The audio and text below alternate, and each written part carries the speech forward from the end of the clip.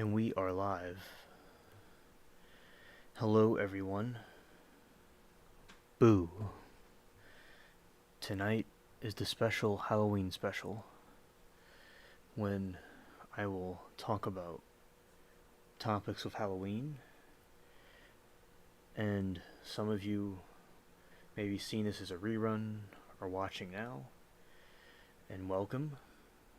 Glad that you all could come, and I'll be switching the screens in a moment. Alright.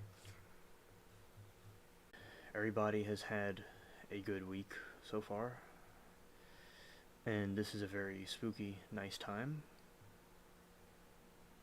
And I'm just changing the window so people can see the chat. Alright, so we got some people that chatted earlier. About to look at that right now. Alright, and Amanda says, Happy Halloween. Special, so exciting. And she wants to know what my favorite candy is, and I said in the chat, but I'll say that my favorite candy is... I found out I really like Skittles a lot. Skittles is a really cool candy. And also, before that, I'd say World's Finest Caramel Chocolate was very good. So yeah, I'd say now would be Skittles. And shout out to my friend DeLeon Auto Detailing. Go subscribe to him. He does videos about detailing, and he does detailing. He's good at that. And he says, what is my scary movie that I like? And as I said, I think, to me, I'm tied between like the Halloween 3 and the Texas Chainsaw Massacre. I'm tied between both of those. And hello, Rebel. Nice to see you. Happy Halloween. And thanks for coming for this special.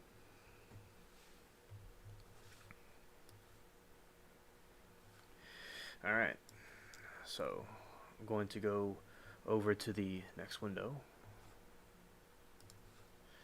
Yeah, and I'll talk about the history of this and like how it came to America and things like that. We could all know about.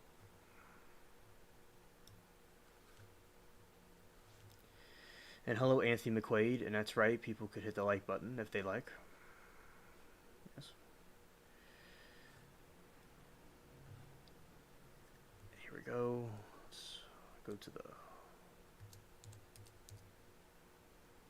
pumpkin.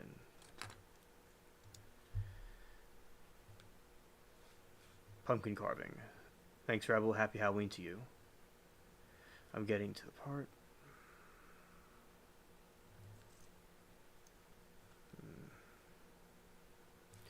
Yeah, so basically with the pumpkins, it's a very interesting story about how the jack-o'-lantern came to be. And we have this, I'm putting it together, the window. Yeah, so basically with the jack-o'-lantern, there was a person named Jack-o'-lantern. His name wasn't Jack-o'-lantern, but his name was Jack. And he liked... his head was cut off. It's very similar to Headless Horseman. And he was decapitated.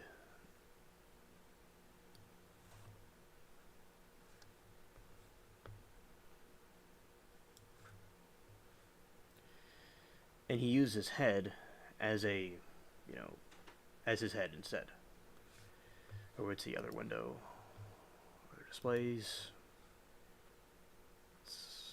No. It's going to go to the pumpkin. And I'm going to talk about the ancient Celtic history about this stuff as we go on into the stream. So I'll start with this real quick. And yeah, so basically how we have this, we have the East Pumpkins, and usually it was a turnip. And I'll go to the jack-o'-lantern.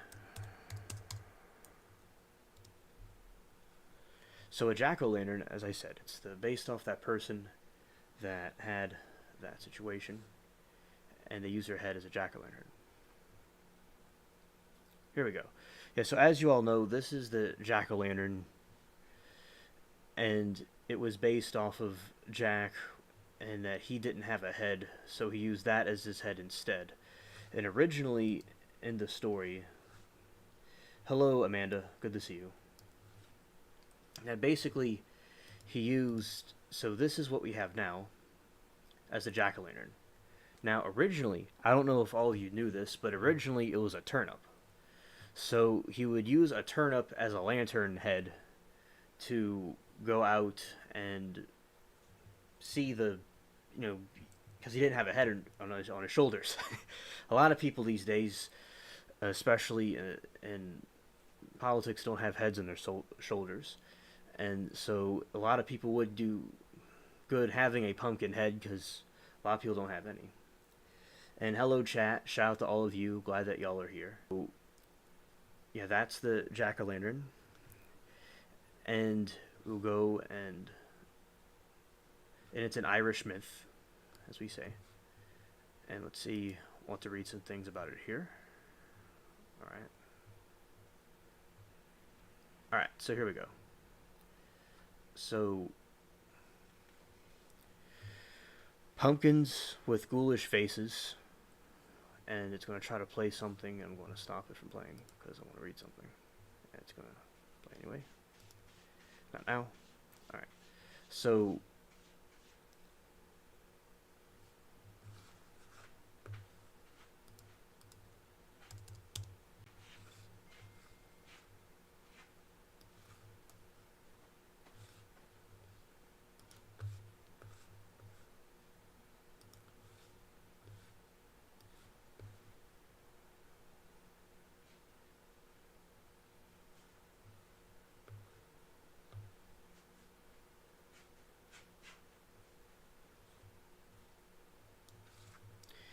am I still frozen?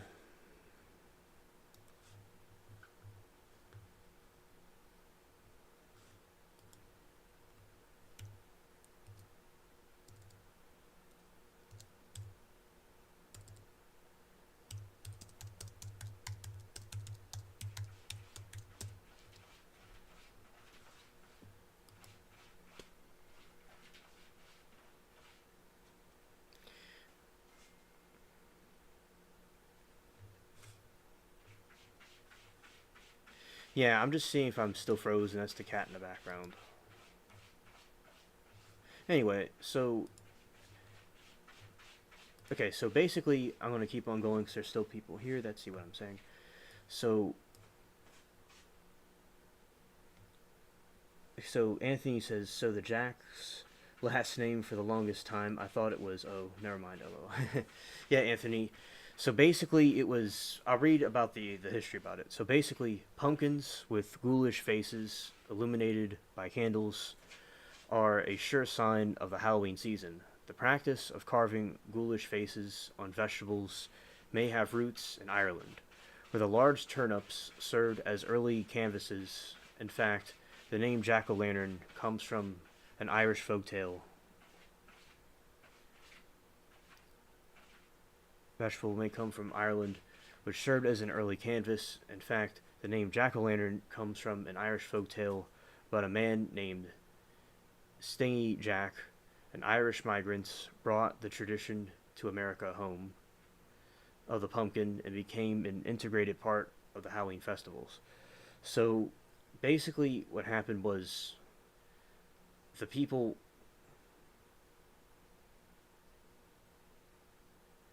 So basically with the jack-o'-lantern, the situation is that it came from Ireland originally,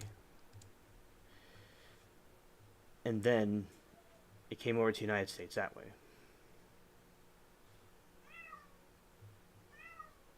We hear your bubbles.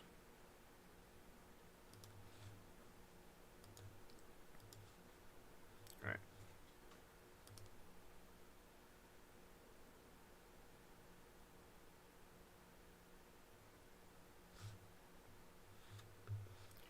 Yeah, I'm just going to go over here instead.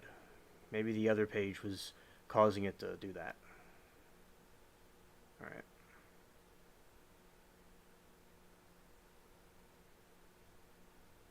So I'm gonna read it through this one, so we're not gonna have the problems like we had before. Okay. Okay. So Anthony hears me. That's good. There's people still here.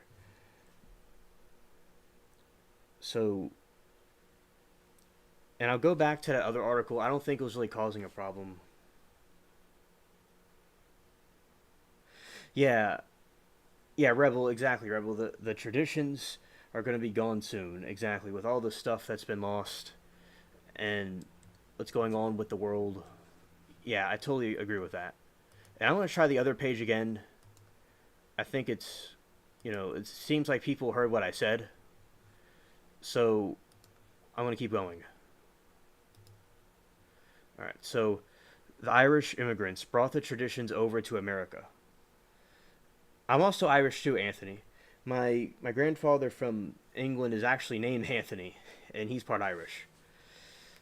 And also, so we have the Irish people. They brought the traditions over here, and then we have the America. So they brought the Irish migrants, which I'm related to, but they went to England instead of America. So the Irish migrants brought it over to the Americas. So, legend of Stingy Jack. So, this legend, they call him Stingy Jack. People have been making jack o' lanterns at Halloween for centuries. One version of the practice may have originated from Irish legend, which first appeared in print in the 19th century, about a man nicknamed Stingy Jack. According to the story, Stingy Jack invited the devil to have a drink with him. True to his name, Stingy Jack didn't want to pay for his drink, so he convinced the devil to turn himself into a coin that Jack could use to buy their drinks. Once the devil did so, Jack decided to keep the money and put it in his pocket next to a silver cross. We talk about silver a lot in this channel, so I consider that synchronicity, which prevented the devil from changing back into his original form. Alright, Mary, thank you. And Jack eventually freed the devil under the condition that he would not bother Jack for 1 year, and that should Jack die, he would not claim his soul. The next year, Jack again tricked the devil into climbing into a tree to pick a piece of fruit while he was up in the tree. Jack carved a sign of the cross into the tree's bark, so that the devil could not come down into the devil until the devil promised Jack not bother him for 10 more years.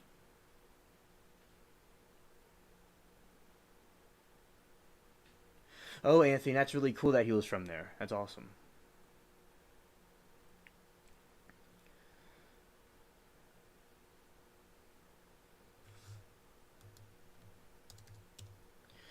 Soon after Jack died, as the legend goes, God would not allow such an unsavory figure into heaven. So, like, the person that was just, like, being friends with the devil and just hanging out with him. So, like, the actual devil, upset by the trick Jack had played on him in keeping his word not to claim his soul, would not allow Jack into hell. He sent Jack off into the dark night with only a burning coal to light his way. Jack put the coal into a carved out turnip and has been roaming the earth with it ever since.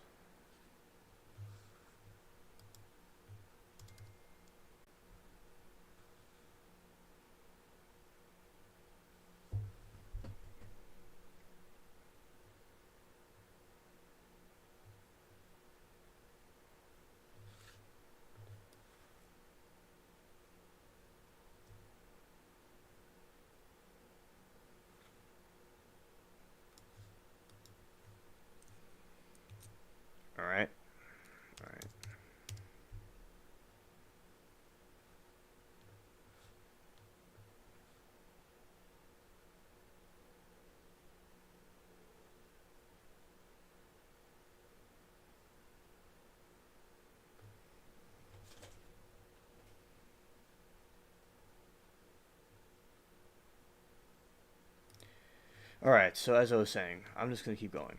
So thank you, chat, for letting me know about the buffering situation. Alright, thank you. And the story on the. Yeah, so it began after referring to the ghost. So soon after Jack died, yeah, I said that. So basically, he wasn't sent to hell or heaven, so he was roaming the earth as a ghost, and all he had was a turnip that he put a hot coal in, and he carved a face into it. So that is where the jack o' lantern things come from. That story likely drew a parallel etymology to the term Jack o' the Lantern, as akin to Will o' the Wisp. Began to refer to this ghostly figure as Jack of the Lantern, then simply Jack o' Lantern. Like O'Brien, O'Regan, it means of Reagan or of Ryan. Or say like Mick Quaid, that means son of Quaid. And basically, so that's like some of the like Irish language or like how they say things. So Jack o' Lantern, it comes from the Scottish and Irish people. A mysterious light seen in the wooded, swampy areas at night, sometimes with natural causes, other times as a result of mischievous children lighting the lanterns. Jack o' lantern's origin. In Ireland, Scotland, people began to make their own versions of Jack's lantern by carving scary faces into turnips and placing them in windows or next door to frighten the stingy Jack and warding off evil spirits. In England, large beets are used. Immigrants from these countries brought their vegetable carving traditions with them when they came into the United States, helping change American pumpkin carving from the general autumn pastime to the one uniquely associated with Halloween. So basically, what happened with the jack o' lantern, the situation goes so he was trying to do these different things, and then he went out and. Thank you, Mary. So he went back and so he was like being kind of friendly with the devil, and then he went out and caused problems, and then when he died he didn't go to heaven or hell, so he was carrying around a turnip. And the Irish like to carve like fruits and stuff. I mean, not fruits, vegetables. And now they carve pumpkins because it was bigger and more convenient. And also, that's a historical American crop, like the squash. And I think that this was a really good choice with the jack o' lantern. And seeing if this article has anything that we. So, the jack o' lantern is carved, mostly common, made from a pumpkin, or formerly a root vegetable, such as a rutabaga, which is like what Amanda and I talked about in one of the other streams, which is a giant turnip. Or are associated with the Halloween holidays. Its name comes from the phenomenon of strange lights flickering over peat bogs, which I'm not too sure what that is.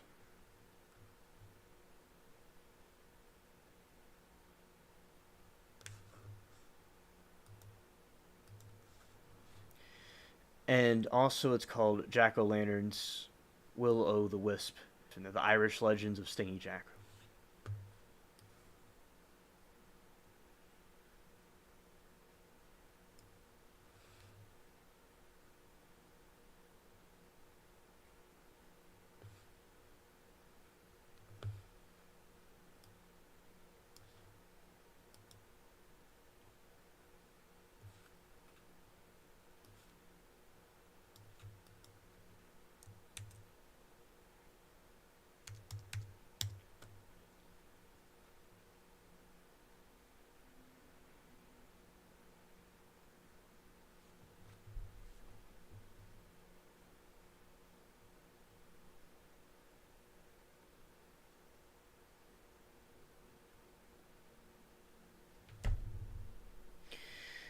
Yeah, I see there's a situation,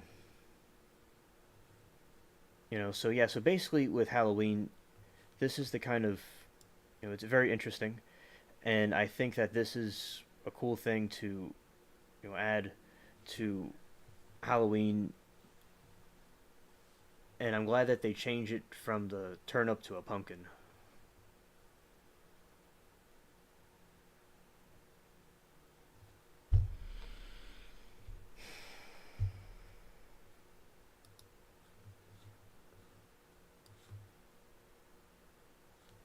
All right.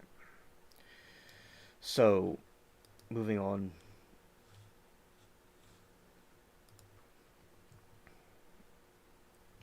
So to make the jack o' lantern, it says cut off to form a lid, like you cut off the top part, and then inside the flesh is scooped out, and an image, usually a scary or a funny face, is carved out of the rind, exposing the hollow interior.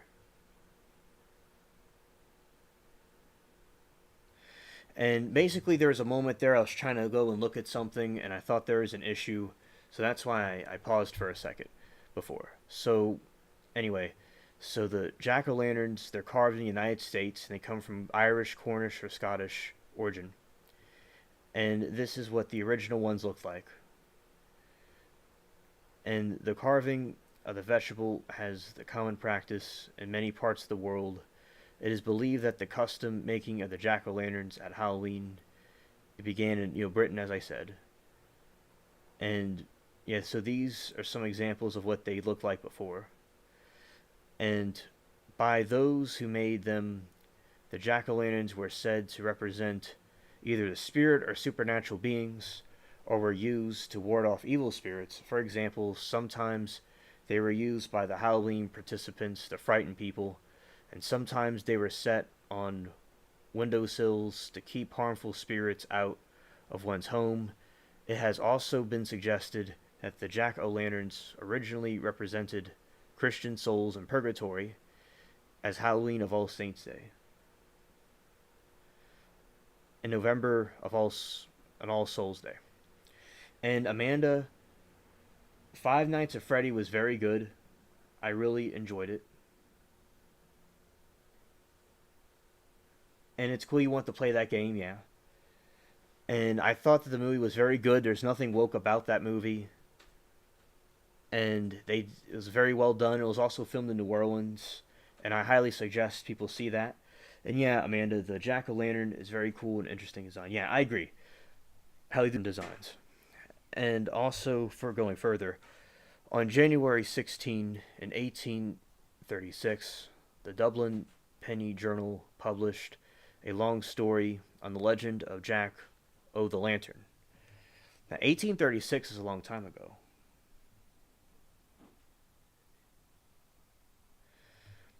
And although this does not mention the lantern being carved from a vegetable, in 1837, the Limerick Chronicle refers to the local pub holding a gourd competition. Also appears in the 1841 publication of the same paper.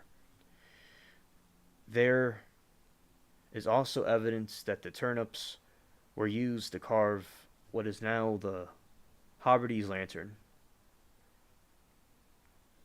in Worcestershire, England, at the end of the 18th century. The folklorist Jabez Alice outlines other derivatives of the name Hobbies, which is in his, which the variations include Hob-o lantern and Hobdy's lantern and Hob day lantern. No, Amanda, I have not played the game. I've heard of it, but I wasn't aware there was a game. And basically,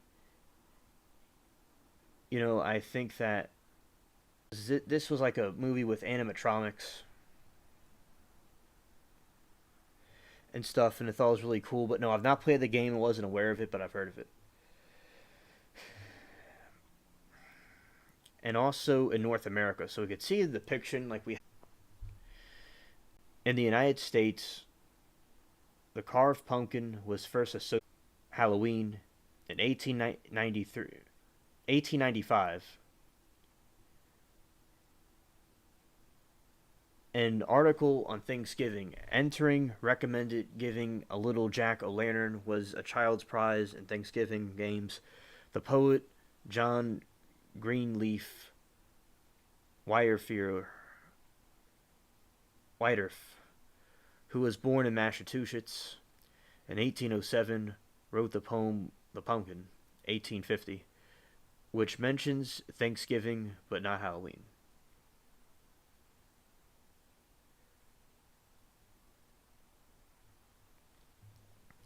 And this is like a depiction from that time.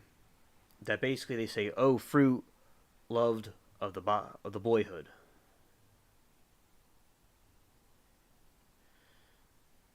The old days were calling, when the wood grapes were purpling and the brown nuts were falling, when the wild, ugly faces were carved in the skin, glaring out through the dark with the candle within. And I think it's cool how it originates from these things in the past, from Ireland and Britain, because that's where I'm related to, and many of you are related to, and a lot of the people from America obviously would be, because the people came here. And also, the Carved Pumpkins Lantern Association with Halloween is recorded in the 1st of November 1866 edition of the Daily News, Kingston, Ontario. The old-time custom of keeping up Halloween was not forgotten last night by the youngsters of the city. They had their makings and their merry makings, and it's a word I've not seen before. Perambulated the streets after dark, in which was not doubt amusing to themselves.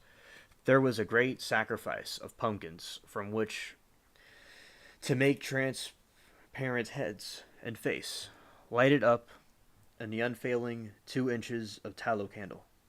So we see the traditions of the 1800s, and the Irish famine was in 1840. So this was, many years after that, a couple of decades after. So basically, with this situation, you have the tradition starting to come together from the time period of the pumpkins, of the trick or treating. You see how it all kind of came together, and it became a great public franchise. But it's mainly celebrated in the United States and not really in other places. I think in England they like it over there. I don't know if it's really celebrated like it is here. Maybe it is a little bit. I'm not entirely sure. But like in Australia, I know it's not really celebrated that much over there. Yeah, the carved turnip was funny, Mary. I agree. And also, yeah, Amanda, it reminds me of Chuck E. Cheese also. And also we have in 1879, we'll say. And I'll say many of the Irish immigrants shaped America. Many immigrants shaped America. But it's like the Irish people, since we're talking about that group, they did a lot to shape this country. And back in the old empire of Britain, many of the soldiers and stuff were from Ireland. So Irish people have a strong history of contributing to the civilization. In 1879, funny nursery rhymes, a poem admonishes children to avoid being similar to untrustworthy Master Jack-o'-lantern, described as a wicked, deceiving boy, similar to Gambles. He is humorously illustrated as a personification of a lantern. In 1885, article Halloween, Sports, and Customs contrasts the American Jack-o'-lantern custom with British bonfire custom. And down here in Louisiana, it's a cold front right now. It's very cool outside. It's not freezing, but it's cool. It is an ancient British custom to light great bonfires.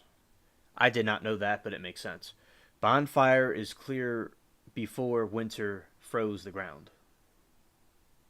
On Halloween, Carrie Blazing and this word. So basically, it's a word that's kind of incorrect. It's the FAOGOTS word, but it does not mean a gay person. It meant like a fire of some kind. And about on long poles. So they would have those things on long poles, and they would have the fire and stuff.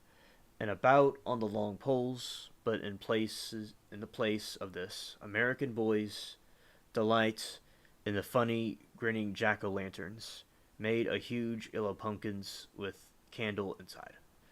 So yeah, because the British, like I talk about King Arthur and what's his name, Merlin and stuff, and this originates from back then before Christianity came to the British Isles. So the British Isles are there, and the Romans, which are the Italians, the Spanish, like the people from Europe, and they went over into England and they like colonized it.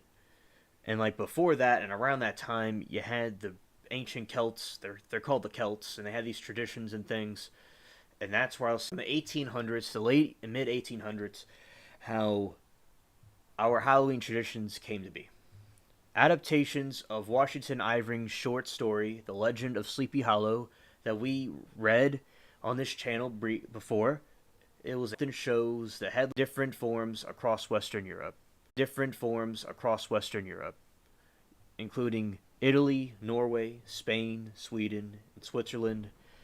Children will leave bowls of milk or out for mythical house spirits called Jack o' the Bowl, an old Irish folk tale from the mid 18th century tells of Stingy Jack, a lazy yet shrewd blacksmith who used to cross a trap Satan. Like I just said before about Stingy Jack, that's the genesis of the jack-o'-lantern we have today. One story says that Jack tricked Satan into climbing an apple tree, and once he was up there, Jack quickly placed crosses around the trunk and carved into a bark so that Satan, by some villagers from whom he had stolen, he then met Satan, who claimed it was time for him to die. However, the thief stalled his death by tempting Satan with a chance to bedevil the church-going villagers chasing him.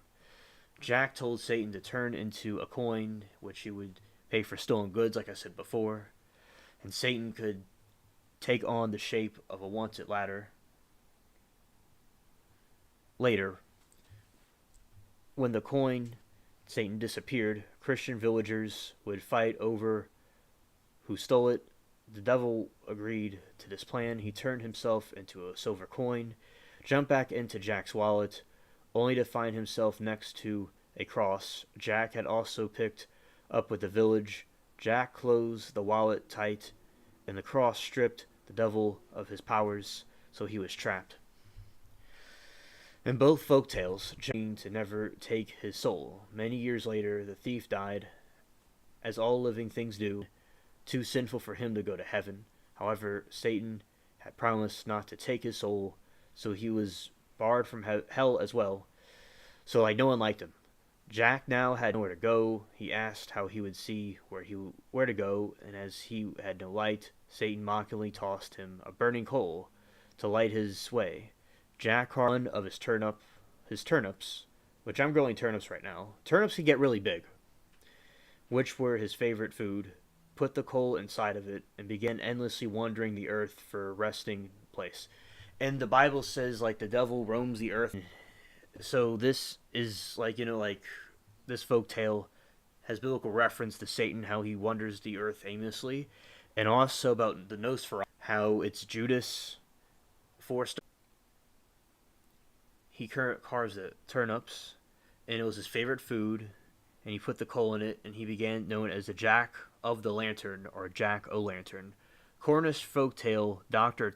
Thomas Quiller, the way of identifying vampires who once their identity was known would give up their hunt for you. That's good to know. Good to know. Pumpkin craft. Sections of the pumpkin or turn up or cut out to make the holes after Connecticut field pumpkins, which are described as the original commercial jack-o'-lantern pumpkin.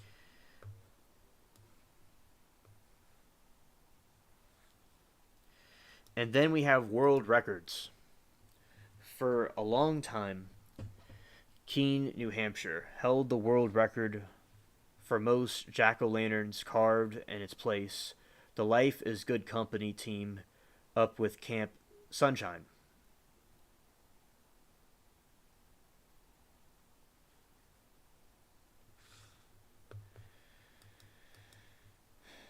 Okay.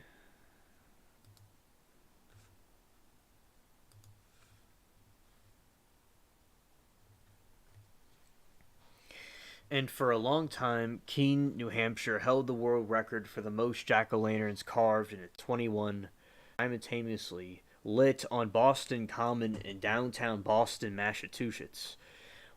Wow. Highwood, Illinois tried to set the record on October 31st, 2011 with an unofficial count of 30,919 but did not follow the achievement did not count. They must have been very triggered. On October 19, Keene broke the Boston record and reclaimed the world record for display 30,581. The town has now broken the record 8 times since its original attempt. 8 times. That's a lot. That's awesome. And basically, that's just, some stuff. This is some of the jack-o'-lanterns that are around. It's very classic, iconic. Yeah, and in some religions, some people think that the Halloween is a bad season. Witchcraft do it all year long. If Halloween being used for something good and positive, and God created pumpkins, God created all these different things, like we have here. So in the scary moon and the bats and stuff. So and we're using it for a good cause. So as I said, I think that the Halloween and fall season is very cool, but I also like Christmas as well. It's cool too. And now we'll go to the next thing, which is Halloween in general. Like, what is it?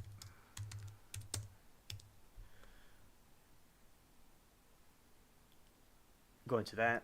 So I'm going to read to you all about Halloween now. More things about it.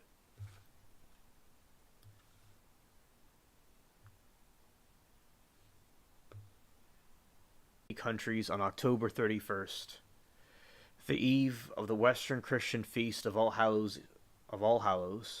It began in observations of Al-Hawtide, the time in the liturgical year, dedicated to remembering the dead, including saints, hallows, martyrs, and all the faithful departed. In popular culture, the day has become a celebration of horror being associated with macabre and supernatural. Theory holds that many Halloween traditions influenced by the Celtic Harvest Festival, particularly the Gaelic festival of Samhain, I could be saying that wrong, which are believed to be of pagan roots. And also we have that, and it also is dedicated to the martyrs and different people like that. One theory holds that many Halloween traditions were influenced by the Celtic harvest festivals, particularly the Gaelic festival of Samhain, which are the pagan roots. Right? Some go further and suggest that Samhain may have been Christianized to All Hallows Day, along with its eve, by the early church. Other academics believe Halloween began solely as a Christian holiday, being a vigil of All Hallows Day, celebrated in Ireland and Scotland for centuries. So eventually they brought it to America, as I said, with their migration. Irish and Scottish immigrants took many Halloween customs to North America in the 19th century, and then through American influence, various Halloween customs spread to other countries by the late 20th and early 21st century. Popular Halloween activities include trick or treating, related to guising or souling, attending Halloween costume parties, carving pumpkins or turnips into jack o' lanterns, lighting bonfires,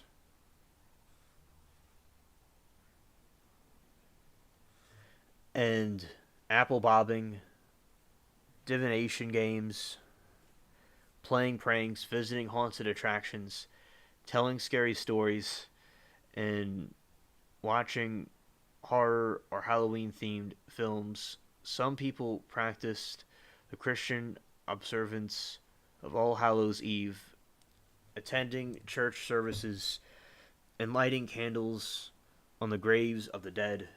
Although it is secular celebration of others, some Christians historically abstained from the meat on Hallows Eve.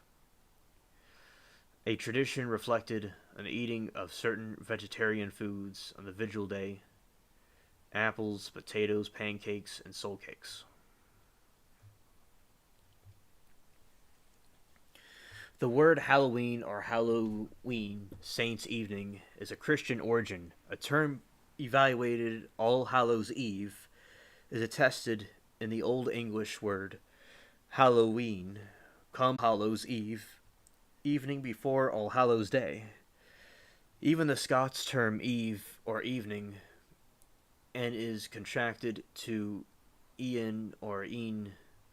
All Hallows Eve became Halloween. Christian origins and historical customs. Halloween is thought to have influences from Christian beliefs and practices. The English word Halloween comes from All Hallows Eve being evening before the Christian holiday of Hallows Day. All Saints on November 1st, All Souls Day, November 2nd. Since the time of the early church, major feasts in Christianity, such as the Christmas, Easter, and Pentecost, have vigils that began night before, and that is the Feast of Hallows. These 3 days are collectively called All Hallowtide, and are a time when Western Christians honor all saints and pray for the recently departed souls who have yet to reach heaven.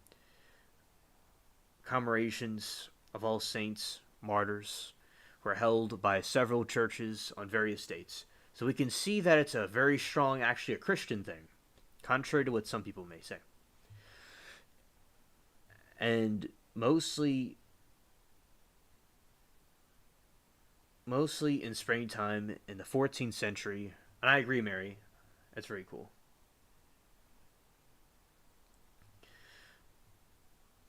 Commemorations of All Saints' Day and Martyrs were held by several churches on various dates, mostly in springtime in the 14th century Roman Edessa.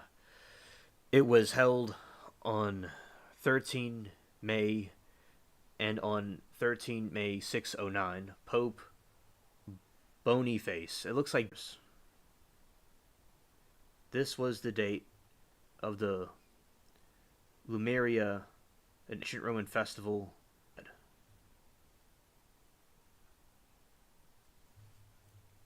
No, it's Pope this Boniface the Sixth, I think.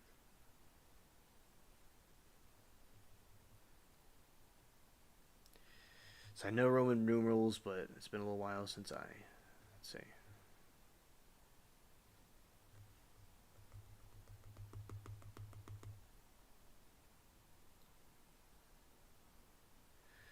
Okay, so in the 8th century, Pope Gregory III, 741,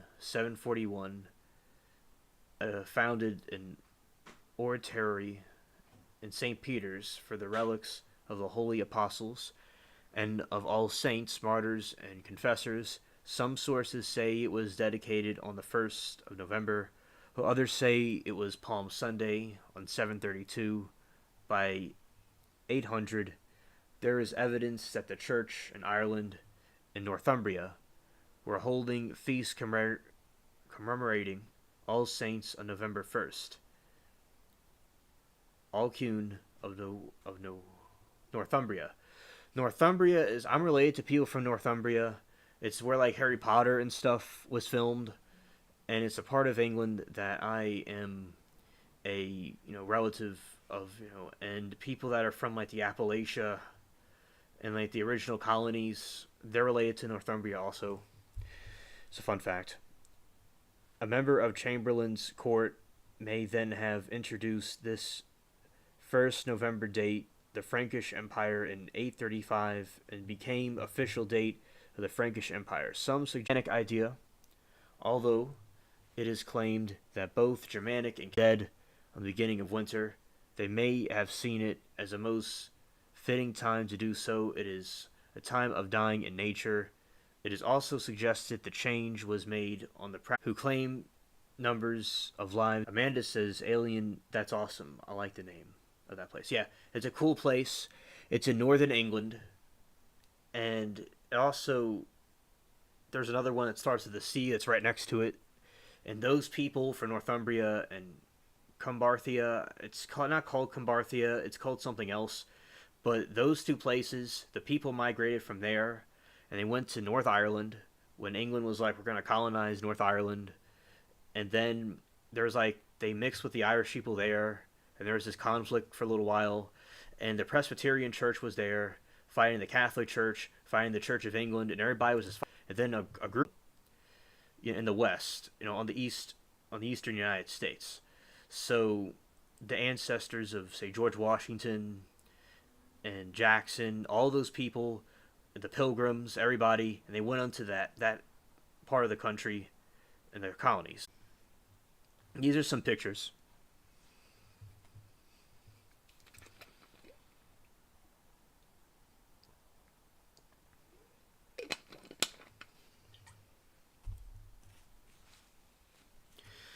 And yeah, some people that are celebrating their deceased loved ones, deceased people, and you see the crucifix of Jesus Christ, and the games and stuff. So Super Mario World, that's the one I played, and that's one of my favorites on the Game Boy. I love that game. And also, reading some chat before I go on. Sounds like a dinosaur. Games that evolved so much, right? Right on, Mary. And Alien, she says, Halloween is almost bigger than Christmas in America. No wonder it's gaining popularity in Europe. Yeah, exactly, Mary. It's gaining popularity in Europe, and I like it. I mean, it's a new world all of a sudden, and it's where you harvest the crops and things like that. I mean, it's incredible. I mean, it's very cool. That's like my favorite time of season. And then Christmas would be next, and like Thanksgiving. Sometimes it is difficult for me to choose a favorite or something, but yeah, I like Halloween. And then would be like Christmas for different reasons. Right.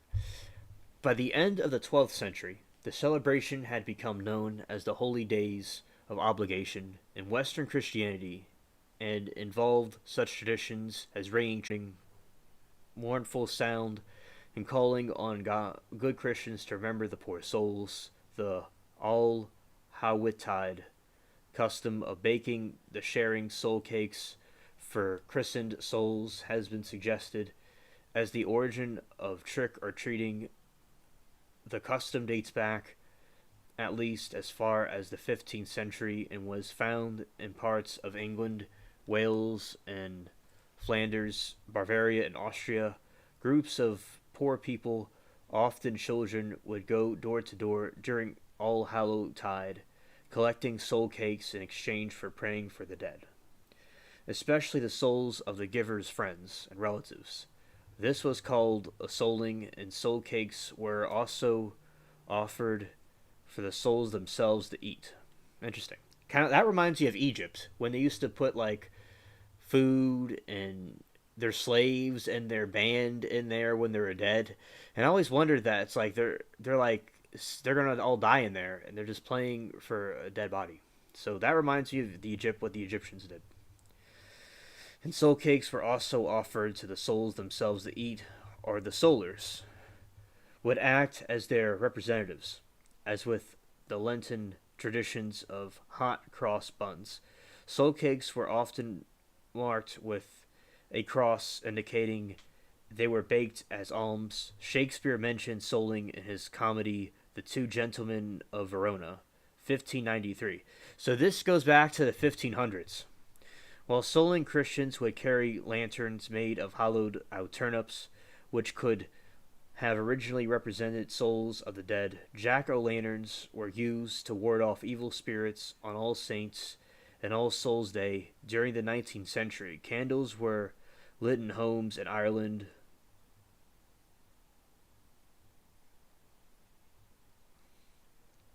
I'm getting to the part because I lost my place for a second while souling Christians. Souls turning. Flanders, and it was also done in Flanders, Bavaria. Bavaria is a place in Germany. I think the south part, and in Tyrol, where they were called soul lights, that served to guide the souls back to visit their earthly homes. In many of these places, candles were also lit at graves on All Souls Day. In Brittany, libations of milk were poured on graves of folk. Top Christians in Bangladesh lighting candles on headstones of relatives. The bottom is a Lutheran Christians praying and lighting candles in front of the central crucifix of the graveyard. So we have this thing where, because the Lutheran Christians, so Germany's a Christian country, and it's Lutheran. So that's just an example of that. I have an ancestor from Germany. I have his last name. He was Lutheran. And he converted to the Catholic faith when he married some of the people here, which is no problem. They're very similar religions. And Mary says, so neat about the lights and the candle and the graves. Oh yeah, I think that's neat too, Mary. Christian minister Prince Soray Conti, I don't know how to pronounce that, linked the wearing of costumes. This is, okay, so chat from, they think. Linked the wearing of costumes to the belief of vengeful ghosts. It was traditionally believed that the souls of the departed, in order to avoid being recognized by the soul that might be seeking vengeance, people would don masks or costumes. Halloween Day, Leslie Benettin believes this could have been Christianization of early pagan customs. Many Christians in Midland Europe, especially in France, believe that once a year on All Halloween, the dead of the churchyard rose for one wild, hideous carnival known as a danse macabre, which often depicted church decorations. Christopher Almond and Rosamund McKittrick, I like that name, write in the New Cambridge Medieval History that the danse macabre urged Christians not to forget the end of the all earthly things. The danse macabre was sometimes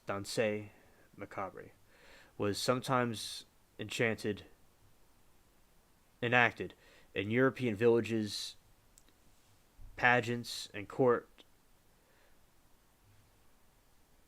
with people dressing as a court masquerade, dressing up as corpses from various strata of society, and this may be the origin of Halloween costume parties. So that's interesting about the costumes.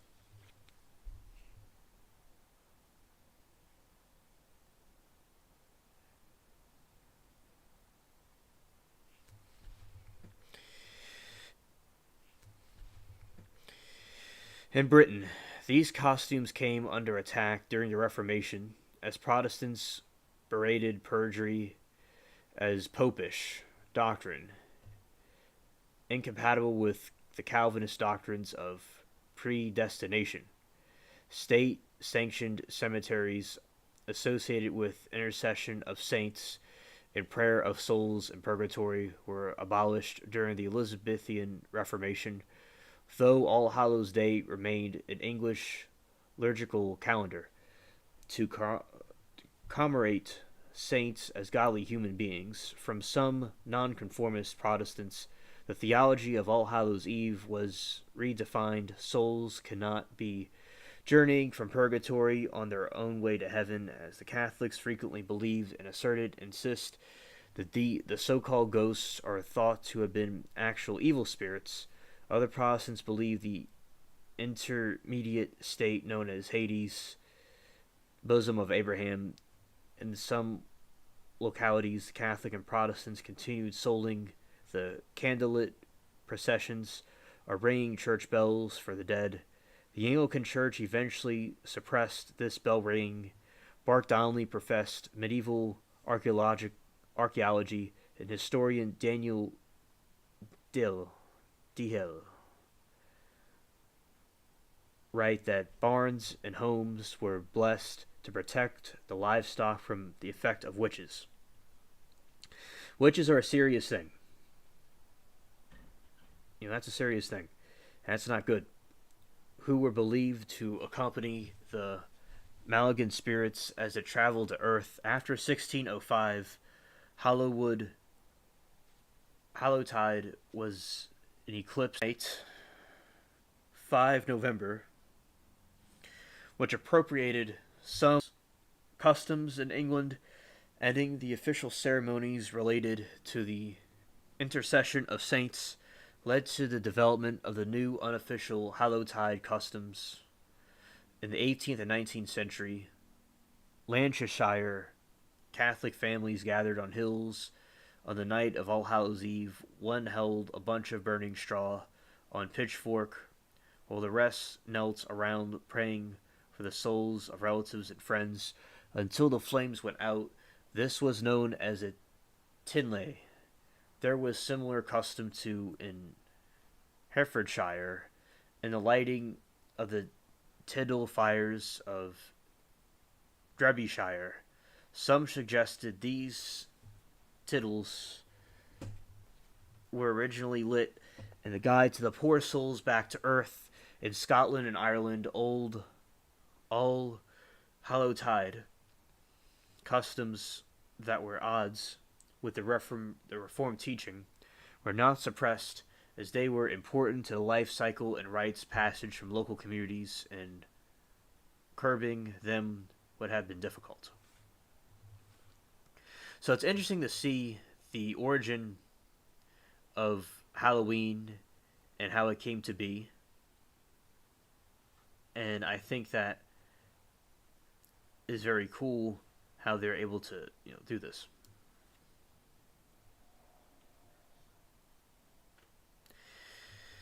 In parts of Italy until the 15th century, families left a meal out for the ghosts or relatives before leaving for church services. The 19th century Italy churches stage theatrical reenactments of scenes from the lives of saints on All Hallows Day, which participants represented by realistic wax figures. In 1823, Graveyard of Holy Spirit Hospital in Rome presented a scene in which bodies of those who recently died were arrayed around the wax statue of an angel who pointed upward towards heaven. In same country, parish priests went house to house asking for small gifts of food which they shared among themselves. Throughout that night in Spain, they continued to bake special pastries called bones of the holy. In Spanish is huesos de santo, and sent them on the graves. At cemeteries in Spain and France, as well as Latin America, priests led Christian processions and services during All Hallowtide, after which people keep on all-night vigil. The 19th century saw an event that drew beggars who appealed to the tender collections of one's deceased relations to their friends for sympathy.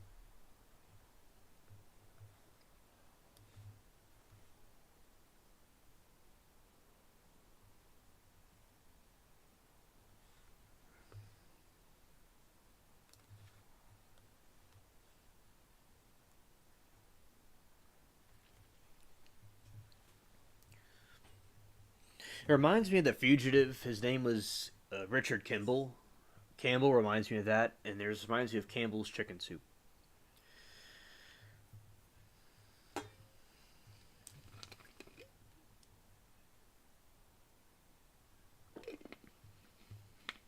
right.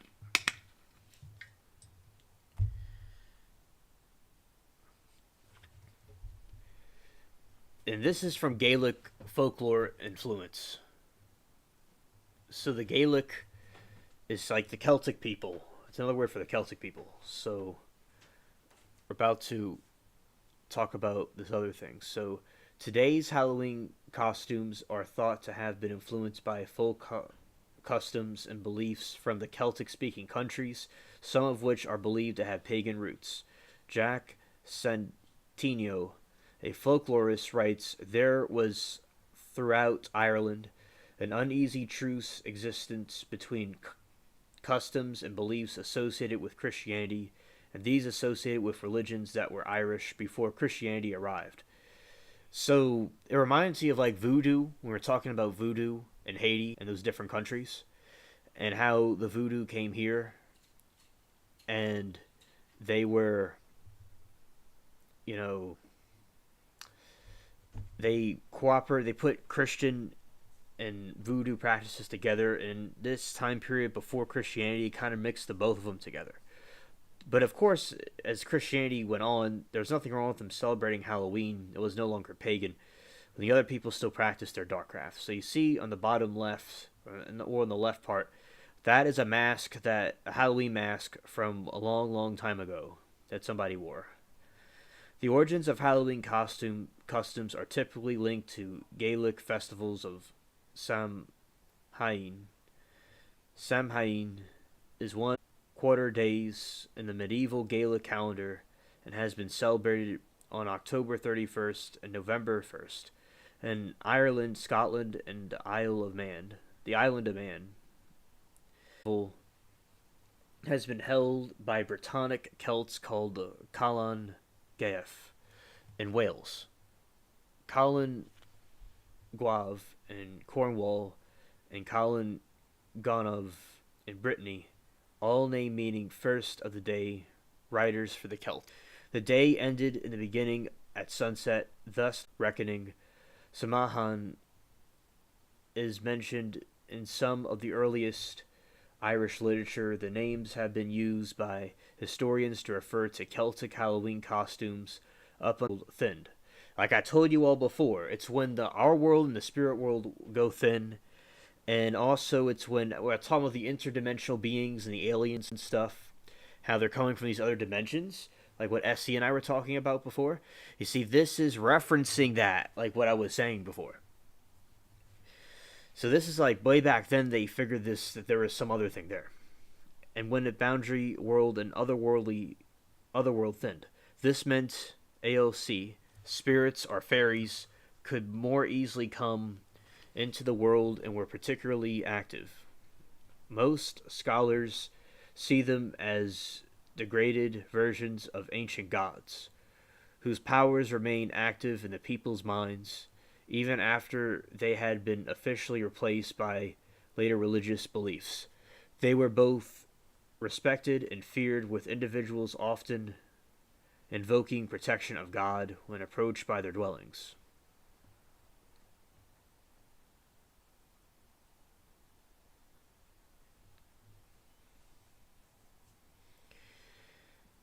At Samhain,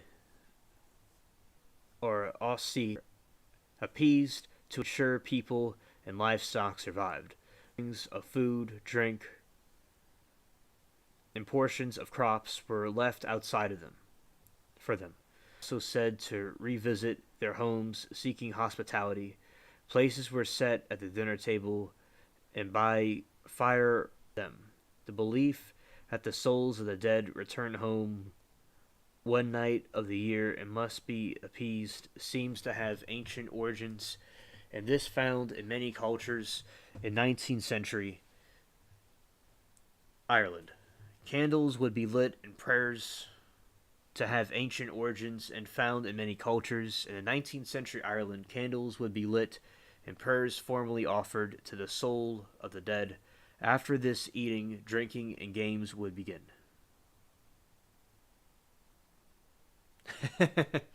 That's funny, Anthony.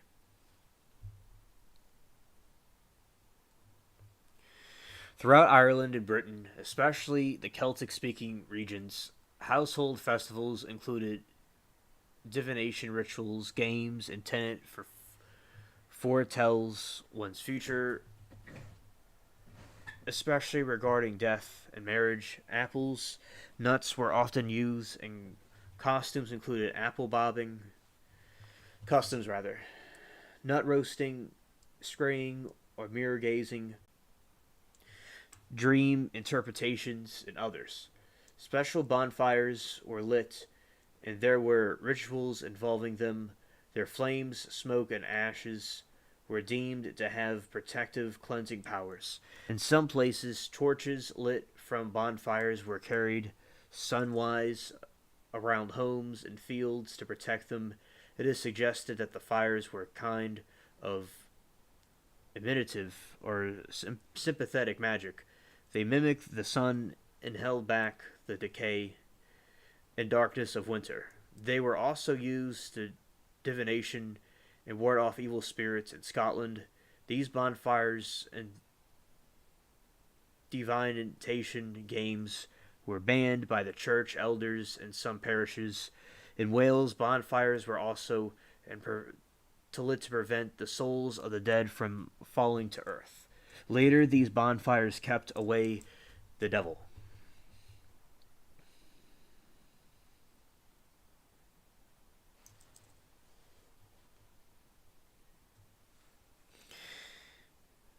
That's cute, Amanda, that she was a pumpkin last year.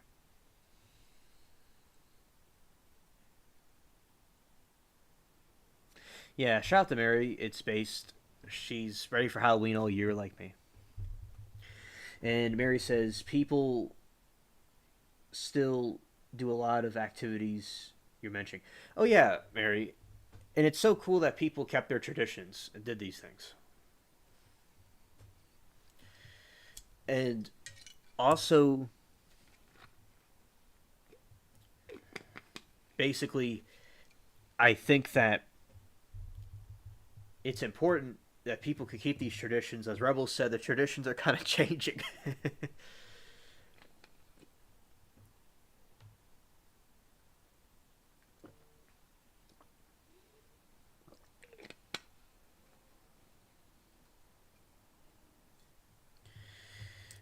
And also, let's see. Yeah, intrigue and scared. Yeah. And also, we have this picture of this turnip. And that's like the funny little turnips they made. It looks like a shrunken head. And yeah, Rebel's still here. And that's cool, Rebel. Exactly. You understand what I mean. Because the things are all changing.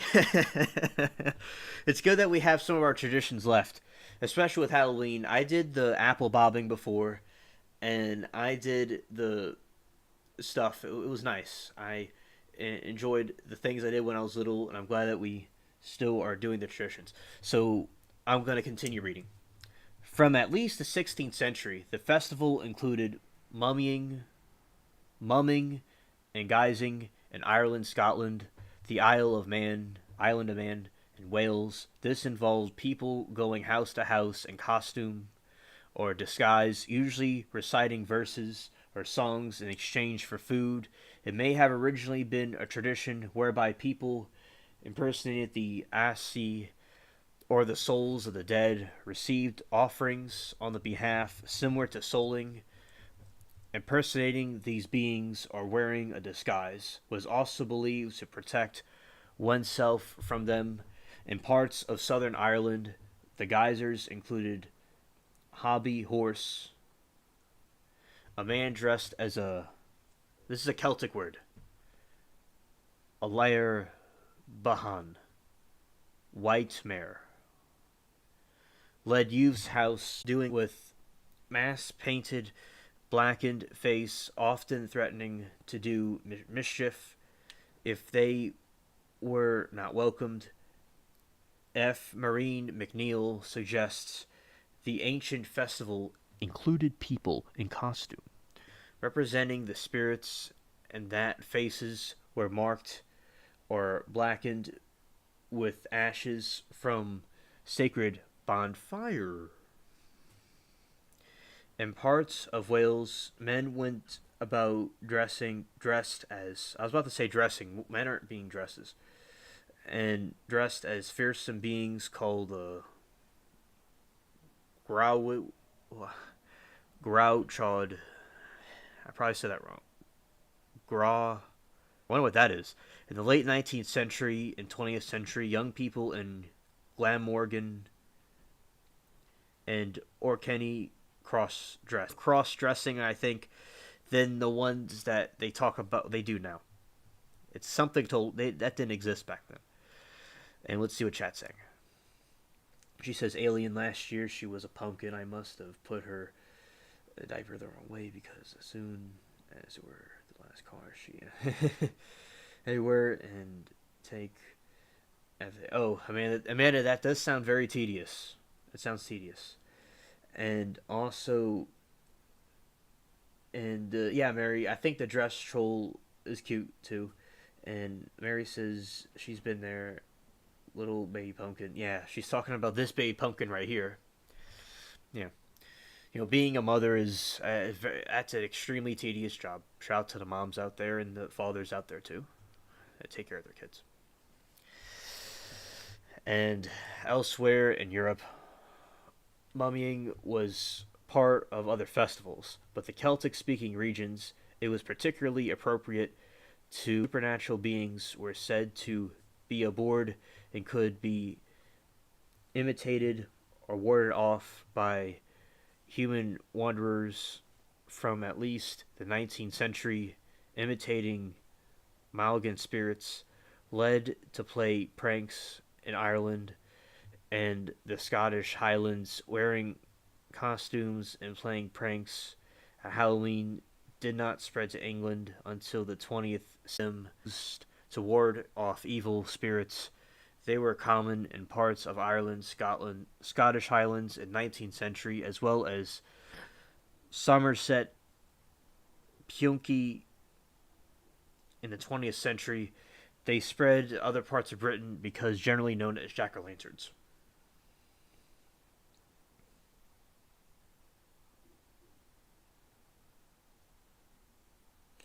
Anthony, thank you, sir, for coming. Always glad to have you here. It's good to see you again. God bless you. Good night, sir. All right. Shout out to Anthony and the chat and those watching. And spread to North America. Leslie Benatin and Cindy Ott write that Anglican colonists in the southern United States and the Catholic colonists in Maryland recognized All Hallows Eve in their church calendars, although the Puritans of New England strongly opposed the holiday along with the traditional celebrations of the established church, including Christmas, almanacs of the late 18th century, early 19th century, no indication that Halloween was widely celebrated in North America.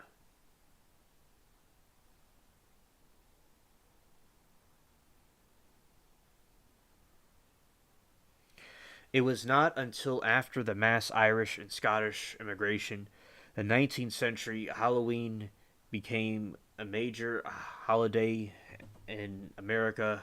Most American Halloween traditions were inherited from Irish and Scots.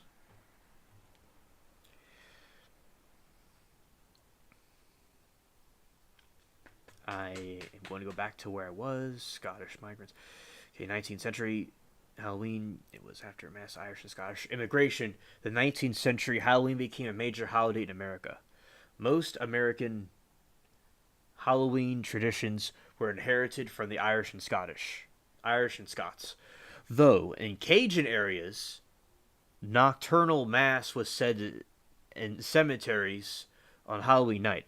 So Cajun, like what that means, like what Rebel and I have talked about, is like New Orleans. It has a lot of spooky traditions, like the above ground graves and stuff. And so with the Cajuns, which was people that came from Canada and the British kicked them out. These certain ones that didn't swear allegiance to the king at that time, and they came down here, and the Cajuns, they would celebrate mass at night in cemeteries, and not at night. So nocturnal mass was said in cemeteries on Halloween night. So that's very iconic, very iconic. And candles that had been blessed were placed on graves. So it was used as like a holy thing. But like so, as we said before, they're above ground graves. They weren't like buried underground like they are in other parts of the country. Although you can do they still have, you could bury them underground still here. Just the above ground graves were more famous around here. And families sometimes spent the entire night in graveside. Originally confined to these immigrant communities, it was gradually assimilated into the mainstream society and was celebrated coast to coast by people of all social, racial, and religious backgrounds. By the early 20th century, then through American influence, these Halloween traditions spread to many other countries by late 20th and early 21st century, including the mainland Europe and some parts of the Far East. I didn't know that they're celebrating in the Far East too. That's interesting.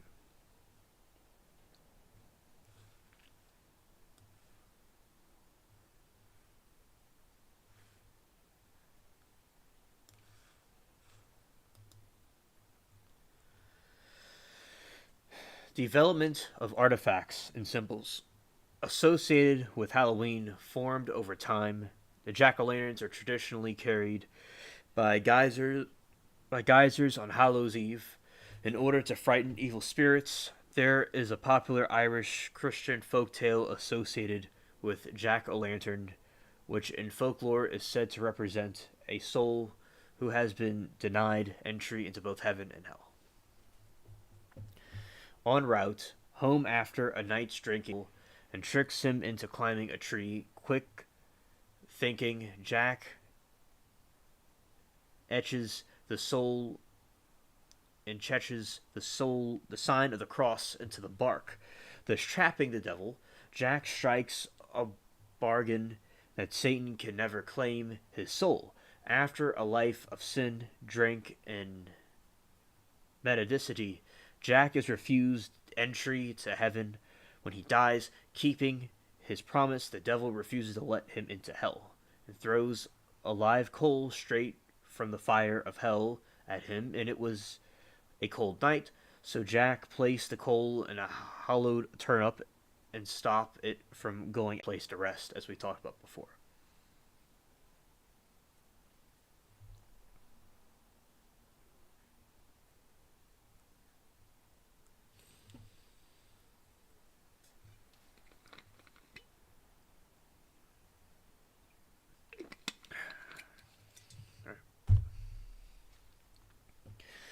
So basically, we have this situation where these different traditions came from, and as I said, it's the same. I'm talking about the jack o' lantern again, and it's a very big symbol in Halloween. And in Ireland and Scotland, the turnip has traditionally been carved during Halloween, but immigration to North America used native pumpkin, which is both much softer and much larger, making it is easy to carve than the turnip.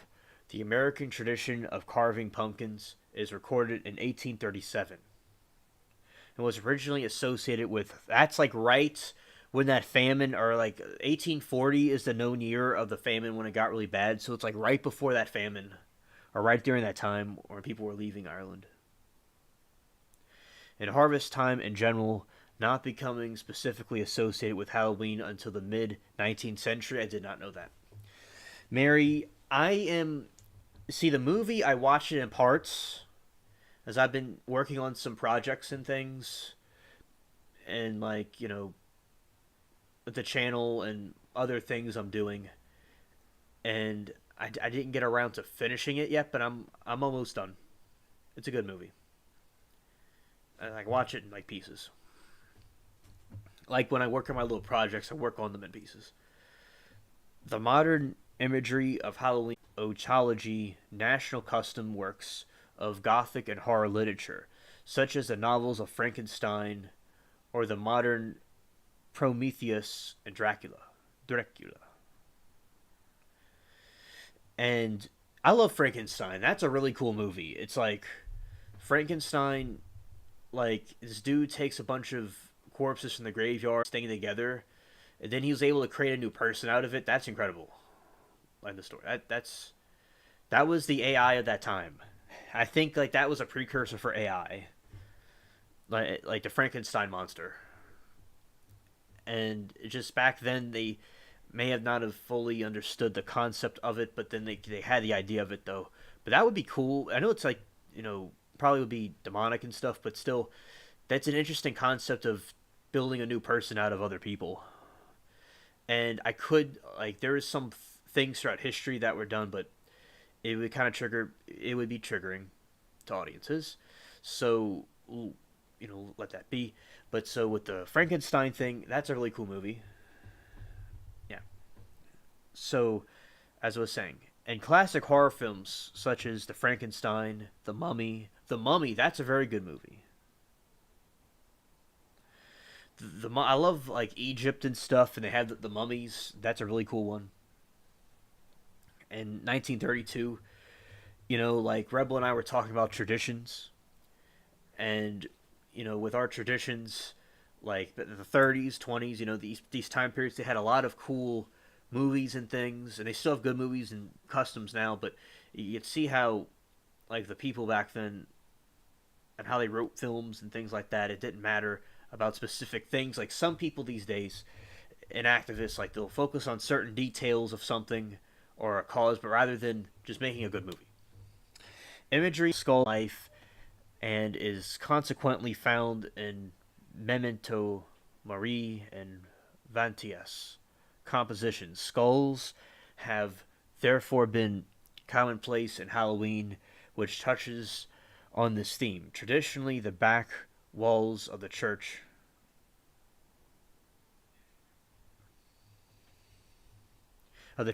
are decorated with depictions of the Last Judgment, complete with graves, opening of the dead rising, with heaven filled with angels and hell filled with the devils. A motif that has permitted observance of this tridium. One of the earliest works of the subject of Halloween is from Scottish poet John Mayne, who in 1780 made note of pranks at Halloween, what fearful pranks ensue, as well as the supernatural associated with the night's boggles, ghosts. Infiltrating Robert Burns' Halloween, elements of the autumn season, such as pumpkins, corn husks, and scarecrows, are prevalent.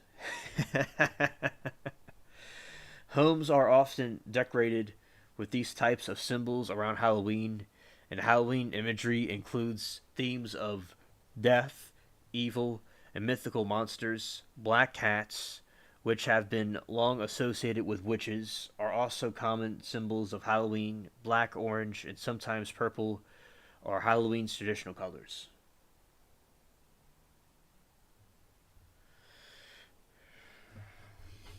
Yeah, thanks, chat.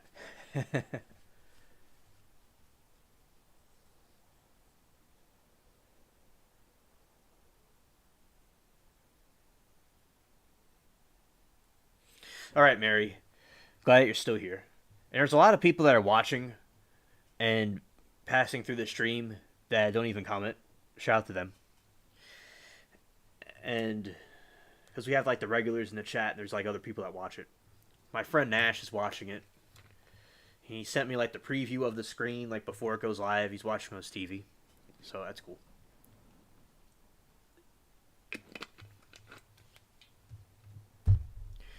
Trick or treating is a customary celebration for children on Halloween. Children go in costume from house to house asking for treats such as candy or sometimes money with the question of trick or treat. Trick or treat. The word trick implies a threat to perform mischief on the homeowners or the property if not given if no treat is given. So it's kind of like when in 300 when the dude came over to aggravate the Persian dude who he was going to aggravate Leonidas and his Spartans, and he was just like earth and water. He was like earth and water. That's like trick or treat.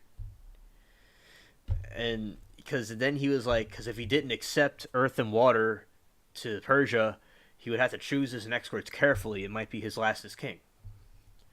So it's like that kind of. This is what that reminds me of. Thousands of years, really.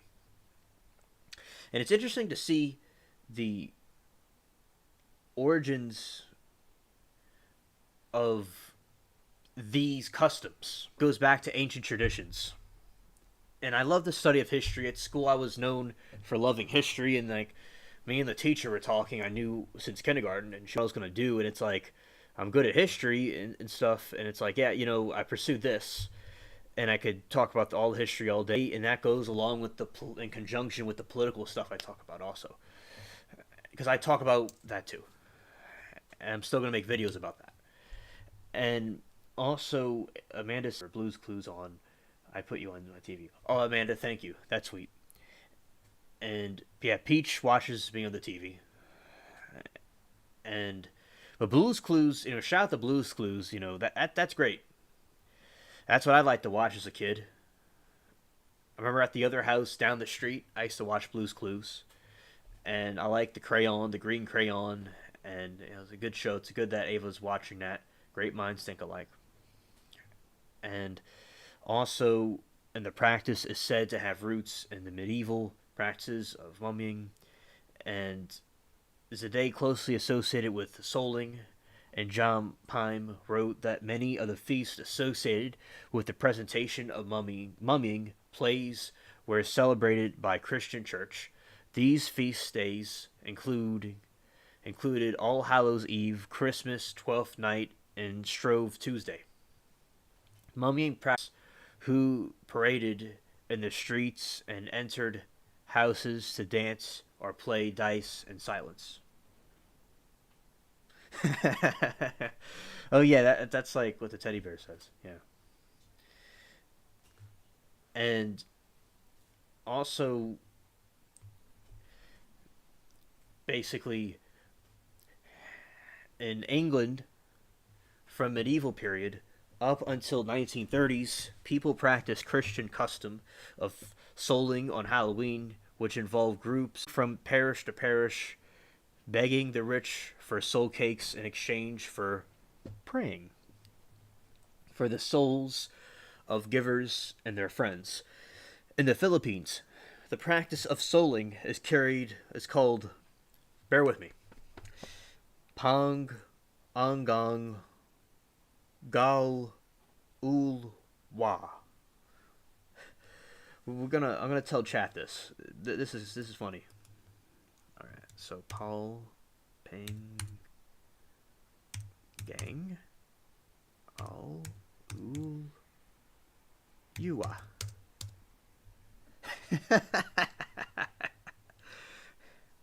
That's a word, right? Now that's a word. No hate on their culture or anything. Just to me, from my culture, that's a very enchanting word, and is practiced on All Hallows Eve among children in rural areas. People drape themselves in white clothes to represent souls, then visit homes when they sing in return for prayers and sweets. Mary says on emergencies. Man, the shout out to the doctors. That's good you had a good doctor. Yeah. You can see some depictions of people wearing trick or treating costumes. It looks like in Sweden, so it's pretty cool. All right. In Scotland and Ireland, guising children disguised in costume going from door to door for food or coins is a traditional at a Halloween in 1895 where masqueraders in disguise carrying lanterns made out of scooped out turnips visit homes to be rewarded with cakes, fruit, and money.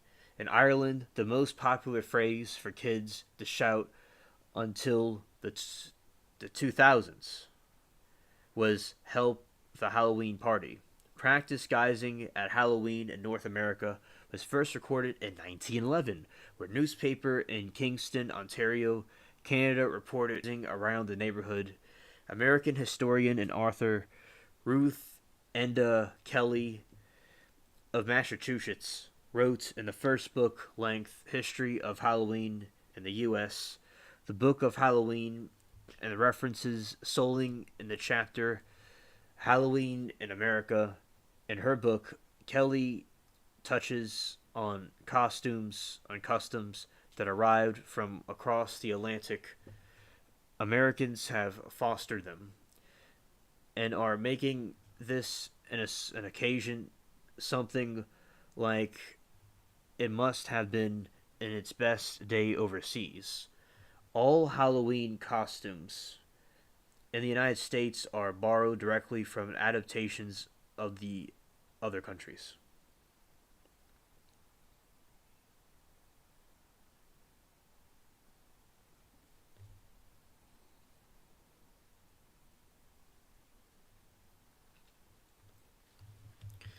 Well, the first reference to guising in North America occurs in 1911. Another reference to ritual begging on Halloween appears place unknown in 1915 with a third reference in Chicago in 1920. 1920s commonly show children but not trick or treating. Trick or treating does not seem to have become widespread practice in North America until 1930s, with the first U.S. appearance of the term in 1934 and the first use variation. Tailgating occurs when children are offered treats from the trunks of cars parked in a church parking lot or sometimes event. The trunk boot of each automobile is decorated with certain theme such as those children's literature, movies, scripture, and job roles. Trunk or treating has grown in popularity due to its precipitation as being more safe than going door to door, door to door, door to door. A point that resonates well with parents as well as the fact that it solves the rule conundrum in which homes are built a half mile apart.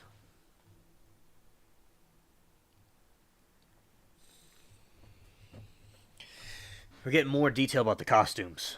Halloween costumes were traditionally modeled after figures such as vampires, ghosts, skeletons, scary looking witches, and devils. Over time, the costume section extended to include popular characteristics from fiction, celebrities, and generic archetypes such as ninjas and princesses. Dressing up in costumes as going guising was prevalent in Scotland and Ireland at Halloween by the late 19th century. A Scottish term, the tradition is called guising became of the disguises or costumes worn by the children in Ireland and Scotland. The masks are known as false faces, a term recorded in Error, Scotland in 1890 by Scott describing geysers. I had mind it was Halloween. The wee Collins boys were at it already, writing about we their false faces. False faces. on their bits of turnip lanterns, lanterns, in their hand. Costuming became popular for Halloween parties in the US in early 20th century, as often for adults as for children, when trick or treating was becoming popular in Canada, the US in 1920s and 1930s.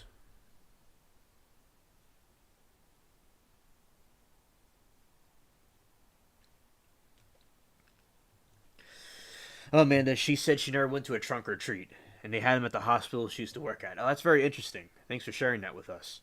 I went to a trunk or treat before. I remember I saw a dude in a zombie costume, and I'm like, I want that. And I got like an old fashioned zombie costume, which is pretty cool. And I wouldn't be able to fit it now. I was a kid. And I liked the Grim Reaper costumes, and I like things like that. And oh, for Halloween at school, I dressed up as Mario.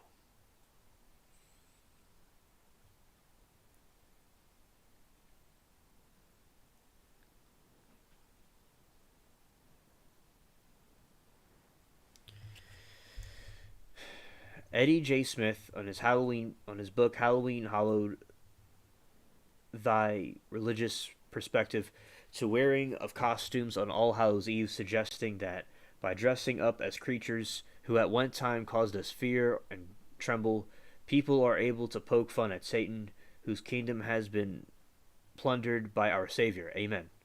Images of skeletons and dead are traditional decorations used as memento.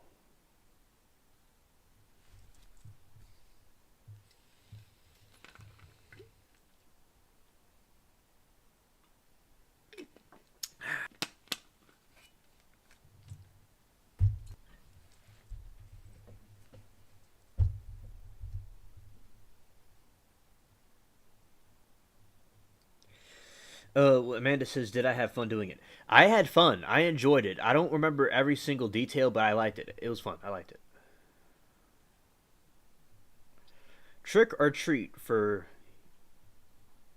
UNICEF is a fundraising program to support the UNICEF, a United Nations program that provides humanitarian aid for children in developing countries. Started as a local event in Northeast Philadelphia neighborhood in 1950, expanded nationally in 1952. The program involves the distribution of small boxes by schools or in modern times of corporate sponsors like Hallmark at their licensed stores, the trick or treaters, in which they can no, solicit rather small change donations from houses they visit. It is estimated that children have collected more than 118 million for UNICEF since its inception.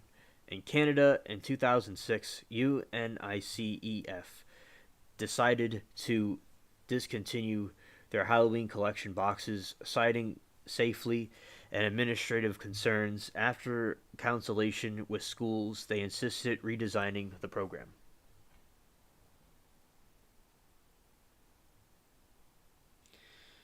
Hello, JS Urban Adventures. Nice to see you. And yeah, Mario costume. That's good. Yeah, let's go. Yeah, facts. Happy Halloween, JS. Thanks for coming here. And the yearly New York Village's Halloween parade began in began in 1974. It is the world's largest Halloween parade and America's only major nighttime parade, attracting more than six 60,000 costume participants, 2 million specters, and worldwide television audiences.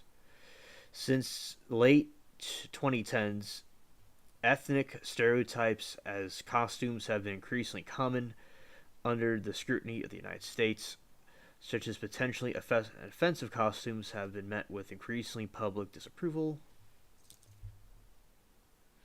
Yeah, happy All Saints Day. Yeah, facts. Amen. And pet costumes, according to a 2018 report from the National Retail Federation, 30 million Americans will spend an estimated 480 million on Halloween costumes for their pets. In 2018, this is up from an estimated 200 million in 2010. The most popular costumes from the pets are pumpkin, followed by the hot dog and the bumblebee in third place. And also we see like the origins of Halloween and how there was some pagan origin to it, and also later it was transformed into a Christian holiday to remember those that have passed away, and that's good. That it was turned around for something good.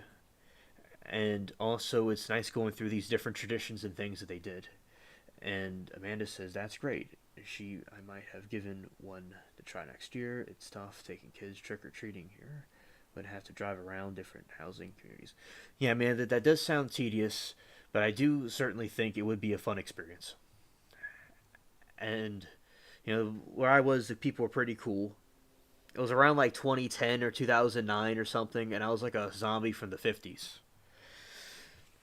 And then there are several games traditionally associated with Halloween. Some of these games originated as divination rituals or ways of foretelling one's future, especially regarding death, marriage, and church. During the Middle Ages, these rituals were done by a rare few in rural communities as they were considered to be deadly serious practices. In recent centuries, these divination games have been a common feature of the household festivals in Ireland and Britain. They often involve apples and hazelnuts. In Celtic mythology, apples were strongly associated with otherworld and immortality, while hazelnuts were associated with divine wisdom. Some also suggest that derive from Roman practices in celebration of Pomona. Must be some pagan thing from the Romans.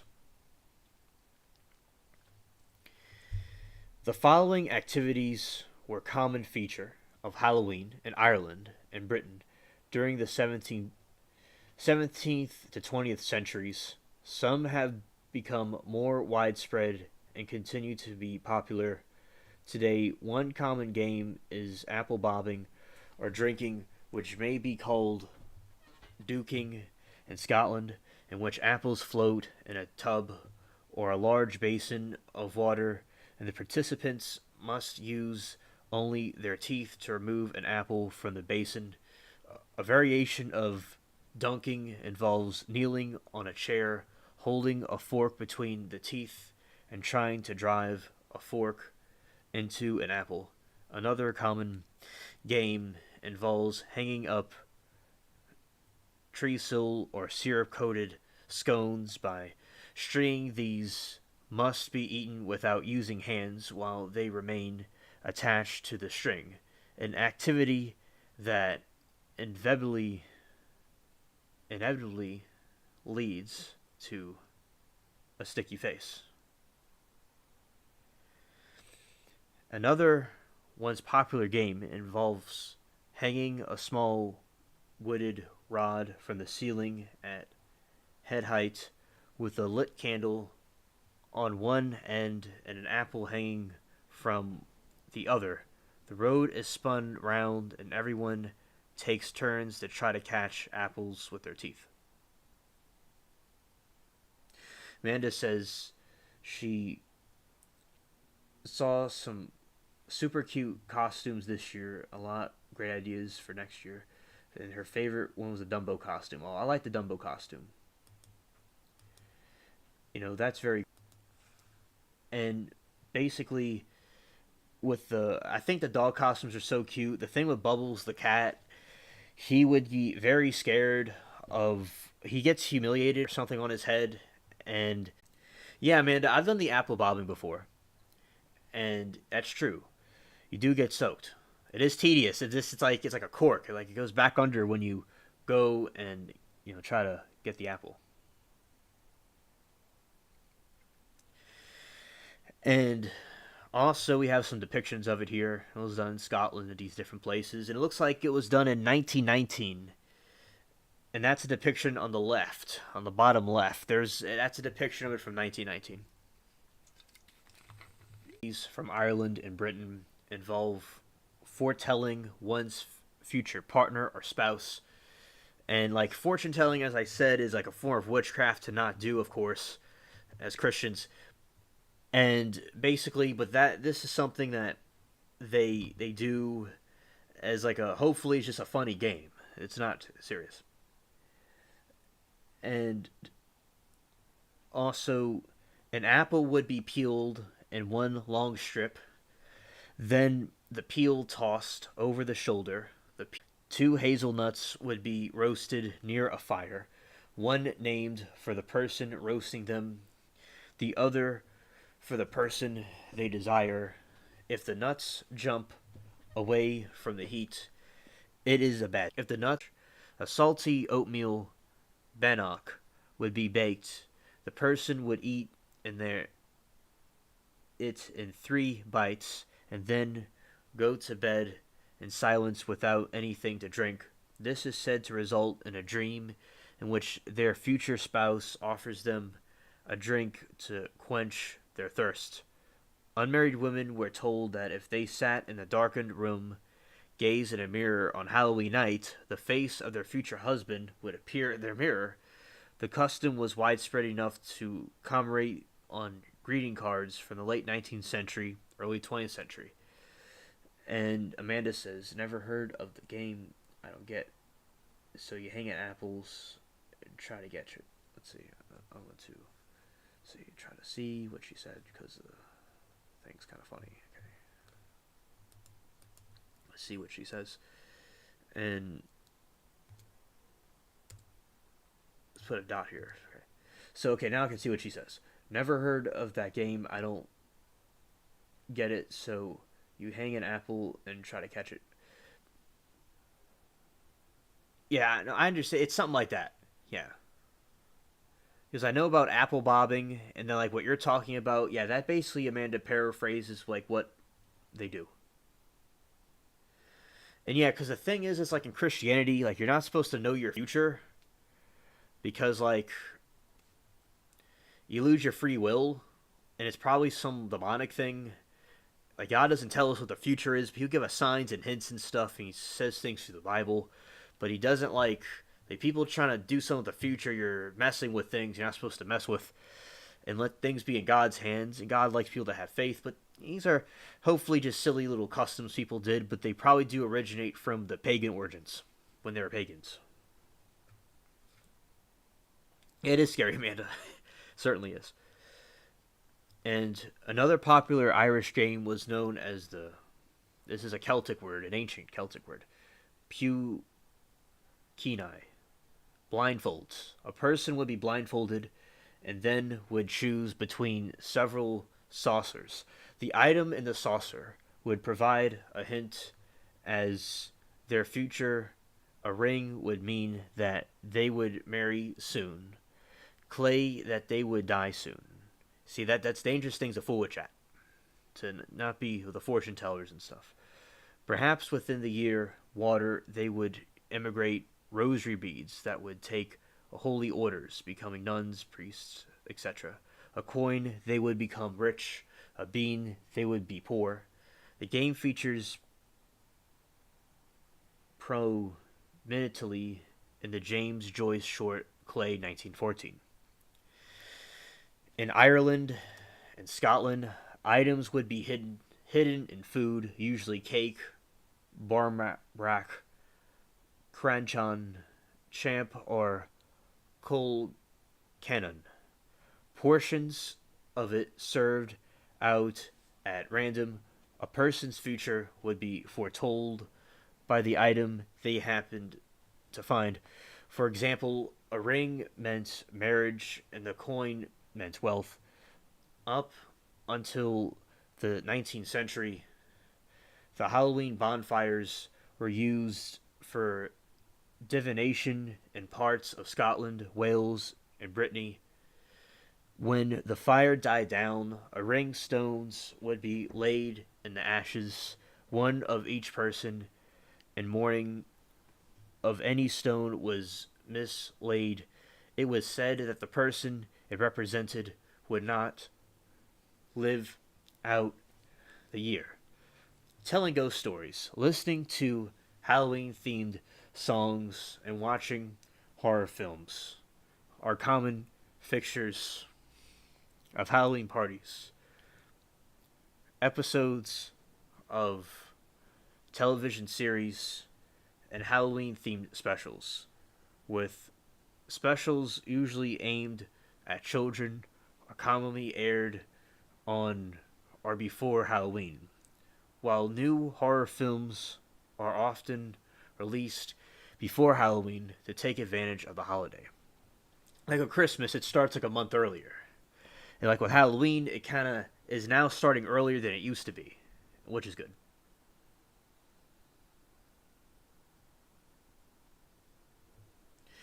Yeah, I think bonfires are fun also. I agree. Hola Latina. Glad that you could come and join us. And happy Halloween to you. And also, it's a Day of the Dead, I believe, as well.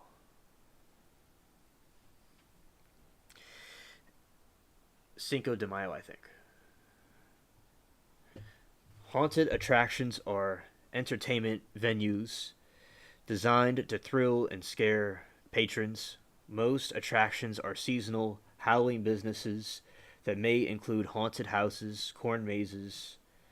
The first recorded purpose built haunted attractions was Orton and sponsor Ghost House, which opened in 1915 in Liphook, England.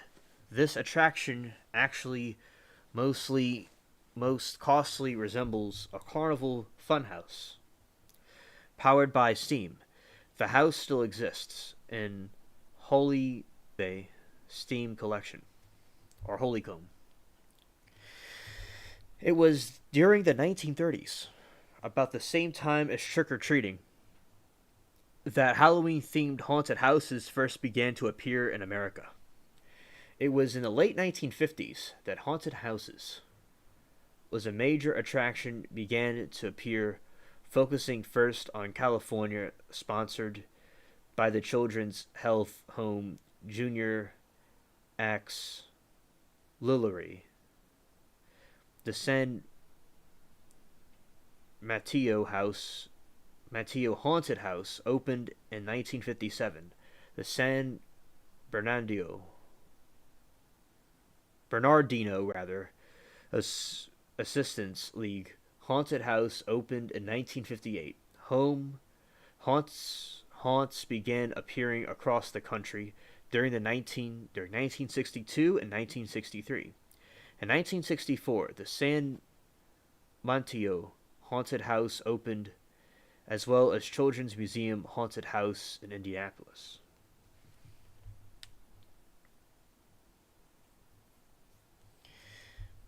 And also, like, when people go trick-or-treating and stuff, it's good, like, to check the candy, because you have some creeps out there that might try to put something weird in it. And people might put, like, things that are not sealed. Something someone made, don't do it. And also, beware of kids, because they have, creeps out there. So it's good that trick-or-treating could be safe for every, children and all, to always approach things with caution, because you have people that like to ruin things and ruin people's culture and stuff and spoil everything for everybody. So back in the 30s and 50s, the country was totally different. It was a worlds apart. And the historians now say, like, the 50s and that era was like the best era in history of the United States. And saying that, the haunted house as an American cultural icon can be attributed to the opening of Haunted Mansion in Disneyland. On 12 August 1969, Knott's Berry Farm began hosting its own Halloween night attraction Not Scary Farm, which opened in 1973. Evangelical. Drink some water.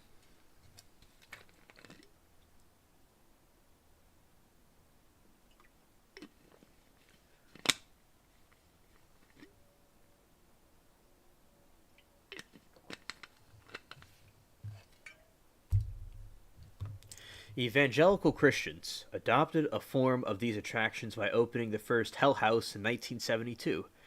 That's a good idea. Good idea. Yeah, exactly, Amanda. They're creeps.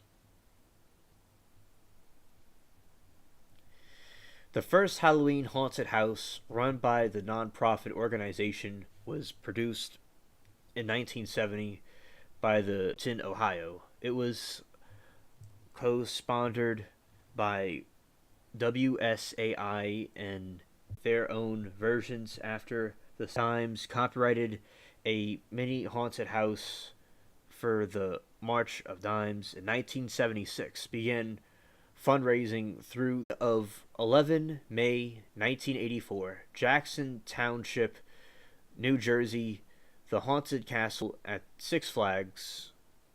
Yeah, shout out to Six Flags. That's a cool amusement park, but they left New Orleans unfortunately. And the adventures, well, what happened was in New Jersey, the haunted castle at Six Flags Great Adventure caught fire. As a result, the fire, 8 teenagers perished. Backlash of the tragedy was tightening the regulations relating to safety building codes and frequency of inspection attraction nationwide. The smaller venues, especially nonprofit attractions, were unable to compete financially, and better funded commercial enterprises filled the vacuum. Facilities that were once able to avoid regulation because they were considered to be temporary installations now had adhere to structure codes require permanent attraction.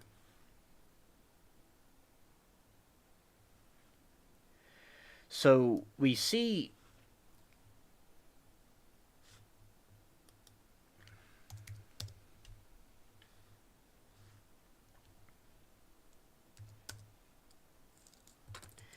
yeah, so basically yeah, and I understand Amanda, I did something, I hovered over something and it caused a buffer. That's what, I was looking at, like hovered over a definition and that caused a buffering. So basically the backlash tragedy was tightened, regulating to safety building codes and the frequency of inspections of attractions nationwide. The smaller venues, especially the nonprofit attractions, were unable to compete financially, and the better funded commercial enterprises filled the vacuum. Facilities that were once able to avoid regulation because they were considered to be temporary installations now had to adhere to the stricter codes required of the permanent attractions. In the late 1980s and early 1990s, theme parks became a notable figure of Halloween businesses. Six Flags Fright Fest began in 1986, and the Universal Studios in Florida began Halloween Horror Nights. In 1990, Knott's Scary Farm experienced a surge in attendance in 1990s. As a result, the Americans' obsession with Halloween as a cultural event, theme parks have played a major role in globalization of Halloween. Universal Studios in Singapore, Universal Studios in Japan both participated, while Disney mounts Mickey Mouse not scary Halloween events at the parks, Paris, Hong Kong, Tokyo, as well as the United States. The theme park haunts by far the largest, both scale and attendance.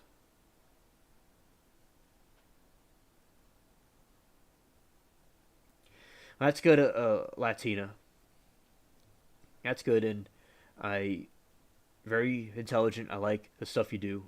You're a big help to this channel, Latina, and I appreciate you and the others. And I remember when Six Flags was here, I remember that the Fright Fest. When I was a kid, I was very confused about the people dressed as monsters and I used to be kind of like freaking out and wondering what's going on. And I remember it was like crazy. There's people dressed as werewolves and stuff. I remember they had a giant cart and they had some coffins in it, and I thought it was so fascinating.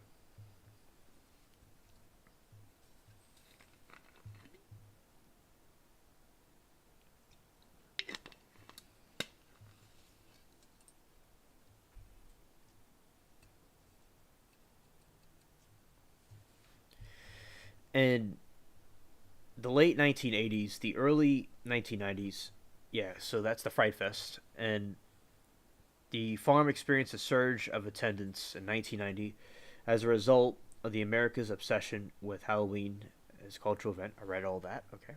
Food. So now we're going to get into the food part about Halloween. This is going to be very interesting. On Hallows Eve, many Western Christian denominations encourage abstinence from meat, giving rise to a variety of vegetarian foods associated with this day.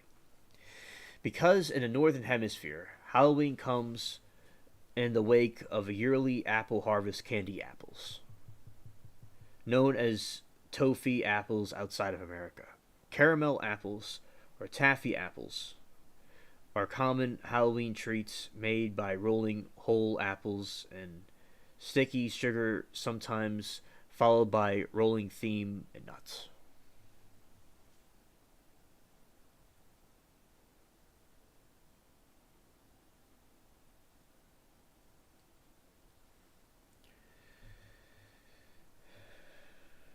Yeah, so Amanda says, I still never went to Fright Fest. Too cold. Go on the roller coasters right now. People are crazy. Yeah. Oh, yeah, I agree. The cold doesn't really bother me too much, but I understand it's cold. It's chilly. And although, I'm in the heat all the time and I've become accustomed to the hot weather, but I still like the cold weather too. But I understand about the cold. Yeah, I love the tappy apples too. Yeah, they're really cool. At one time, candy apples were commonly given to trick or treating children, but the practice rapidly waned in the wake of widespread rumors that some individuals were embedding items like pins, razor blades in the apples in the United States. Well, there is evidence of such incidences. Relatives Relative to the degree of reporting such cases, actual cases involving malicious acts are extremely rare and have never resulted in serious injury, but it has happened, and be cautious. Nonetheless, many parents assume heinous practices rampant because of the mass media. At peak of the hysteria, some hospitals offered free x-rays of children's Halloween halls in order to find evidence of tampering, that's very good. They did that. Virtually all of the few known candy poisoning incidences involve parents who poison their own children's candy. Wow, I didn't know that, but still, as I said, be cautious of trick or treating and check their candy anyway. And is the baking, or more often nowadays purchase of a Barmbrack Irish, which is light fruit cake into which plain ring, a coin, and other charms are placed before the baking. It is considered a fortune to be lucky one who finds it. It has also been said that those who get a ring will find their true love in sure year. This is similar to the tradition of king cake. King cake is something in New Orleans. At the festival at Infinity, Halloween themed foods are also produced by companies in the lead up to the night of the example of Codberry releasing goo heads similar to cream eggs and spooky wrapping. Lists associated foods of Halloween.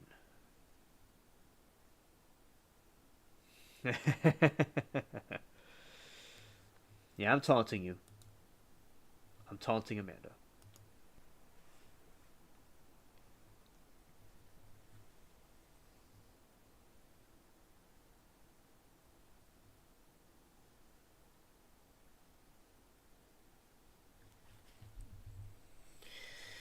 And also, we have the one custom that persists in modern day Ireland is baking the. I'm going to read it again. Nowadays, more purchases of barm bark.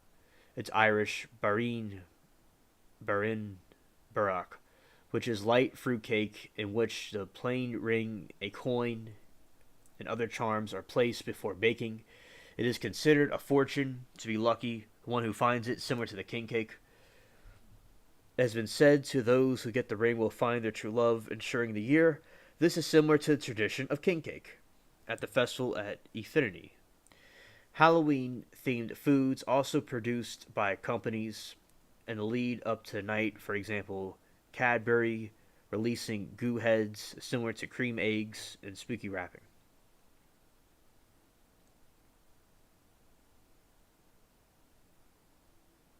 Oh, Amanda says she's tried the king cake. It was delicious. There's they seem they sell them here too, but not one here yet. Oh, she hasn't tried them there yet. Oh, Amanda, I like candy corn. Speaking of candy corn, I mean, I think it's yeah. I have right here. I have candy corn. I like candy corn. I'll go taunt Amanda more. Here we go. Yeah, this is some candy corn I have, and it's very good.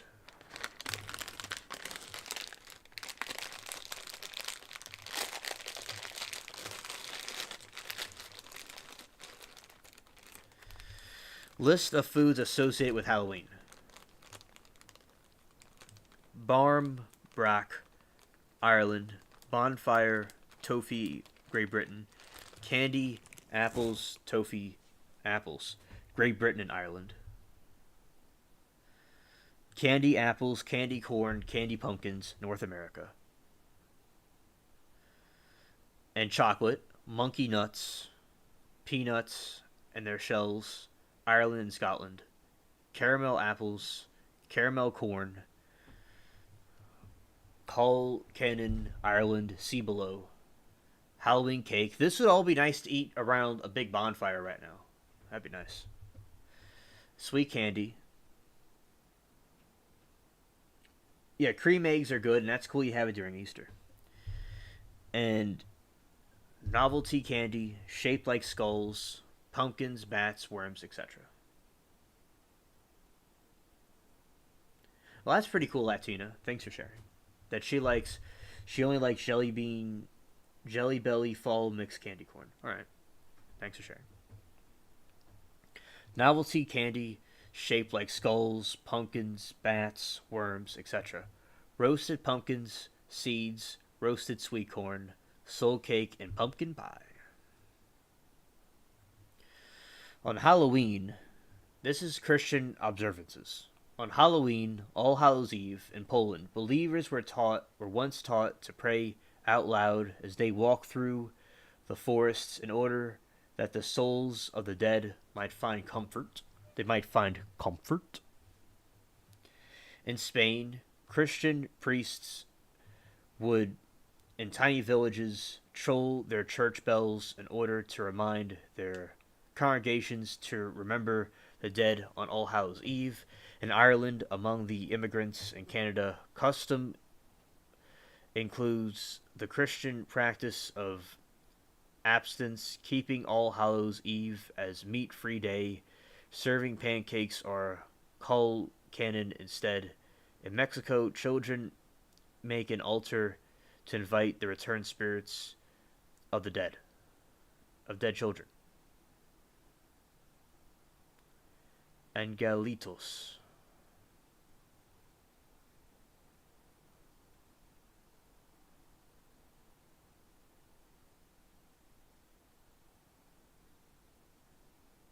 As bad as those wax lips or the little wax strengths filled the juice, but she'd never buy candy corn, lol. But if I had them around, she probably would have a few just because she loves anything sugar. Yeah, you see, Amanda, it does have a unique taste to it, and it's not for everybody. But yeah, if I had some around you, that's cool. You try some. Also, I like the tradition of it, and I like the the also like the fall spirit about it. But as I said, I still enjoy that as well, the taste of it. The Christian church traditionally observed Halloween through a vigil. Worshippers prepared themselves for feasting on following All Saints' Day with prayers and fasting. This church service is known as the Vigil of All Hallows, of All Vigil, of All Saints. An initiative known as Night of Leek seeks to further spread the Vigil of All Hallows throughout Christendom. After the service, substitutable festivals and entertainments often follow, as well as a visit graveyard or ceremony where flowers and candles are often placed in preparing for All Hallows Day. And finding, because so many people visit the cemeteries on All Hallows Eve to light the votive candles there, they are known as Vol Mary or Seas of Light.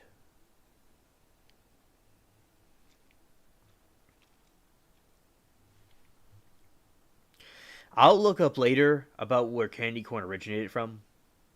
I'll be sure to do that. Today, Christian attitudes towards Halloween are diverse. In the Anglican Church, some dioceses have chosen to emphasize Christian traditions associated with All Hallows Eve.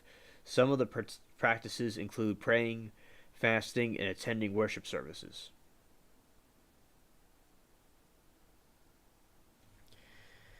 Yeah, so they have some like Christian candy. Looks pretty dope. It looks dope. It has some gospel on it. Like shout out to them for making that.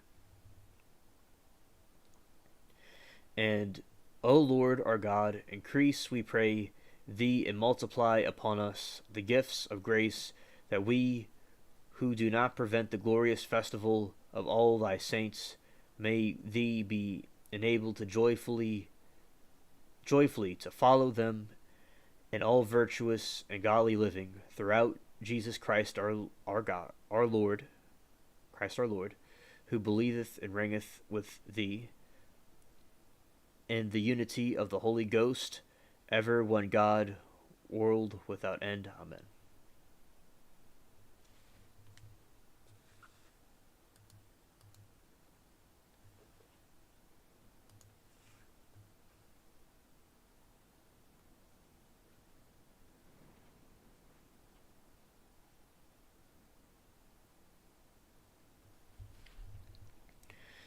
Other Protestant Christians also celebrate All Hallows Eve as Reformation Day, a day to remember Protestant Reformation alongside All Hallows Eve or independently from it. This is because Martin Luther is said to have nailed his 95 thesis to All Saints Church in Wittenberg on All Hallows Eve. Often Harvest Festival or Reformation festivals are held on All Hallows Eve, in which children dress up as Bible characters or reformers. In addition to distributing candy to children who are trick or treating on Halloween, many Christians also provide gospel tracts to them. One organization, the American Tract Society, stated that around 3 million gospel tracts are ordered from them alone to Halloween celebrations. Others order Halloween themed scripture candy to pass out to children on this day. Some Christians feel concerned about the modern celebration of Halloween because they feel it rivals or celebrates pagan or occultic or other practices and cultural phenomena. Demand incapable with their beliefs, Father Gabriel Amorth, an exorcist in Rome, said if English and American children like to dress up as witches and devils on one night of the year, it is not a problem. If it is just a game, there is no harm in that. In more recent years, the Roman Catholic Archdiocese of Boston has recognized a saint feast on Halloween. Similarly, many contemporary Protestant churches view Halloween as a fun event for children, holding events in their churches where children and their parents can dress up, play games, and get candy for free. To these Christians, Halloween holds no threat to spirituality and the lives of children being taught about death and morality and the ways of the Celtic ancestors actually being a valuable life lesson and part of many of their parishioners' heritage. Christian minister Sam Porato wrote that Halloween is about using humor and ridicule to comfort the power of death. You see, like something that was intended for a harm could be used for something good. And that's why, like these pagan things were used for something good later on. And like I said earlier, as long as it's all fun and games, it's not a problem. Like, because people that are Satanists and stuff or witchcraft, they're doing it 24/7 all year round. And we have some people dressed as Bible characters and things like that. Going to drink some water.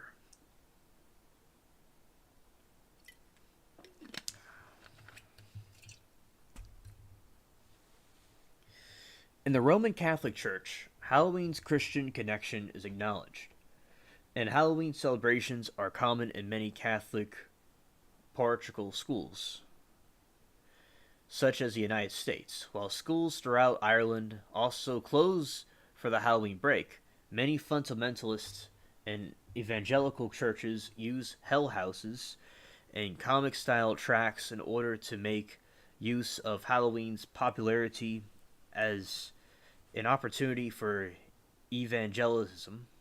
Others consider Halloween to be completely incompatible with Christian faith due to its punitive origins, the Festival of the Dead celebration. Indeed, even though Eastern Orthodox Christians observe All Hallows Day, first Sunday of the Pentecost, the Eastern Orthodox Church recommends to observance of Vespers or a Paracles of the Western observance of All Hallows Eve, out of the pastoral need to provide alternative popular celebrations. So this is like saying how the different Christian denominations deal with Halloween.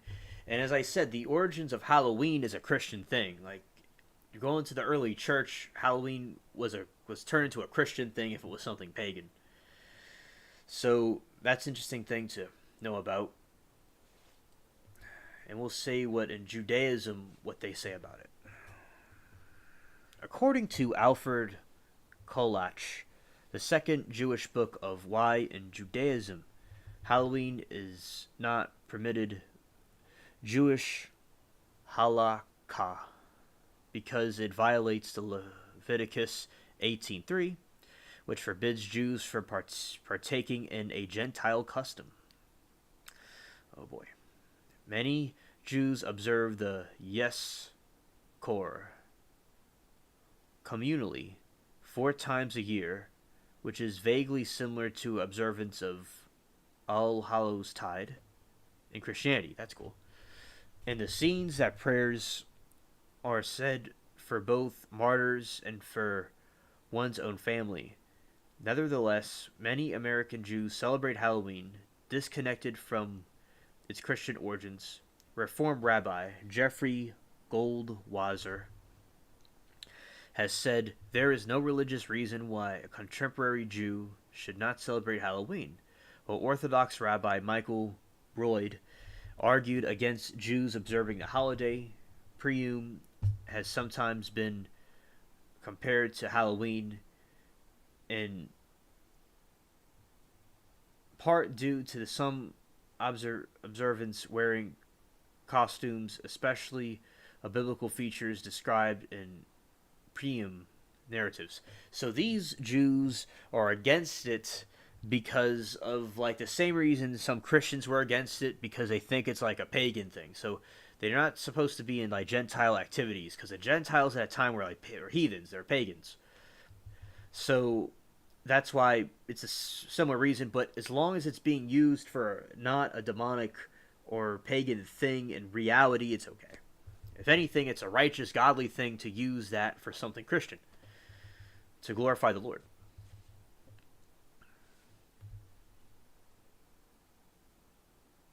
Oh yeah, Amanda, it does. It does. I'm glad that you learned something new about that. Yeah. All right. So let's say what they say in Islam. Sheikh Idris Palmer, author of A Brief Illustrated Guide to Understanding Islam, has ruled that Muslims should not participate in Halloween, stating that participation in Halloween is worse than participating in Christmas, Easter. It is more sinful than congratulating the Christians for their prostration of to the crucifix. It has also been ruled to be haram by the National Fatwa Council of Malaysia because its alleged pagan roots stand Halloween is celebrated using a humorous theme as humans. Dar al Ifta al Masariya disagrees, providing the celebration is not referred to Eid, that behavior remains aligned with Islamic principles. So, just like with Christianity or Judaism, these some believe that in their faith that it's kind of like demonic, probably, and pagan, and it's satanic. In Islam is different. It's in the Far East, and like different. It's a different culture than what we are. Like Rebel and I are talking about cultures, so it's like we're a different culture than they are. So they may not completely see, they would see it as something demonic, like the jinn. And also Christians as well. Some Christians and some Jews also think that. But then some Muslims dispute this and say it's ridiculous because it's not against Islam to have this fun celebration for, spending time with family or enjoying the fall or trick or treating or whatever. I mean, they could use it to glorify God and celebrate their own dead. That's an idea for them that they could remember. And so this is how the different faiths see it through their own religions. And also Amanda says, I seriously thought it was made up so these places could make money off costumes and candy. Well, Amanda, as I said, it's like putting the horse before the cart. Like the Halloween, the religious part, the religious aspect from paganism to Christians using it in the early church to honor their dead. Like, and then later on in America, they're like, yeah, we can make money from that. So then they made it into a big franchise. And in our country, we like making money. Nothing wrong with that. So that's another thing why it was emphasized even more. And it's a good way to make money. I mean, it's very clever. So they took their traditions that the immigrants from Ireland and Scotland brought here, and they made a big thing out of it. And I'm glad they did. I mean, they have some cool Halloween movies, and that's why we're here. Let's see what the Hindus think. The Hindus remember the dead during the festival of Pitru Pakasha, during which Hindus pay homage and perform a ceremony to keep the souls of their ancestors at rest. It is celebrated in the Hindu month of Bhadrapada, usually in mid-September. The celebration of the Hindu festival of Diwali sometimes conflicts with the date of Halloween, but sometimes Hindus choose to participate in the particular customs of Halloween. Other Hindus, such as Sumaya Das Gupta, have obsessed with the celebration of the grounds that Western holidays like Halloween have begun to adversely affect our indigenous festivals. Here we go. Neo-paganism. I just said nego. I just invented a new word.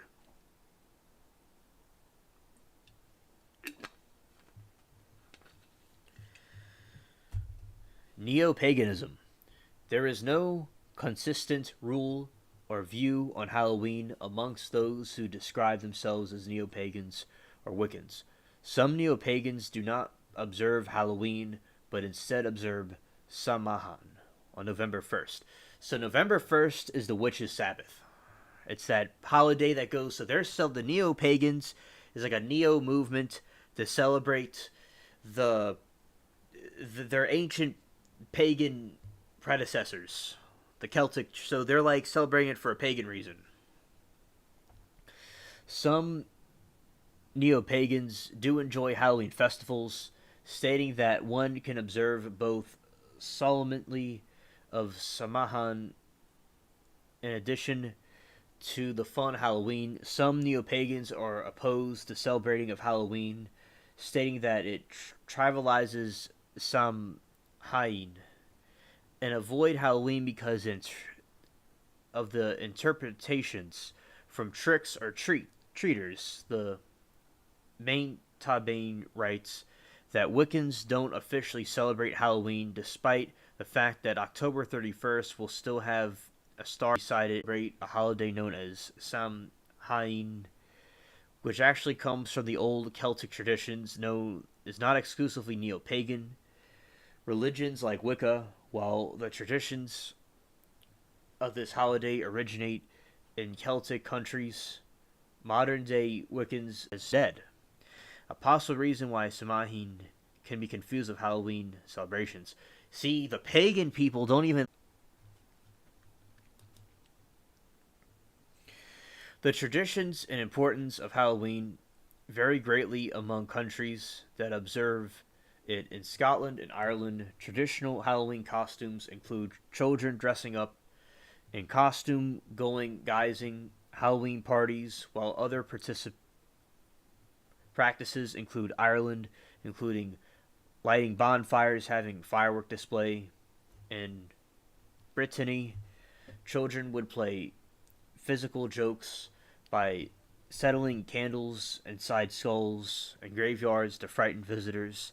Mass transatlantic immigration to the United States in 19th century popularized Halloween in North America, and celebration in the United States and Canada has had a significant impact on how the event observed in other nations. This larger North American influence, particularly in non-iconic commercial elements, has extended to places such as Brazil,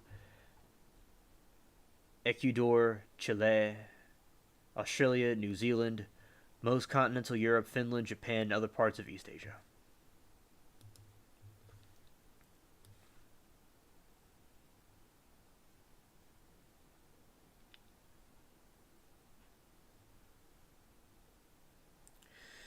All right. So the cost. According to National Retail Federation, Americans are expected to spend 12.2 billion on Halloween in 2023, up from 10.6 billion in 2020. Of this amount, 3.9 billion is projected to be spent on home decorations, up from 2.7 billion in 2019. Popularity of Halloween decorations has been growing in recent years, with retailers offering a wider range of increasingly elaborate and oversized decorations. All right, so that's the history of Halloween right there. So that's all about Halloween, its origins, Halloween and the origins and the genesis of everything you could possibly have about Halloween and all the different things that are going on with the holiday. And I think it's so we covered every single thing about it. All right. Now I'm going to answer Amanda's question.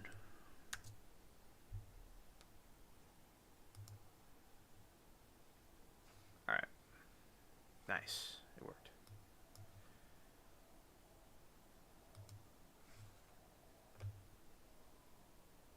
All right, so here we go. We're going to go in when was candy corn invented?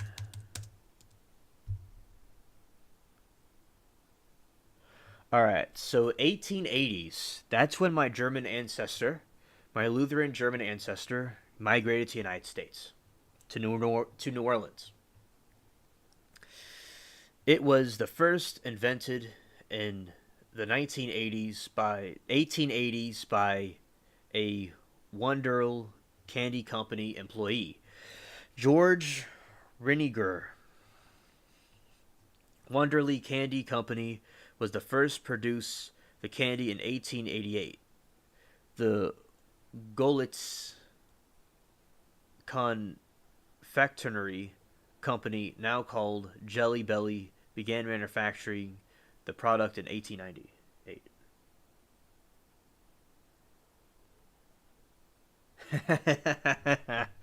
Yeah, why is Halloween not in?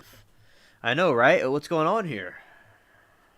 Has been all American favorite since the late 1880s when George Ringer of the Wunderler Candy to tell you about the Curse of Thorn.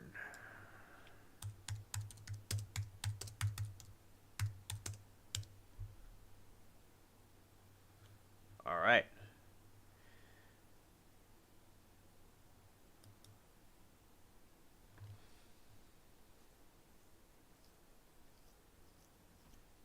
It's loading. Yeah, so go here. We'll talk about that briefly.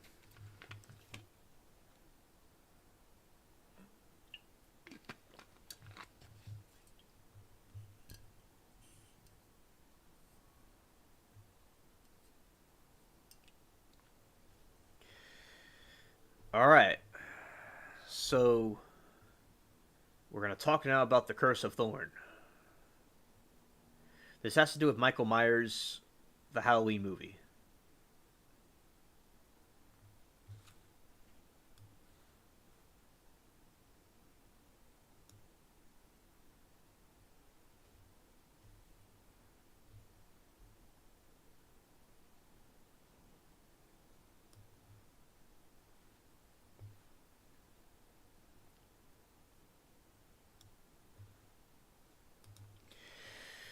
All right, so now we have. So now I'm going to read about the Curse of Thorn.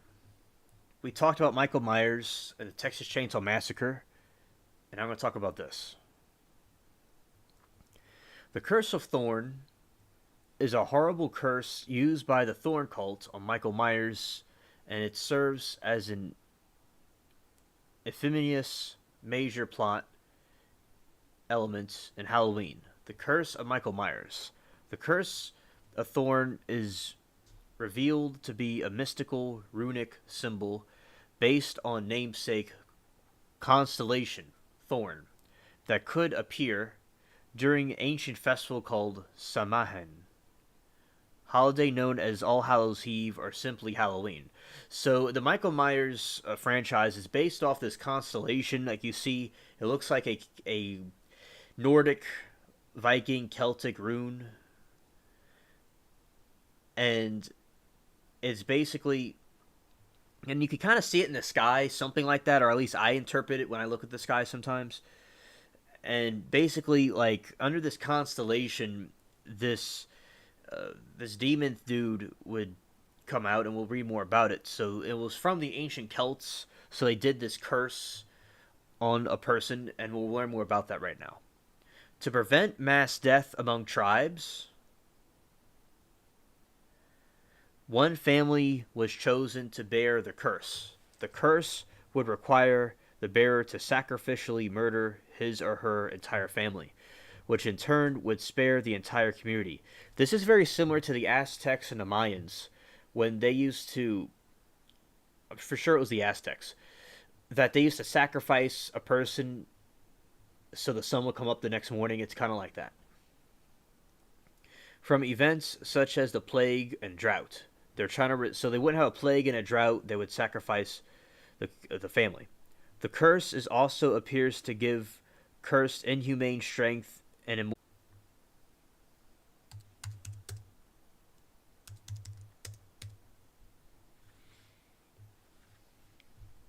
it commands that child to kill his entire family as a blood sacrifice to keep the cult alive. It also makes that child able to withstand serious injuries that would result in death for any normal human being. It turns the child into pure evil. The Curse of Michael Myers by Dr. Wayne in 1963.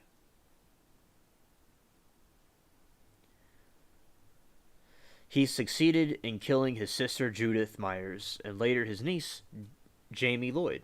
By this time, Jamie's body, Stephen, was the one remaining member of Michael's bloodline. Stephanie. Yeah. And when he was made the final sacrifice, Wayne intended to pass the curse of Thorn onto Danny Strode. However, Michael killed all the cult members before he had the chance. It is unknown if the curse of Thorn eventually wore off, or Wayne's death, or it was permanent until the bloodline was severed.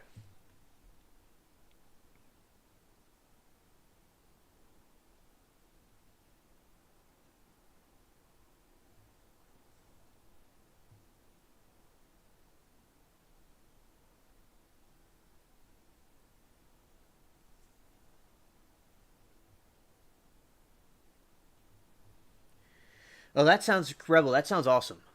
That sounds really cool, dude. Welcome, Amanda. I'm having trouble connecting to the internet.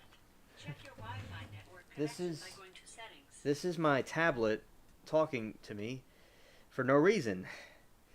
That's weird. That's spooky. And I'm not gonna. I'm gonna turn it. I restarted it, but I'm gonna turn it off. This was just something I was using earlier. It's not Siri. It's like Alexa. All right. So, oh, that's cool, Rebel. That it was that Boomhauer was Wolverine. That's pretty cool. And also, Fonz had a damn good Freddy Krueger, and the female cop was fire. Yeah, Rebel. That sounds awesome. That y'all had a good time and a good party. That's why I love the Halloween season. People get together and have a good time.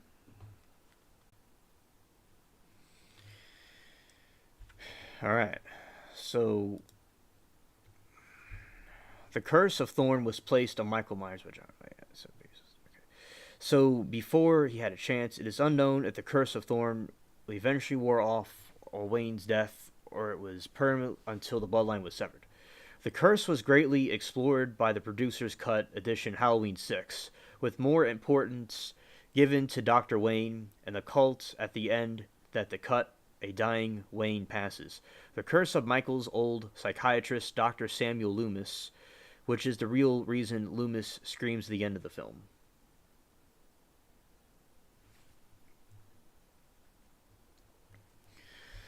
The Mark of Thorn is a runic symbol, like I said, that is both the symbolic representation of the Curse of Thorn and the iconic insignia of Thorn.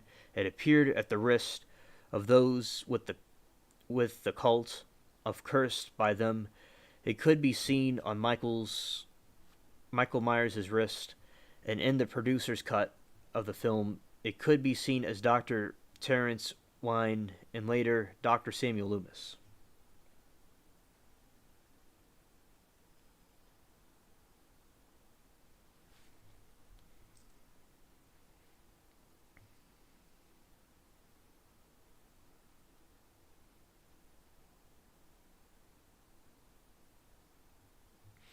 So, the full name, Thorn, Alice, Curse of Thorn, origin, Halloween, the Curse of Michael Myers.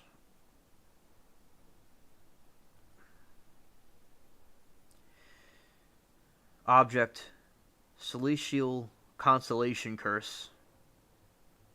The Celestial Constellation. Alright.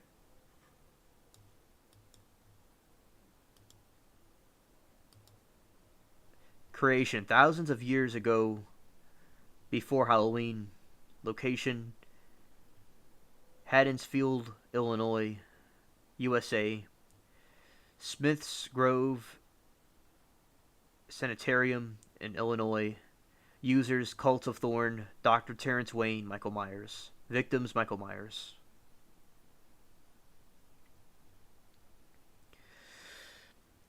Okay, so the tattoo is a symbol on the arm, on the wrist, and it's a runic symbol from like the Vikings and the Celtic people, and it's from a constellation shape on the time of Halloween from the ancient Celtic people, and it's a curse that was invoked on people in the story, and to sacrifice the whole family to save the tribe from being extinct from famines and stuff.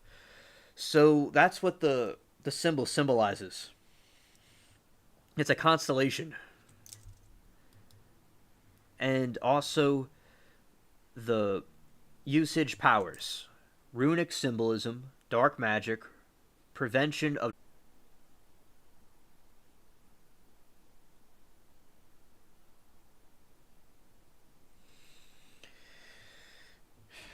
and purposes: to command whoever bears. So this is like the purpose of it: to command whoever bears the curse of thorn to kill his or her family and their relatives until either the curse is complete or the person casts the curse onto the bearer is dead.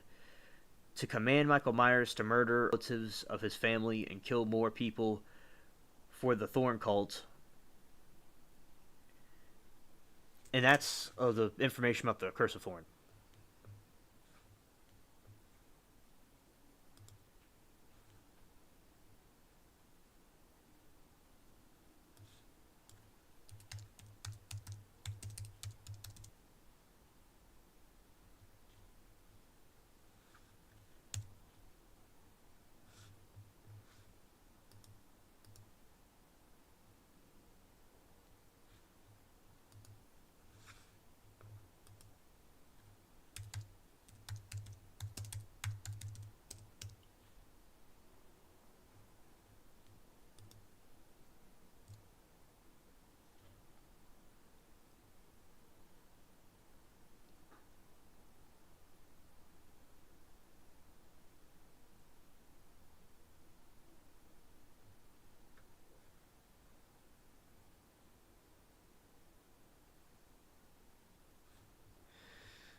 And also they have the Demon of Thorn.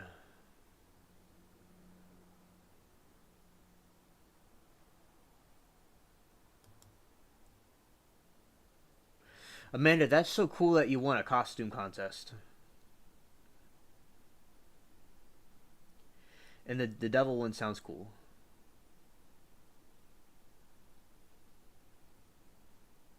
Yeah, man, it sounds like you had fun.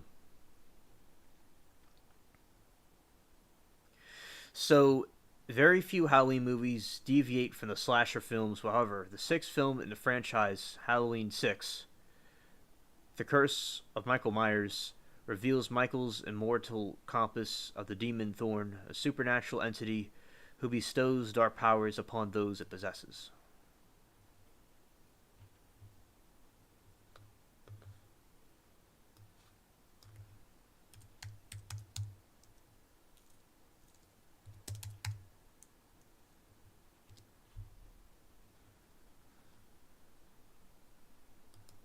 Oh, I have a Michael Myers mask, and I look just like him with the hair I have. Yeah, I remember I wore it one Halloween with my friends, and they're like, "I look just like him." I also have a Scream mask and an Alien mask and different things like that. I like wearing the different costumes and stuff.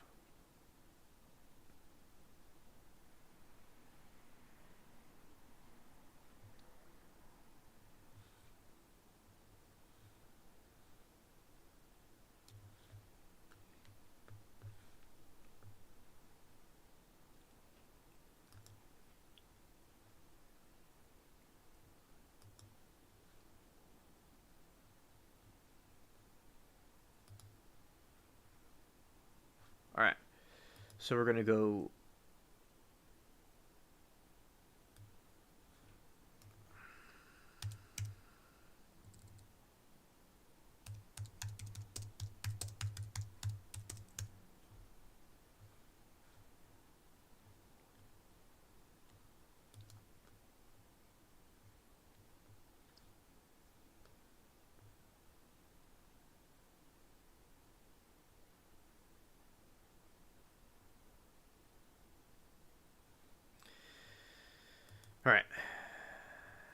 Yeah. So anyway, yeah. So basically, so that's like what the Curse of Thorn is and how it has to do with Halloween.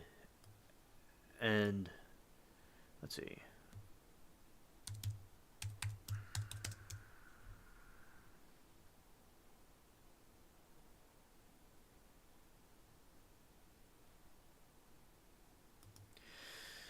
So this is the Samhain. This is the pagan thing that the pagans celebrate. And so this is Samhain. This is like the pagan people, and that's them like celebrating it.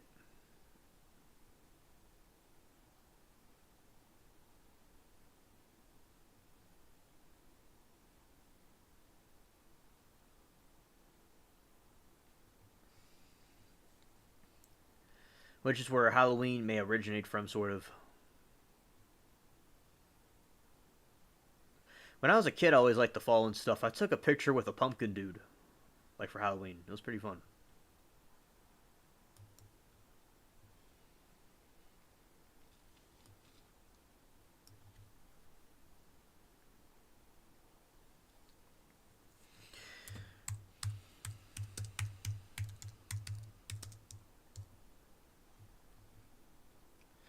This is like some vintage Halloween pictures I like to look at.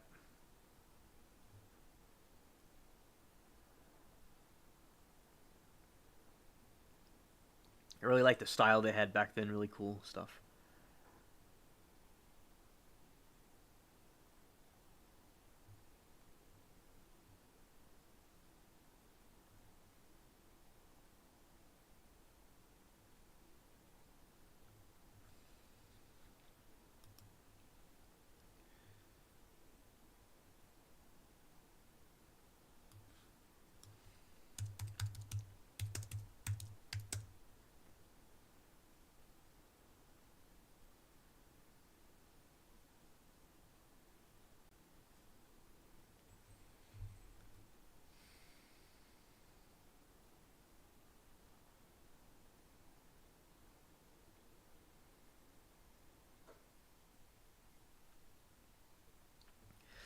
Yeah, so like when I was a kid, I thought that it was a ghoul, but then I realized it was something else.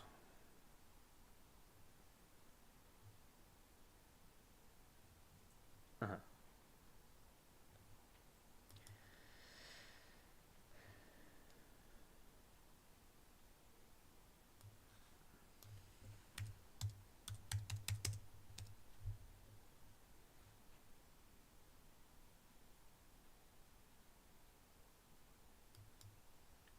Yeah, right on, Amanda. And I want to talk to you about the goblins. A goblin is a small, grotesque, monstrous creature that appears in the folklore of multiple European cultures.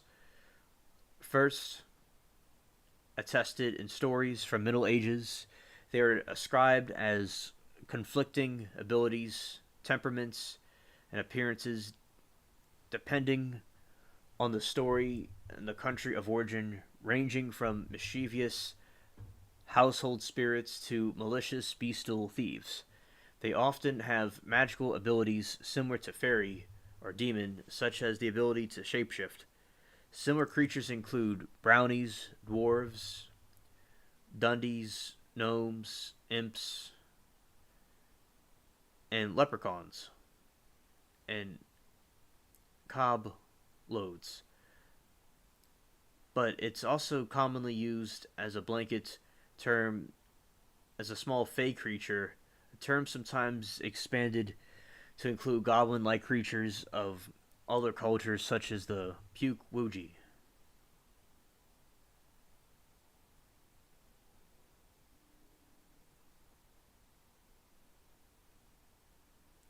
Oh, no, Amanda, when I was a kid, I think I was told it was a ghoul, but I wasn't aware. I didn't see the movie when I was a kid, so I thought it was like some kind of a ghost costume, but I wasn't aware of what the movie really was about when I was a kid until I got older. Right. So I know it's a ghost face, but at the time I didn't know there was more meaning to it.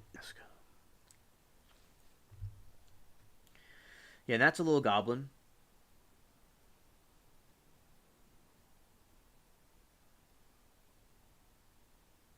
It's like a little imp, a little demon.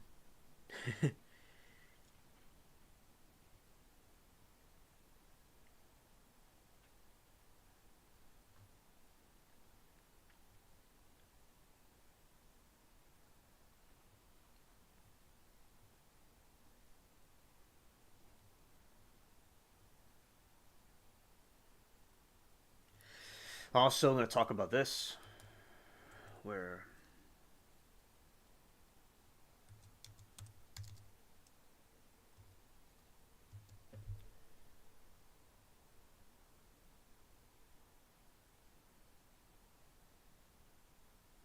okay, so yeah, so basically, that's the thing with a goblin, those little shape shifting creatures.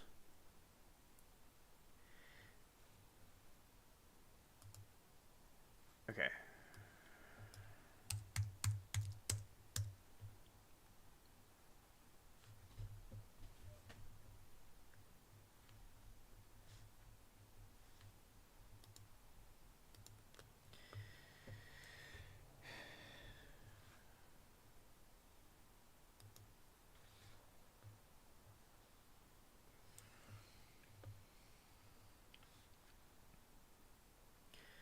I'm going to read some things about the voodoo religion because that's something else I'll talk about in the channel in another stream.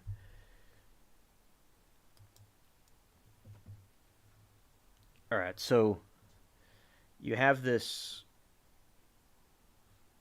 Talk about Haitian voodoo. That'll be something I'll talk about more specifically in another video. So Haitian voodoo.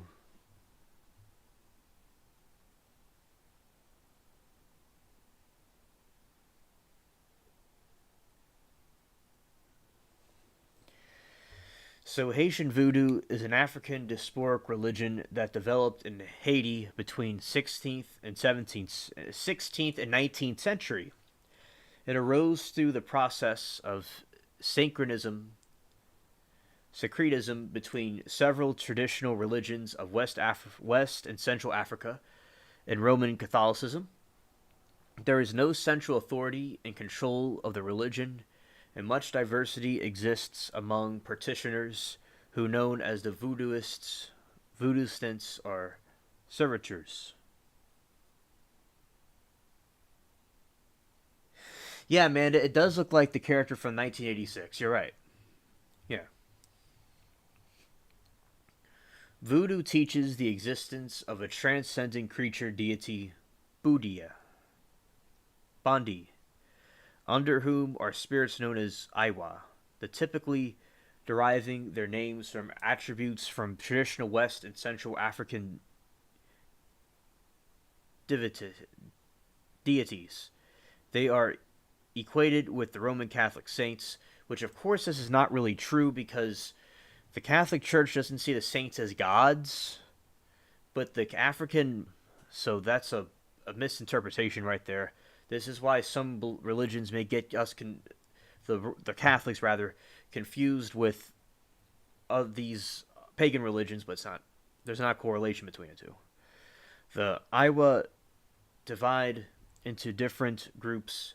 The Nan Chan nations, most notably in Rwanda, Pitwo, about whom various myths and stories are told. This theology has been labeled both monotheistically.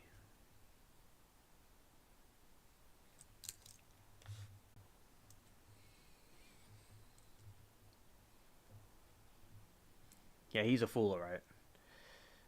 And the voodooists commonly venturate into these things, and they have priests and priestess. Alternatively, voodoo is practiced within family groups or in secret societies like the Bizango. A central ritual involves practitioners drumming, singing, and dancing to encourage Iwa to possess one of their members and thus communicate with them. Offering Iwa conclude fruit, liquor, sacrificed animals. Offerings are also given to the spirits of the dead. Several forms of the deviation are utilized from the Iwa healing rituals and preparation of herbal remedies and talismans also play a prominent role.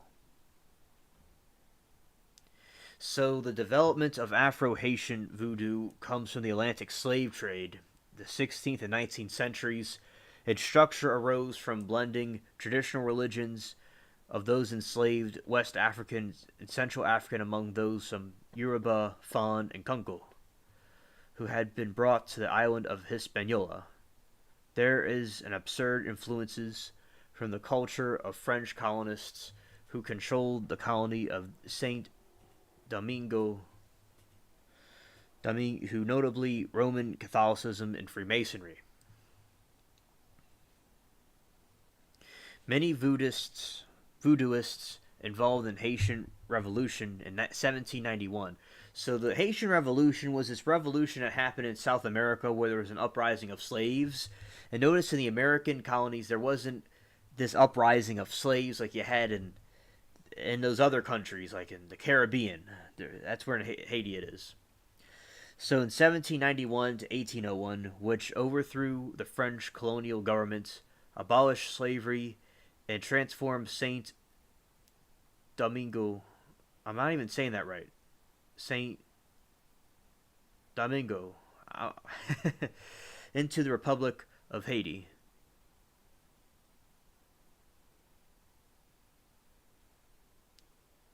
Damunge. I think that's how you say it. Right. The Roman Catholic Church led for several decades following the revolution, allowing voodoo to become Haiti's dominant religion.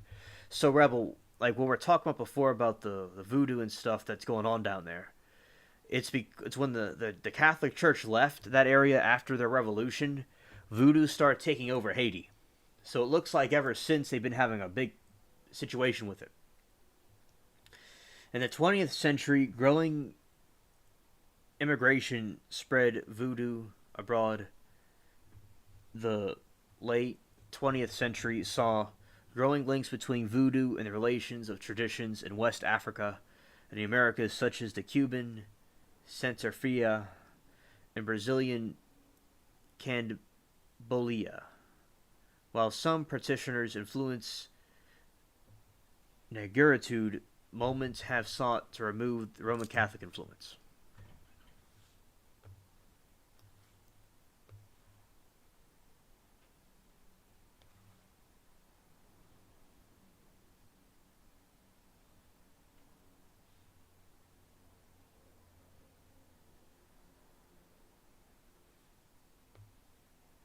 All right. Yeah, so this is like a brief summary of what we're going to get into in the future streams about voodoo and the problems with it in Africa. And that it came over here from the slave trade, and then it's now like mixed with other religions, and it's down there in South America and the Caribbean.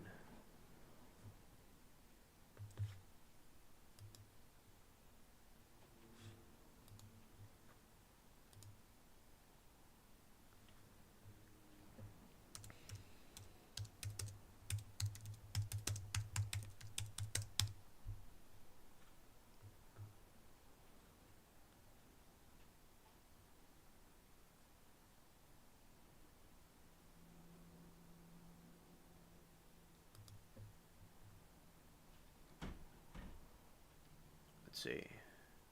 Answering Amanda's question about the Gavin Newsom. So,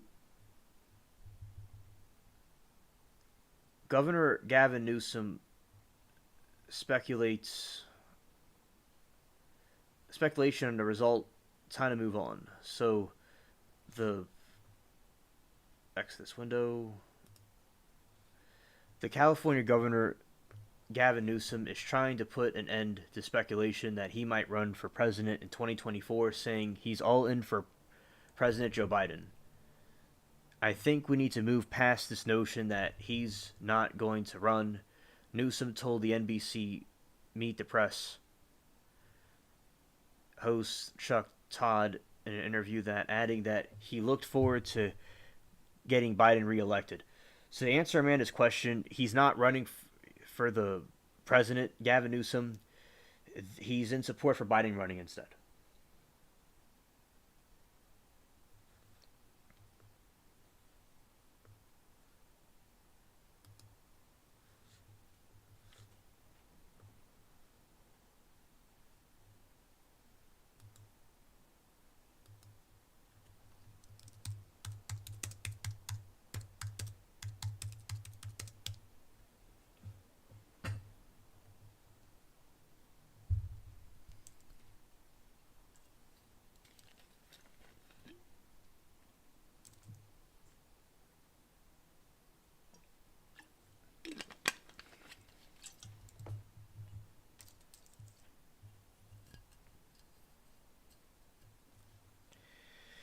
All right, so that will answer that question. I'm at the other thing.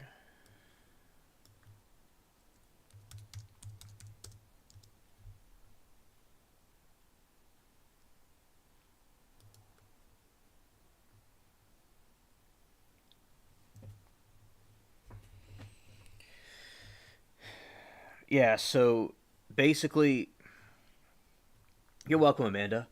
And I'll still do things about me reviewing the news and stuff like you asked because I do a like the topics I do a combination of different topics like I do about the I'll still talk about movies and scary stuff even after Halloween, but also I will still keep up with the news stuff and putting out sound effects and talking about the aliens and things like that. I'll still do all the stuff I usually do. And this was a little Halloween special.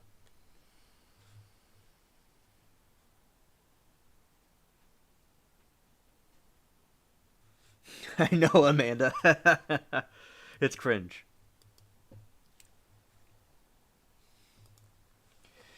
I know. It's like it's absolutely insanity what they're doing, Amanda. It's just insanity.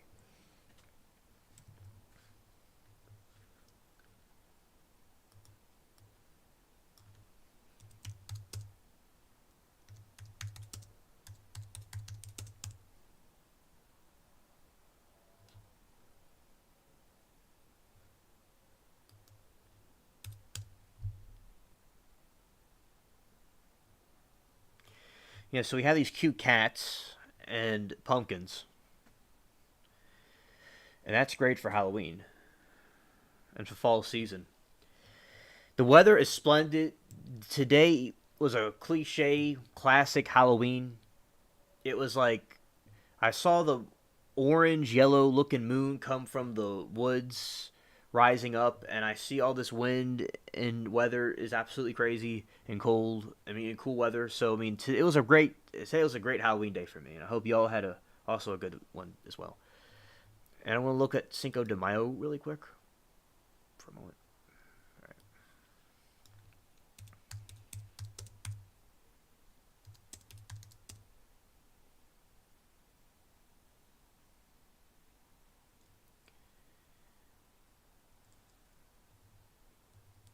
all right. Mexico.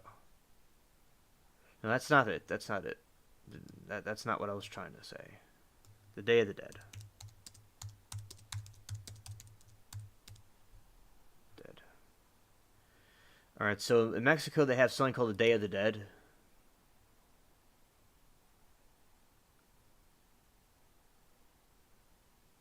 and they have these very nice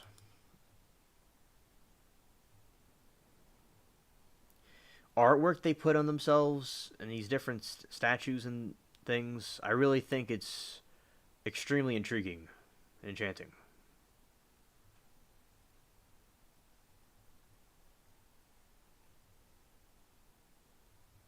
And that's what they do. That's what the Spanish Mexicans do down there. It's just called Day of the Dead. I got that mixed up with something else.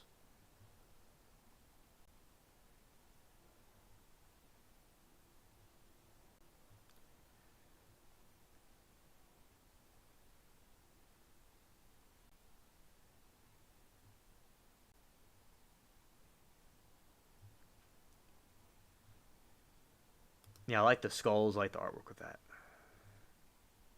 So now it's the Day of the Dead for the Spanish people. in Mexico.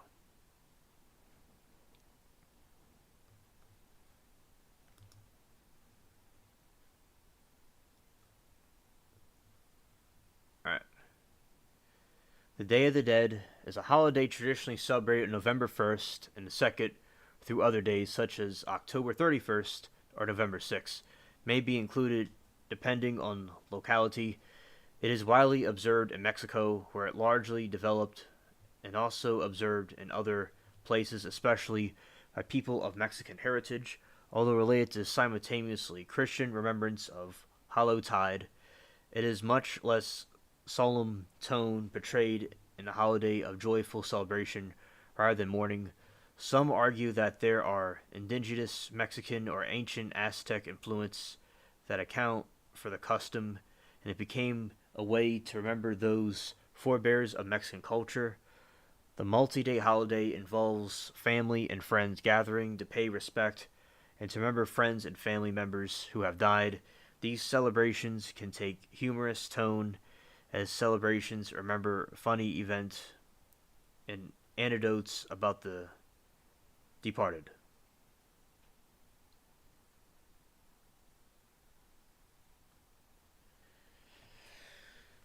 I'm gonna drink some water.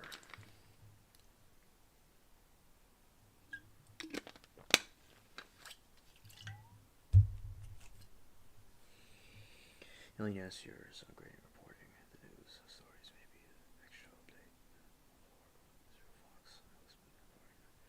Yeah, so Amanda says that an update on the war in Israel. Actually, I got a video about that, Amanda. I have a video already done about the Israel thing. I know a lot about Israel for many years, and I'll be glad to make more videos about the Israel-Palestinian conflict. And I have a video already ready to go online on YouTube, and I'll do some more about the farming crisis also, and different things like that. So yeah, I'll do more about that. And thanks for the compliment.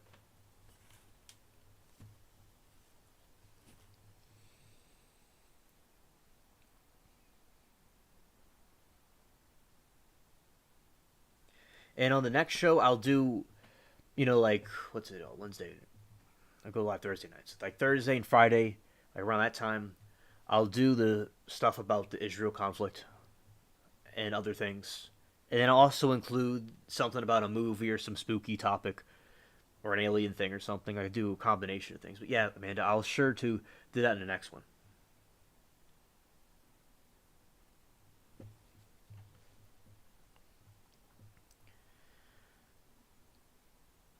And look, synchronicity, the traditions connected with the holiday include honoring the deceased using calaveras and marigold flowers. I told you, marigold flowers. That's what I was talking about before. That's synchronicity.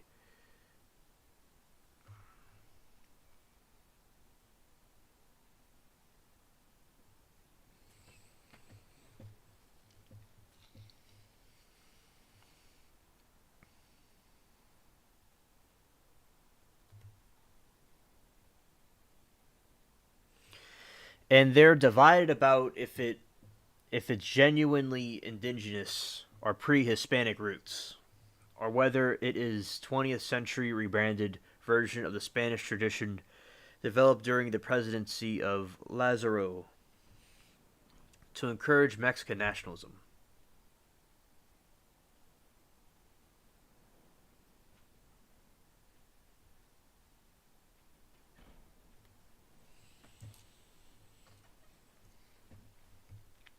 Views differ on whether the festivity has indigenous pre-Hispanic roots, as I said.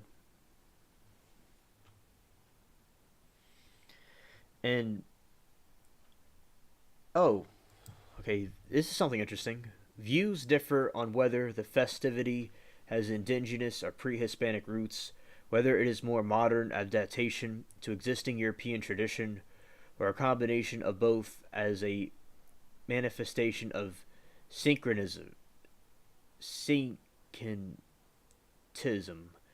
So I just said synchronicity, and they're talking about synchronicity. Wow, incredible.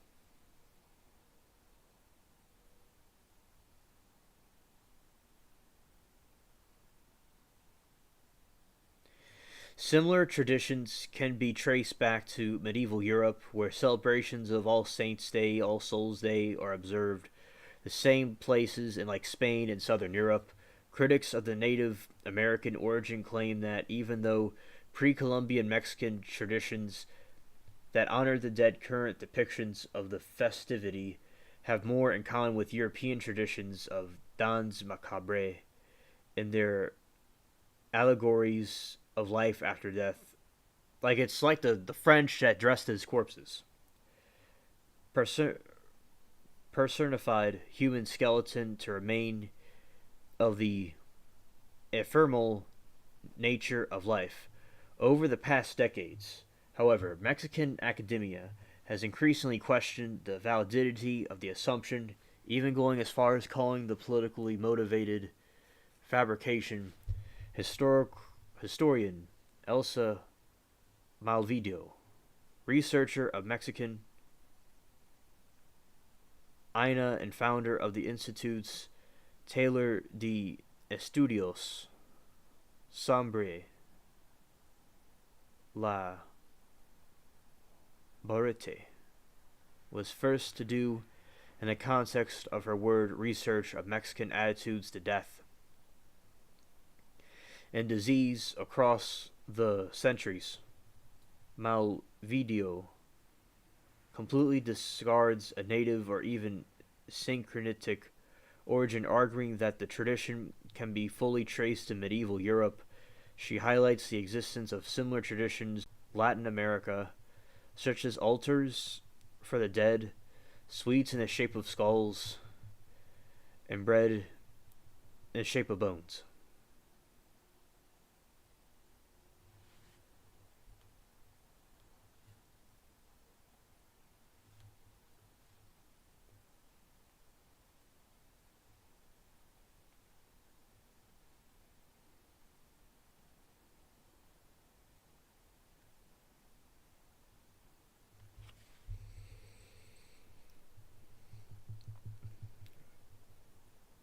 Syncretism. Alright. I'm going to put that in another window because it's being goofy. Alright.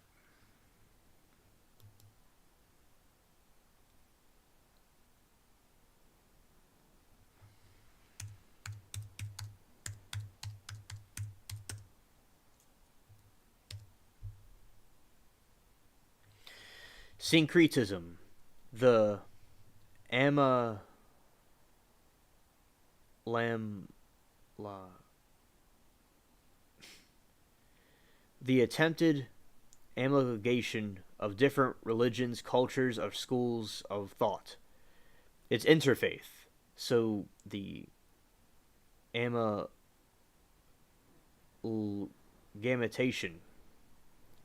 So it's basically combining different cultures and groups together, like we're talking about with voodoo and Catholicism, or like they're saying with the Day of the Dead is the same is come from Europe and Aztec origin mixed together, or voodoo. I said that before, or Halloween and the Celtic traditions. That's an explanation about it. So that's what syncretism means. It's merging together.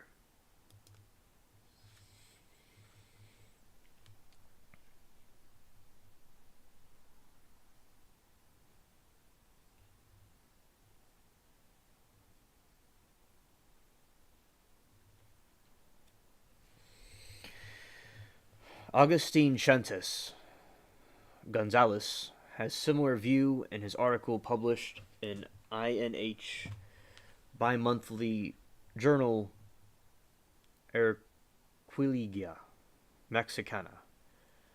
Gonzalez states that though the indigenous narrative became hegemonic, the spirit of the festivity has far more in common with European traditions of Dans Macabre and their allegories of life after death, personified in the human skeleton to remind us of the ephemeral nature of life. He also highlights that in the 19th century press, that there was mention of the Day of the Dead in the sense that we know it today. All there was were long processions in cemeteries, sometimes ending with drunkenness.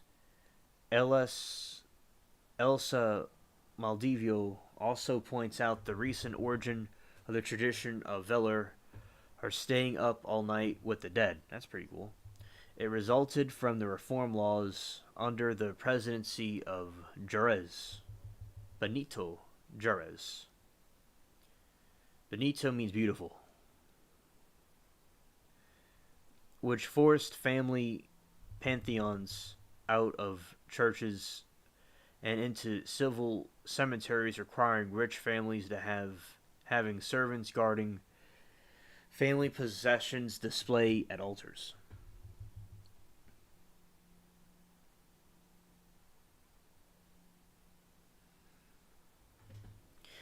The historian Ricardo Montfort has further demonstrated the ideology known as indigenismo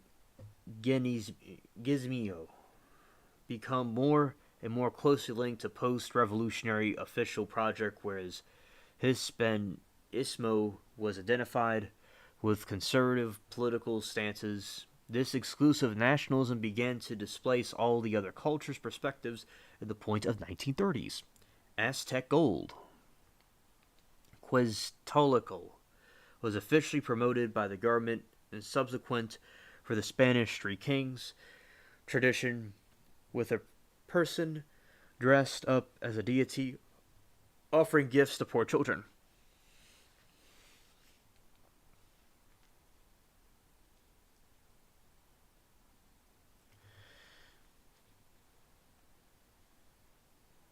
In the context, the Day of the Dead began to officially isolated from the Catholic Church by the leftist government of Lazaro Cardenas, motivated by both ingenismo and left-leaning anti-clercymen. Huh? Clerisalim. Mal Evido herself goes as far as calling the festivity a Cardenist intervention.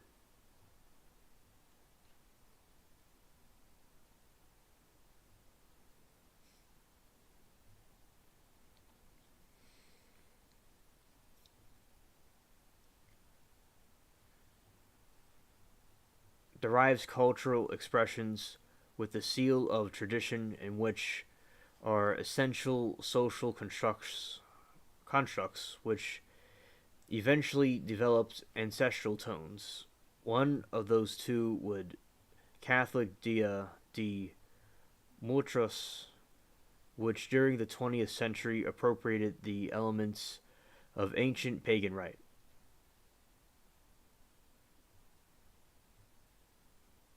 One key element of the redeveloped festivity, which appears during this time, is La Calavera Canteria by Mexican lithographer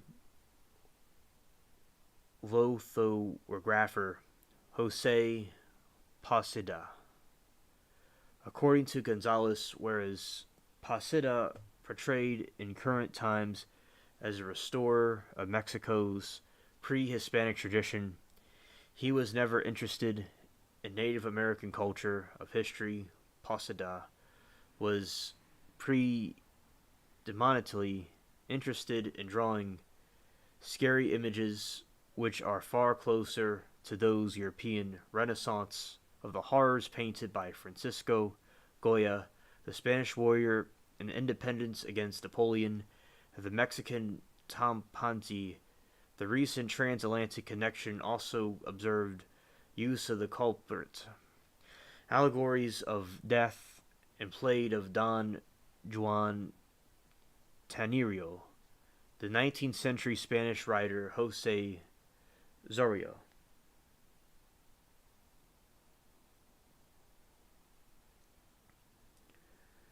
which represented on the date of both Spain and Mexico since early 19th century due to its ghostly apparitions and cemetery scenes.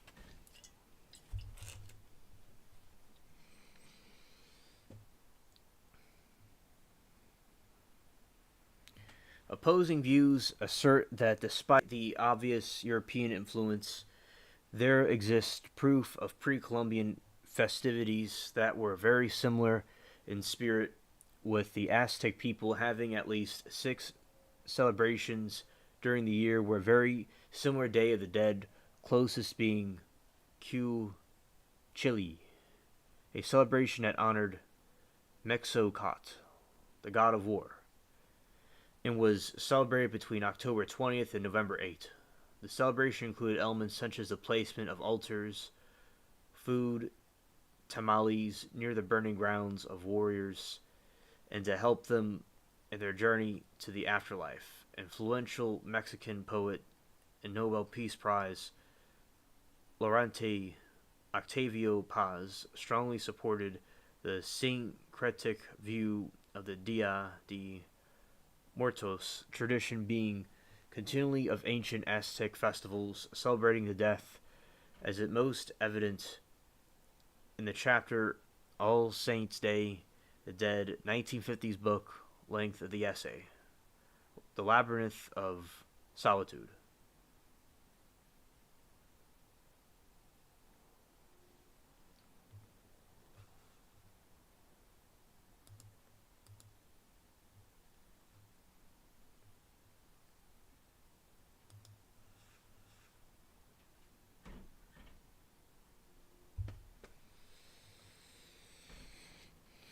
Ruben C.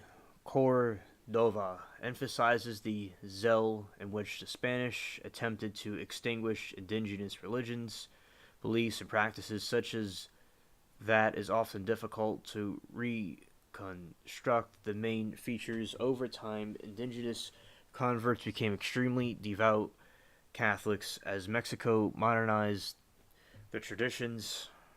Practices such as Spanish have been brought to Americas survived most robustly in rural and less affluent communities which had high concentrations of indigenous and mestizo populations. Thus, archaic Spanish religious practices in marginal areas came to be mistakenly regarded as pure core, primarily indigenous Day of the Dead festival.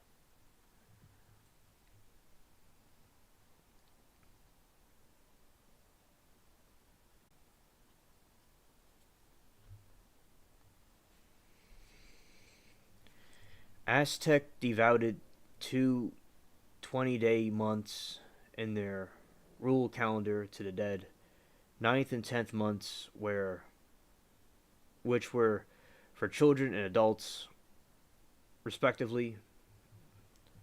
Cordova argues some recollection of the festivals was compared down to 2 days and typically celebrated within the Catholic liturgy calendar, which is why Mexico, unlike other Latin American countries with Day of the Dead traditions, All Saints' Day dedicated to children, All Souls' Day dedicated to adults.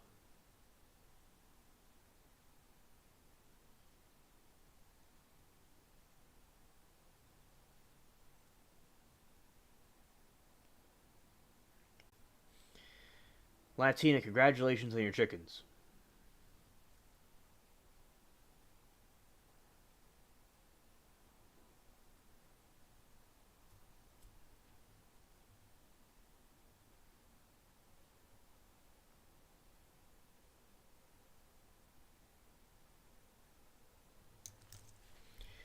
He also notes that the same object, such as the stone skull carved by the Aztecs, would have different meanings in different religious contexts. For Aztec bones and skulls in particular were revisers of enormous sacred powers. A stone skull could evoke sacrifice. The skull racks, where the skull is sacrificed captive, were displayed. The Spanish could take an Aztec skull and repurpose it by placing it on the holy water front or under a cross in a cemetery, whereby it would be transformed into a memento mori.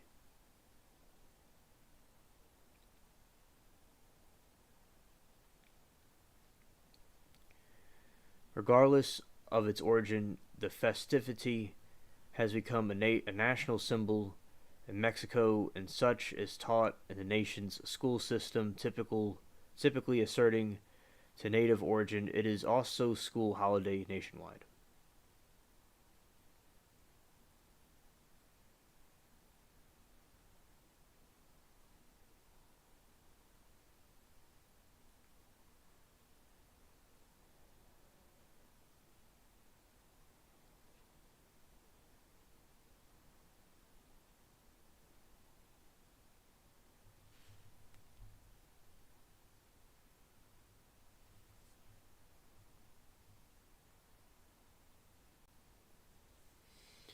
Here are some of the altars. A number of Mexico City's museums and public spaces have played an important part of developing, promoting urban Day of the Dead tradition through altars, institutions. These notable organizations include Hanachuli, the Frida Kahlo Museum, Museum of Popular Cultures, the Doris Olmedo Museum, Museum of the First Printing Press, the Cloister of Sor Juan, from turn of the millennium until the imposition of James Bond-inspired parade. Remarkable large-scale installations were created on the Nacala, Mexico City Central Square.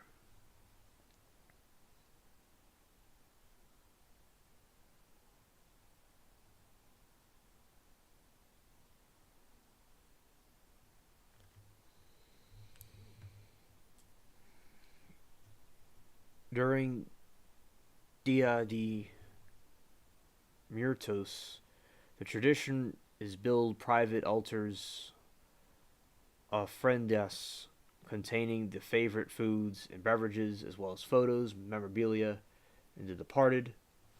In this example, they have the marigold flower, and they have these altars.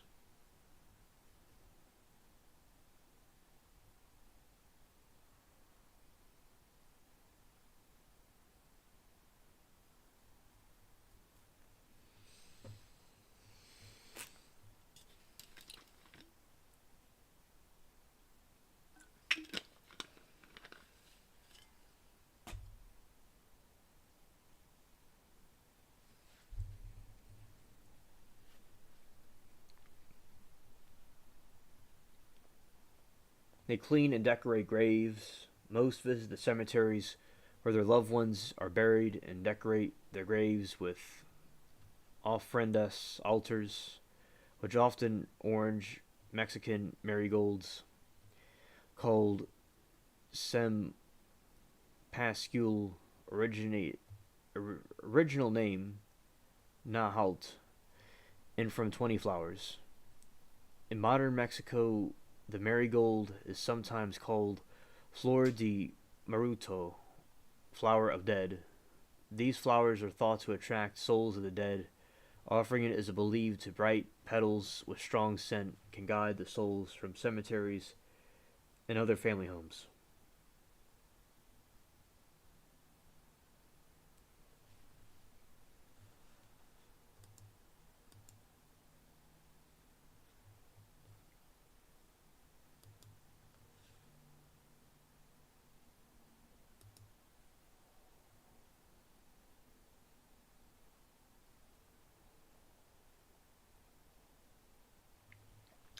I've smelled the flowers before because I used to grow them, and I have seeds for them. Yeah, they smell very good, and they also the marigold plant deters insects from your garden and snakes and stuff. So it's a good insect repellent.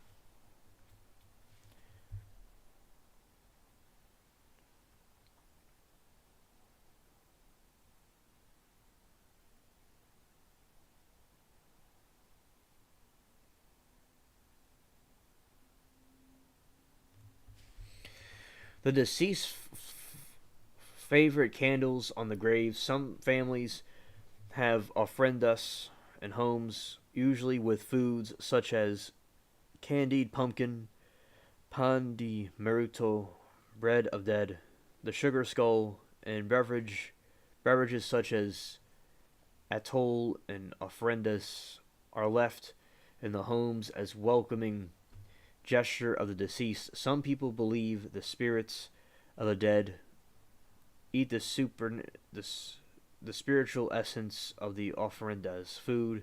Although celebrators eat the food after festivals, they believe it lacks nutritional value. Pillows and blankets are left out of the deceased can rest after the long journey in some parts of Mexico. Towns of Mixcoac, past Curo, and Jansitio. People spend all night beside the graves of relatives in many places, and people have picnics, grave site as well. Some families built altars or small shrines in their homes. These sometimes feature Christian crosses or pictures of Blessed Virgin Mary, pictures of deceased relatives and other people, sources of candles and ofrenda. Traditionally, families spend some time around altar praying and telling anecdotes about deceased. In some locations, celebrations wear shells on their clothing so they dance to noise will wake up, and the dead will also dress up as the deceased.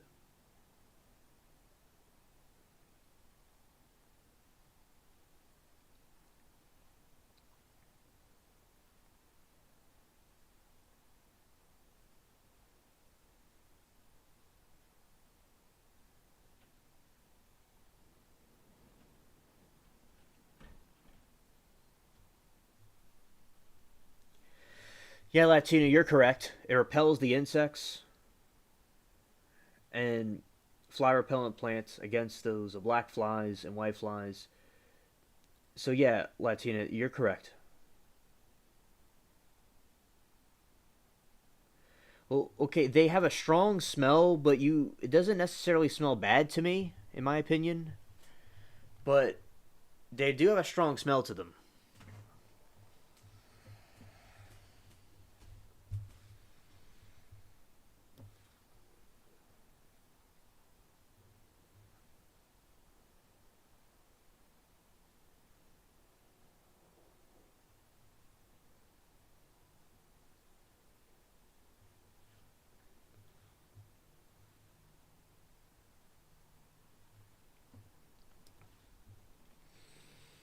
And these are some examples. You have the marigolds, and they're around the dead ones, the people. During the Day of the Dead festivals, food is brought and eaten by living people and given to the spirits of the departed ancestors as offerings. Tamales are often most common dishes prepared for this day for both purposes. Pan de Muerto are also associated with specifically the Day of the Dead. Pan de Muerto is a type of sweet roll shaped like a bun topped with sugar, often decorated with bone shaped pieces of the same pastry. Clavarus or sugar skulls displayed colorful designs to represent the vitality and individual personality of the departed.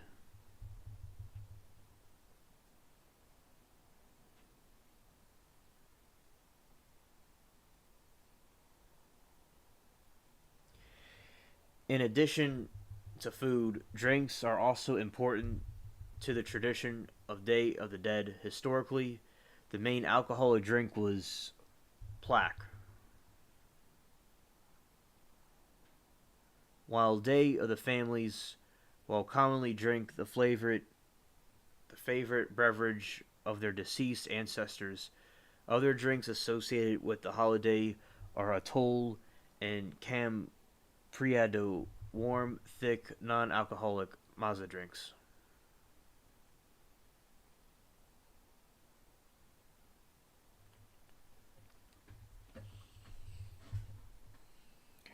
Agua de Jamaica, water of hibiscus, is a popular herbal tea made of the leaves of the jasmine hibiscus plant, known as Flor de Jamaica in Mexico.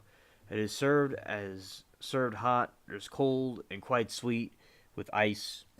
The ruby red beverage is also known as a hibiscus tea in English speaking countries.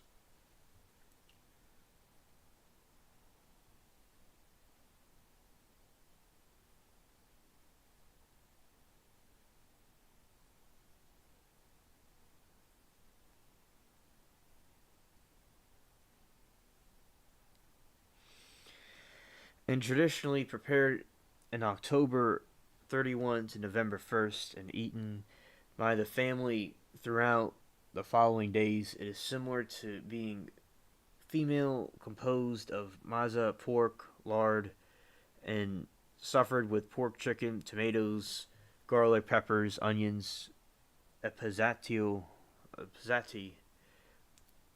achito, achiote, and spices. One suffered the mucopolo is bathed in cool sauce, made in meat broth, and chili and corn maza. It is covered in banana leaves and steamed underground oven over the course of several hours. Once cooked, it is dug up and eaten. Yeah, Diet Coke, yeah, that's funny. Yeah, Diet Coke's a classic drink. A common symbol of the holiday is a skull, in Spanish calavera, which, which celebrants represent masks called calicus and skeleton, and foods such as chocolate or sugar skulls, which inscribed the name of the recipient's forehead. Sugar skulls can be given as gifts to both living and the dead. Other holiday foods include pan de marito, a sweet egg bread made in various shapes from plain rounds, the skull decorated with white frosting to look twisted bones.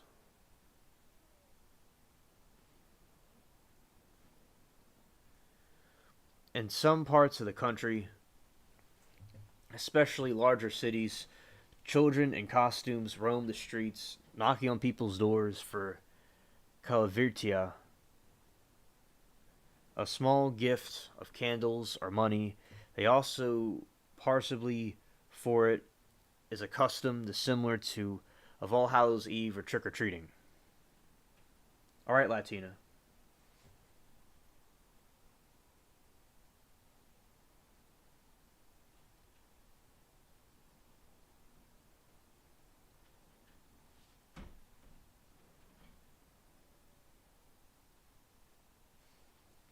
All right.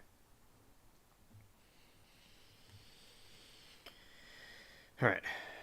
A distinctive literary form exists within this holiday where people write short poems in traditional rhyming verse called the calaveras literatus, liter- literary skulls, which are mocking, light-hearted ETFS, most dedicated to friends, classmates, co-workers, or family members, living or dead, but also public historical figures describing interesting habits and attitudes as well as comedic or absurd anecdotes that use death related imagery, which include but is not limited to cemeteries, skulls, or Grim Reaper. All this stimulations where dedicated the dedicatee has an encounter with death itself. The custom originated in 18th and 19th century.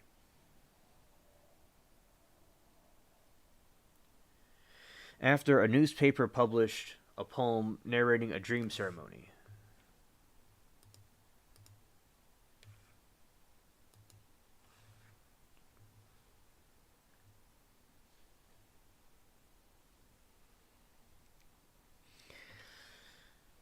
Words of all of us were dead, so dream ceremony. So future which include words and all of us were dead, and then proceeding to read the tombstones. Current newspapers dedicate Caraveras Literas to public figures with cartoon skeletons in the style of famous Caraveras of Jose Posada, a Mexican illustrator in modern Mexico. Caraveras Literas are a staple in the holiday in many institutions and organizations. Of example, in public school, students are encouraged to write them as part of a language class.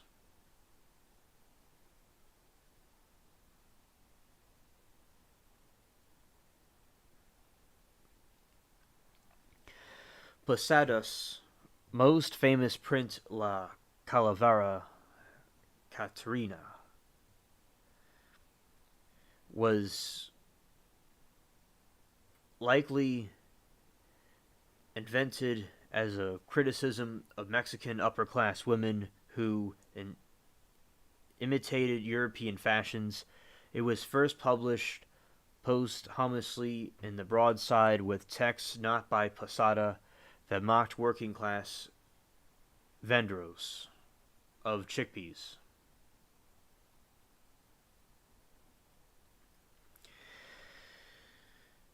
Posada's image of a skeletal figure with a big hat decorated with two ostrich feathers and flowers of elaborate into full-scale figure by Mexican multurist Diego Riva and Francisco painted 1946 to 1947. Tejana, dressed as a feather boa, as well as other features that make allusions to indigenous people of Mexico. Through addition, these indigenous features, Riva rehabitated Katrina into nationalists embelled.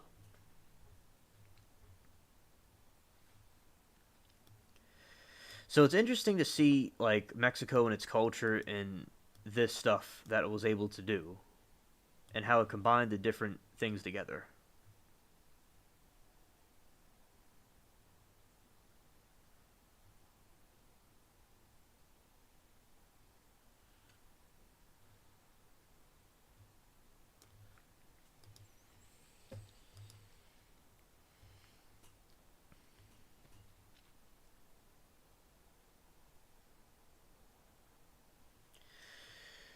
The Katrina character has become deeply associated with the Day of the Dead.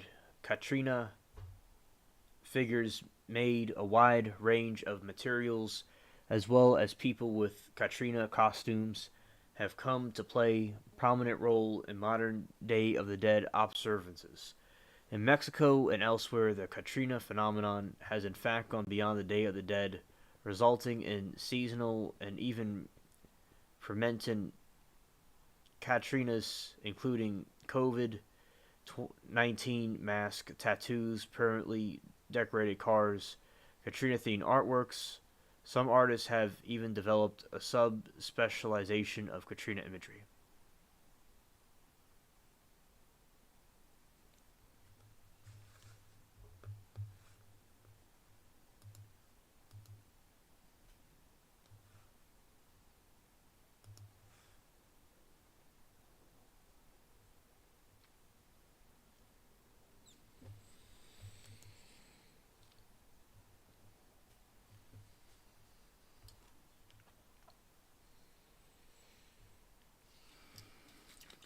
Oh yeah, exactly, Amanda. Exactly.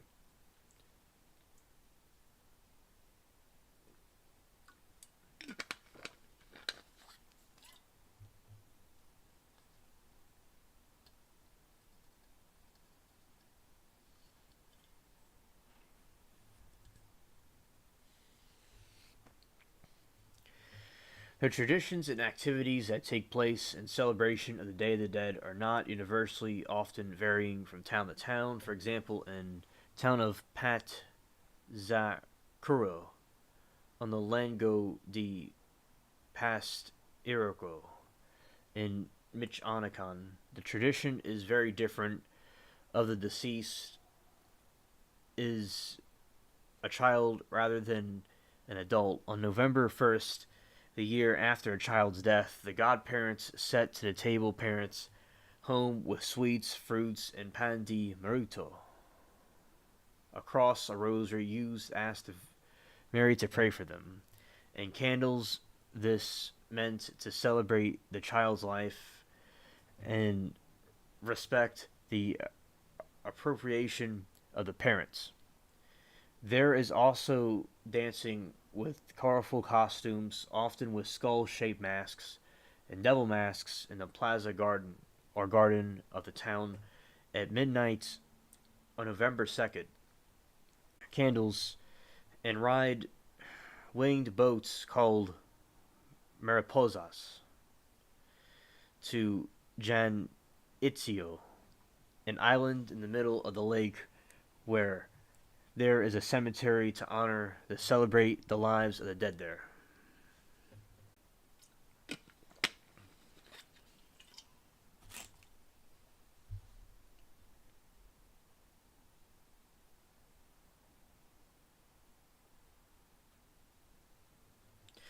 Well, Amanda, I only bring in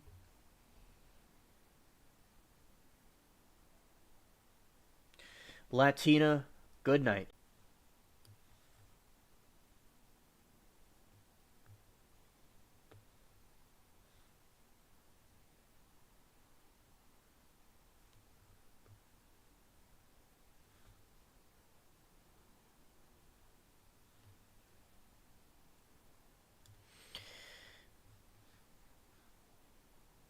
Okay. All right. So, basically, to answer Amanda's question, the is that so the plants I bring them in inside only when it freezes, so they don't die, and I just bring them in like, and the sunlight from the windows shines on them, but they're like inside in the back room just to stay warm when it freezes, and then I put them back out. But it's like they can survive like this kind of weather, but it's when it gets really cold is when they're brought in. All right. In many U.S. communities with Mexican residents, Day of the Dead celebrations are very similar to those held in Mexico and some of these communities in the states such as Texas, New Mexico, and Arizona. The celebrations tend to be mostly traditional. You see them with their masks. And there's also Aztec dances.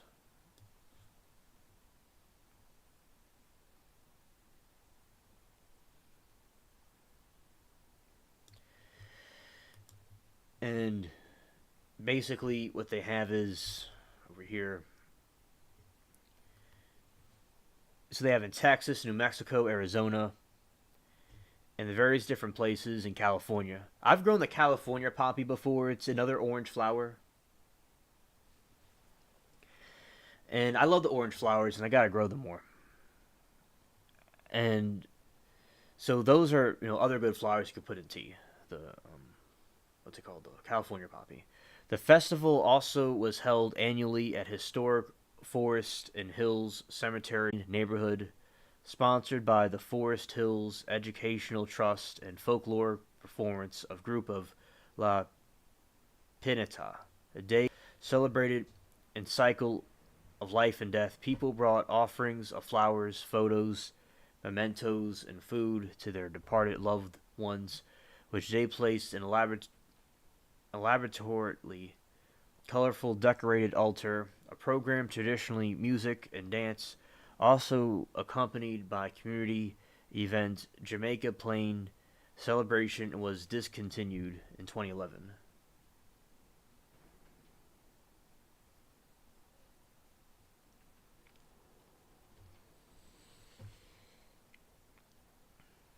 It was discontinued in 2011.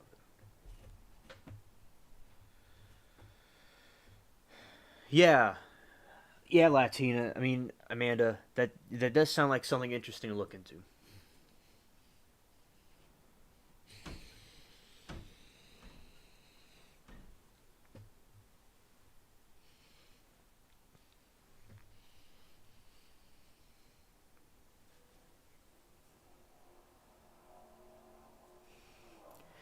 The Smithsonian Institution, in collaboration with the University of Texas at El Paso, the Second Life, have created a Smithsonian Latino virtual museum and accompanying multimedia ebook Dia de los Muertos, Day of the Dead.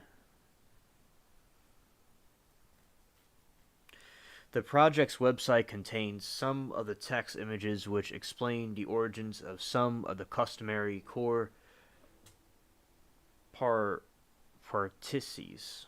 practices related to the Day of the Dead, such as the background, belief, and ofrenda of the made for iTunes multimedia ebooks version provides additional context such as future details, additional photos, galleries, pop up profiles of influential Latino artists, cultural figures over the decades, and video clips, interviews with artists who make Dia de Muertos themed artwork, explained in performance of Aztec and other traditional dances and animation shorts, explains the customs of children.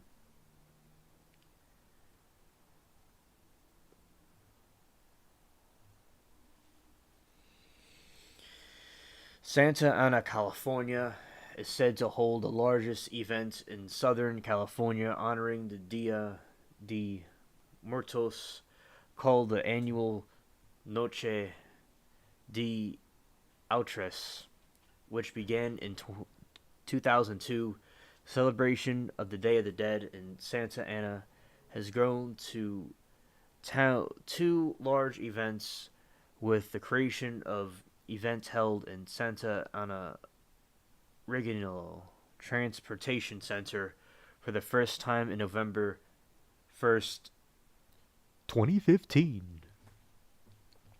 In other communities, interactions between Mexican traditions and American culture are resulting in celebrations in which Mexican traditions are being extended to make artistic or sometimes political statements. For example, in Los Angeles, California, self help graphics and art, Mexican American culture Center presents an annual Day of the Dead celebration that includes both traditional and political elements, such as altars honor the victims of the Iraq War, highlighting the high casualty rate in Latino soldiers.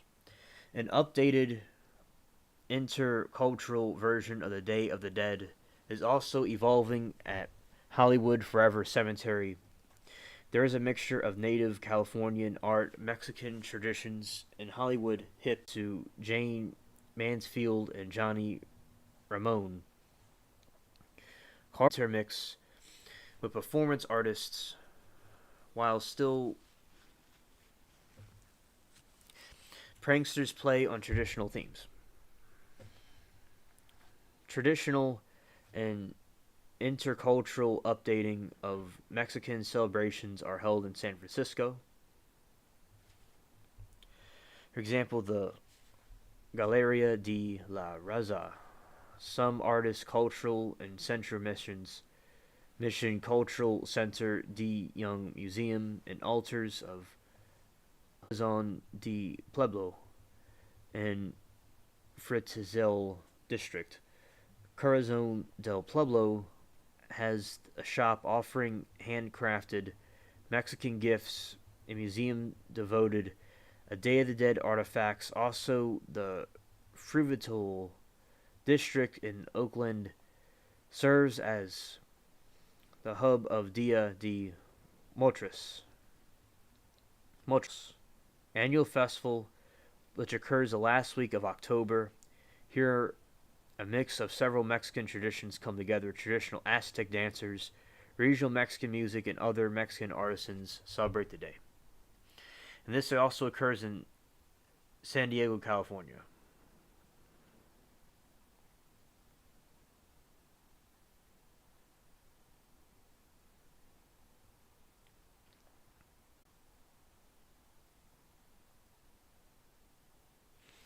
And they celebrate on a movie night, and then in Division the streets where they chant, they they will no Division streets where they will be screening the Coca. This movie night consists of a community altar. An altar consists of a cantrine contra contest as well as music, food, and vendors.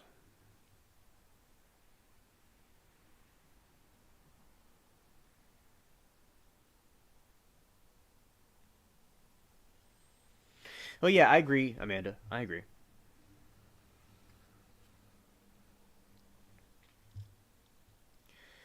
Northern part of the country, in Oceanside, celebrates the annual event, which includes community family altars built around Oceanside civic centers and Pier View Way well events of the Mission San Luis Rey de Francisca, a more central area of San Diego City Heights.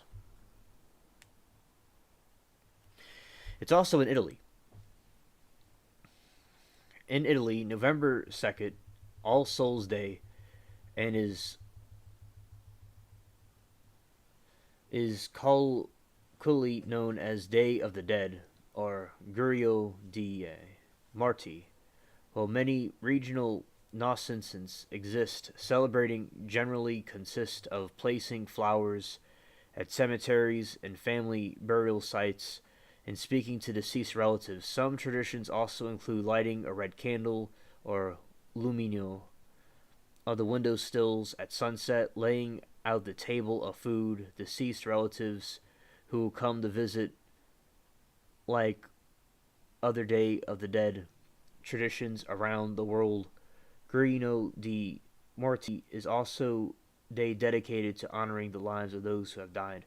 Additionally, it is tradition that teaches children not to be afraid of death.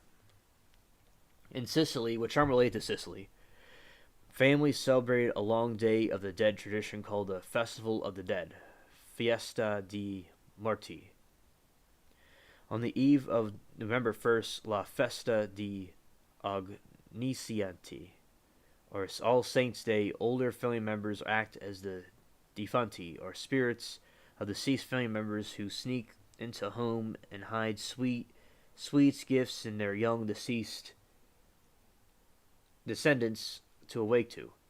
On the morning of November 2, children begin daily by hunting to find the gifts and shoes or a special wicker basket of the dead called Can Istru or D Marti or U Canstaru, which typically consist of various sweets, small toys, bone shaped almond flavored cookies called Osa di Marti, sugar dolls called Pupi di Zuru, Zarcho Hero, fruits, vegetables, ghoul shaped marzipan, treats called Fruta Martana, Pupi di Zucaro, and thought to be an Arabic culture import, often found in the shapes of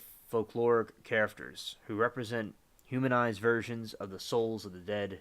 Eating sugar dolls reflects the idea of individuals absorbing the dead and doing so bringing the dead back to life Within themselves on November 2nd, altar gifts are shared and breakfast enjoyed by the whole family, often visit the cemetery burial sites bearing flowers. They will light candles and play amongst the graves, thank the deceased for the gifts before enjoying heartily feast. The tradition holds that the spirits of the deceased will remain with the family to enjoy the day of feasting and merriment. Accumulated Sicilian author Andre Camilleri recounts his Guarino di Morti experiences as a boy, populated with the dead familiar to him. No, not ghost with white lunzilo, and with the scrunch of chains, mind you, not those that are frightening, but such as they were seen in the photographs exhibited in the room were the occasional half smile printed on the face, good iron dress, workmanlike manner. They made no difference with living. We Narcadri, before going to bed, put a wicker basket under the bed. In the night, the dead, would fill the sweets, and gifts would find them the second morning upon waking. After relentless sleep, we woke up down to go hunting, because the dead wanted to play with us, to give us fun. Therefore, they didn't put the basket back where they had found it, but went to hide it carefully. We had to look for it. The toys were tin trains, wooden toy cars, rag dolls, wooden cubes that formed landscapes. On November 2nd, we returned the visit to the dead. We had then the 1943, the American soldiers, the Christmas tree arrived slowly year after year. The dead lost their way to the houses where they were waiting for them happily awake. The end of the children.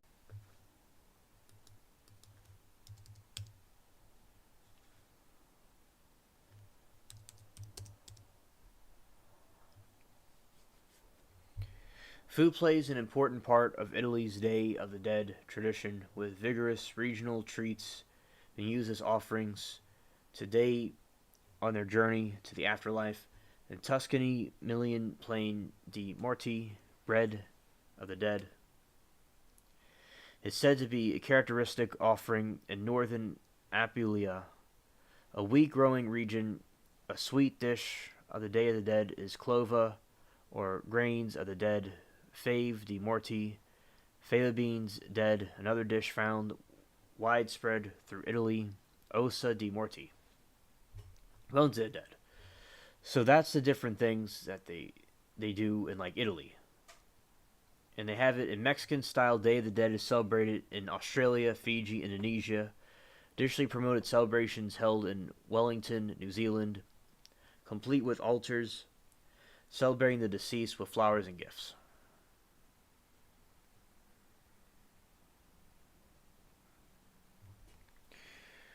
And also in the Philippines, due to the close cultural connections of Philippines and Mexico, the Day of the Dead is celebrated in Hispanic, Asian country, as well in the Philippines. Undas, Arangamang concedes the Roman Catholic celebration of All Saints' Day. So they celebrate in the Philippines and the Czech Republic. And they celebrate in Belize, Bolivia, Brazil, Costa Rica, El Salvador, Guatemala, and Peru.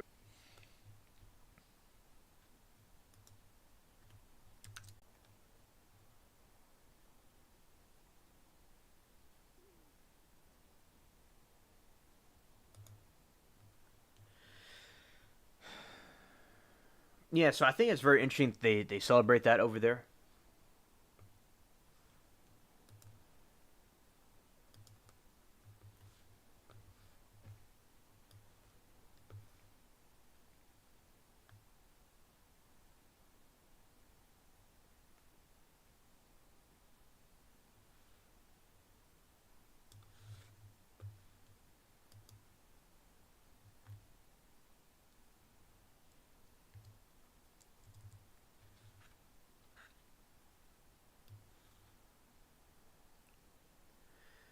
All right, and I'm going to do something over here. Let's put fall cats.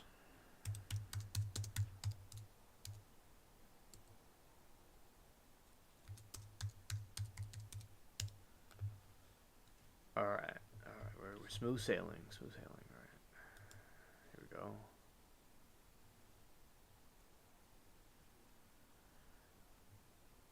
Here we go. All right. So I paused for a moment because I was redirecting the windows. So I covered everything about Halloween I want to cover. All right. It's 3 in the morning. Nice.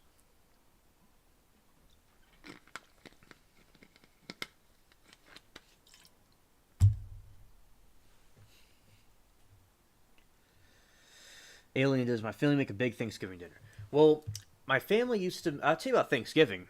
That's very interesting. So my family would make a Thanksgiving dinner like when I was little, and then as I got older, since it's just my grandparents and my mom and myself, we just make something small. Because sometimes they don't always like to do different things because they're kind of old and sometimes like they may want something small. So, but yeah, my mom and I, yeah, we'll make something like some turkey and stuff. But I'll tell you a story. My black friend's down the street, the black kid I grew up with, his mom makes excellent gumbo on Thanksgiving, and I used to eat gumbo down there on Thanksgiving. So I had gumbo with my black friends, like my black friend and his family on Thanksgiving, and I would have gumbo. So it's a very interesting thing. So I didn't always have the egg, I mean the turkey and stuff. I would have like the gumbo.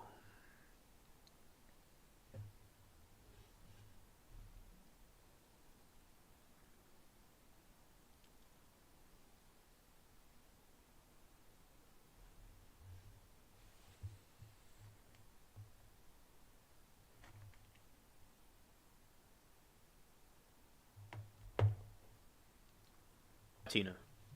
I mean, not. I don't know why I keep on calling you Latina, Amanda. Thanks, Amanda.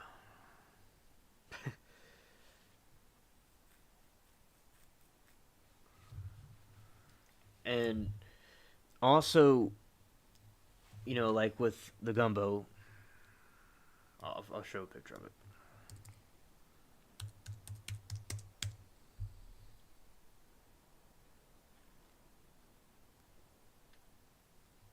So I would have that on things.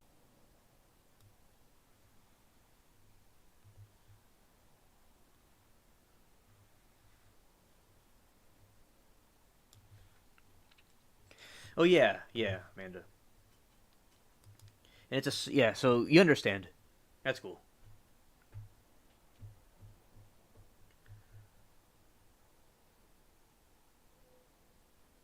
Well, that's good, Amanda. I'm glad you would try it. You'll enjoy it. It's very good, and it has fish. It has like the crabs and stuff in it. It's really nice.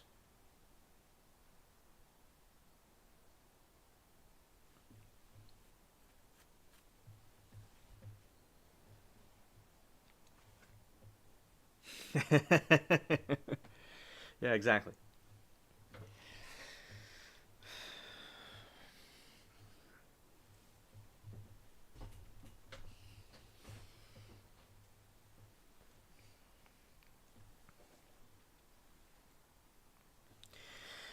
Yeah, and also, so that's what I have for Thanksgiving. And I want to say that in the next stream, I want to talk about news and stuff, and probably some other spooky things. But I also talk about the news updates and things like that. And I'm going to keep posting the videos and stuff about the news and the sound effects and different things, as I said before.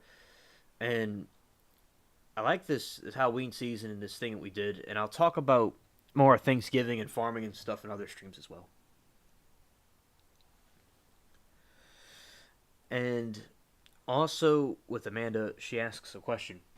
So is it shrimp stew? Well, it's not shrimp stew, Amanda, or at least the one I had.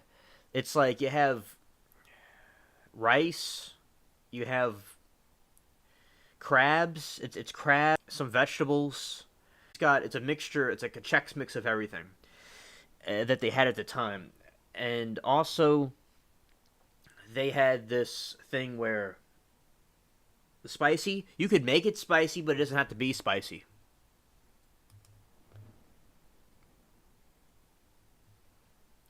Looking up. Okay, okay.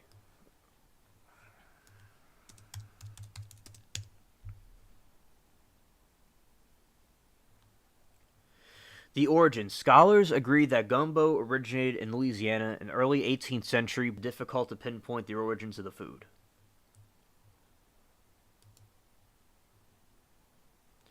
Oh, and there's Cajun and Creole versions of gumbo, and I've had both.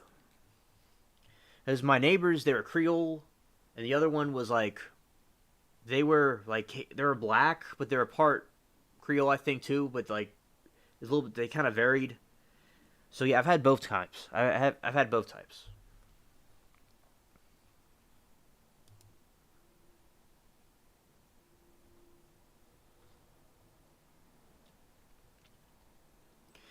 Had it not been for the native Choctaw Indians who offered their bread, beans, and seasonings to settlers, the Frenchmen would have starved. West African slaves brought okra from their native lands to southern United States. The vegetables, which they called kigabo, also gave gumbo its name.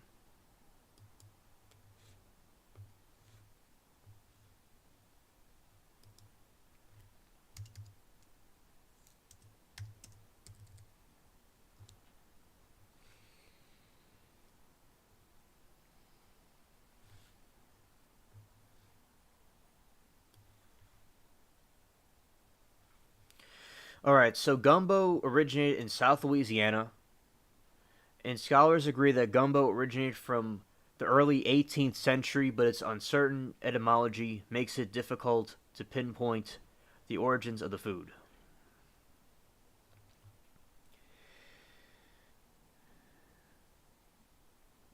And also, as with jambalaya, both Cajun and Creole versions of gumbo, as well as hundreds of variations of these two versions. Creole gumbo typically includes tomatoes, while Cajun doesn't. I don't tomato with it, so I just had the variations of the Cajun version. So if I had Cajun gumbo, and they're like black people that were mixed with white, so that's where it came from. And like it came from the natives that were here, from the slaves, and from the French. They all kind of made like a new thing. And it was like the settlers here. This is like what they had to eat, and they had crabs. And look, I've been at that crab boil because like they catch the crabs and they would freeze them in the deep freezer, and then you get release the crabs, thaw them out, and they start running around the back porch. And my friend runs out the back door, through the house into the street, and then you boil them, and then you have some nice gumbo. As I said, I've had some interesting experiences. I remember my birthday. I was with some of the friends, and uh, I was like, I want to get back, home to my friend's house. And my friend was like, okay, I'll take you back to the house. This is when I was like 16 or something. Or I was like, yeah, around that time. I wasn't 16. I was a little bit older, but we're going somewhere, and then it's like, all right, I'll bring you back to the house. And because I had all these crabs, it was my birthday, and they were just coincidentally on my birthday. They're making all these crabs, and I just had a bunch of crabs on my birthday. And the dude came back. He's like, "This is why you want to come back home." It was funny.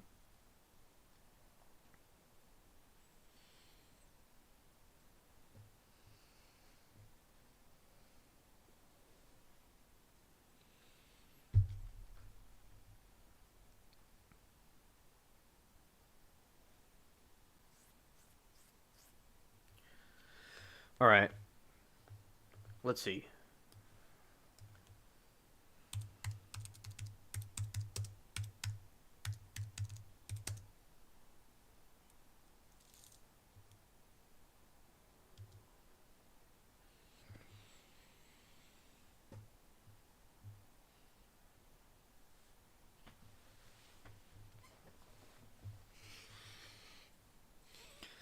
All right, Amanda, I'm going to explain.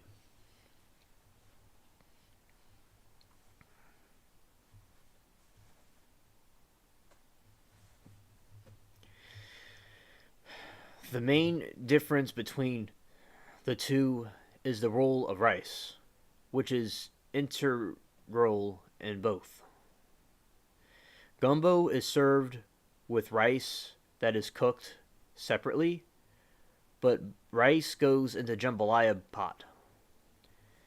So gumbo is served with rice that is cooked separately, but rice goes into the jambalaya pot.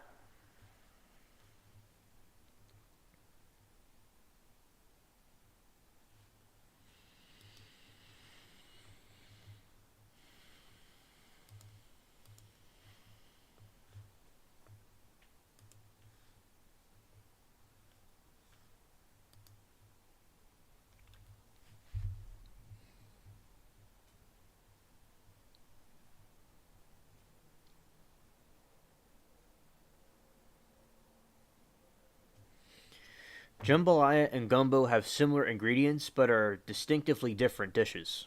Due to how the rice is incorporated, the use of the roux in gumbo is brothy, like stew, while jambalaya is much drier. Is drier. It was a good birthday, Amanda. It sure was.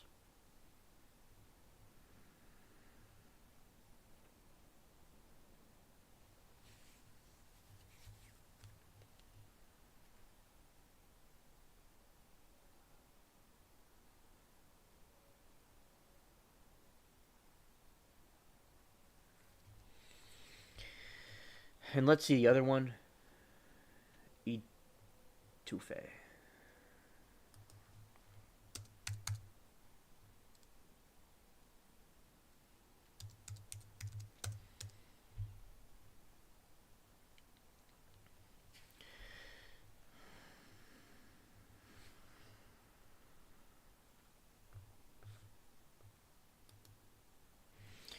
The secret lies in the broth used in each dish.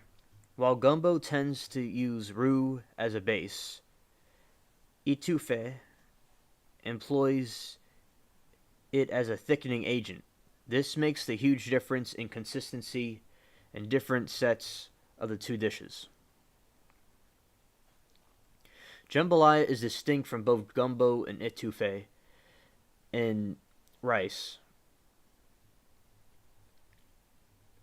It is an integral component cooked into a dish like the Spanish pole, polella, rather than being served as a side.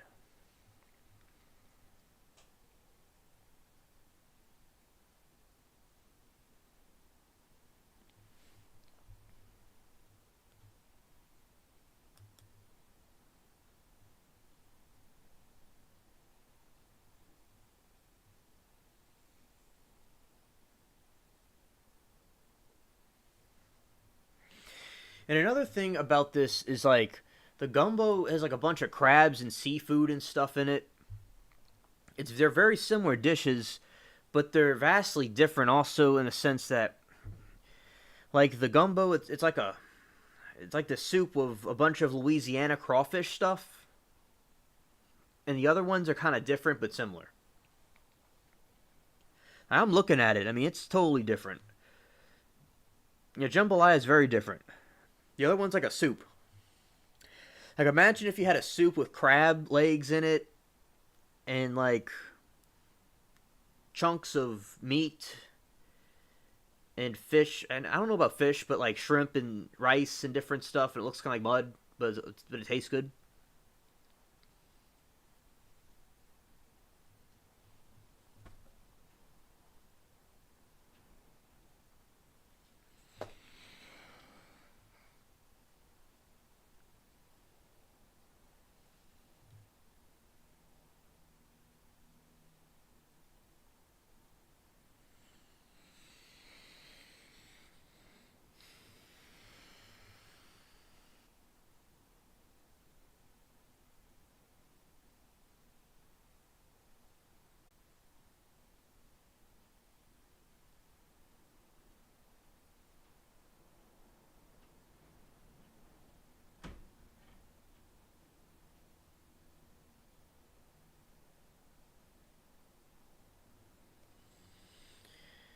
And also, yeah, because sometimes things be too spicy. I like spicy stuff. Thanks, Amanda. I'm glad you like my what I say.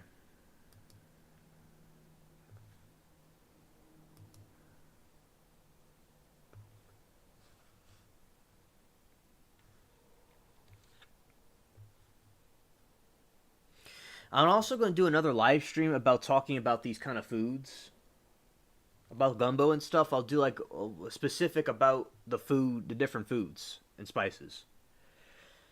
And I'm glad you got a kick out of that, Amanda.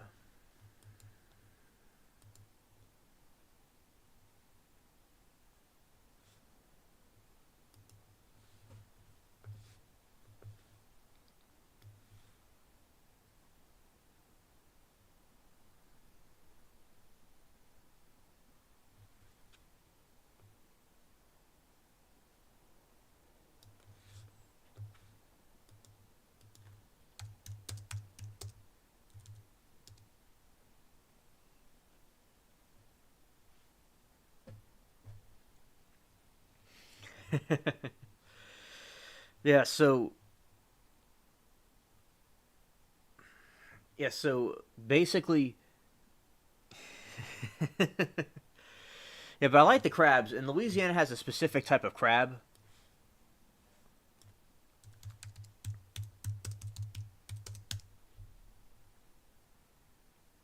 It's like what the Louisiana crab looks like.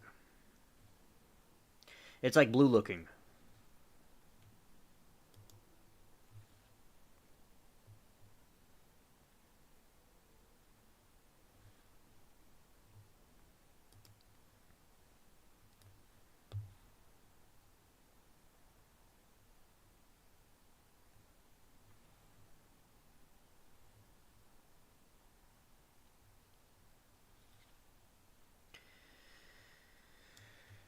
Yeah, we got our blue crab here, and when you heat it up, it turns red.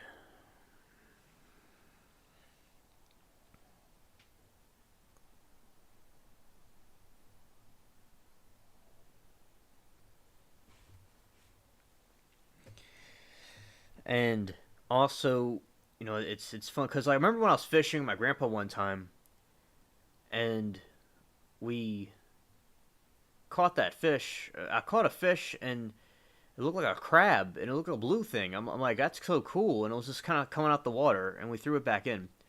I remember like we would have some crabs, and we would throw it back in.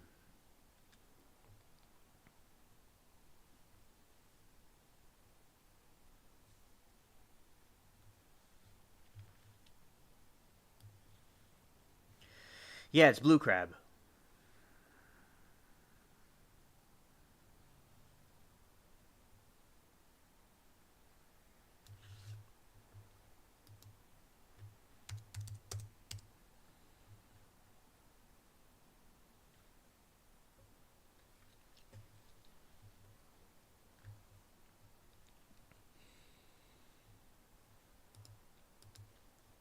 Yeah, that's the blue crab underwater. Oh, like is the crawfish. I've had crawfish crawl around my backyard.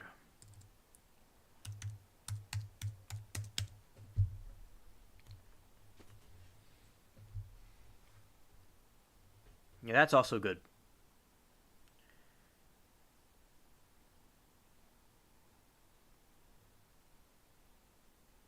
Yeah, right on, Amanda. Right on.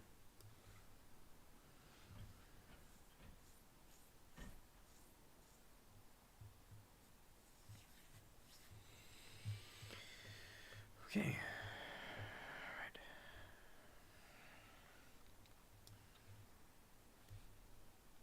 Also, the corn's good with it.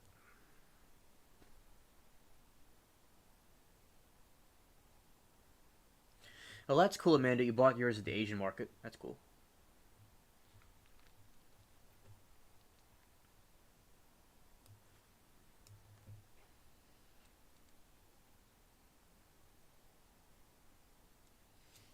Yeah, it is awesome.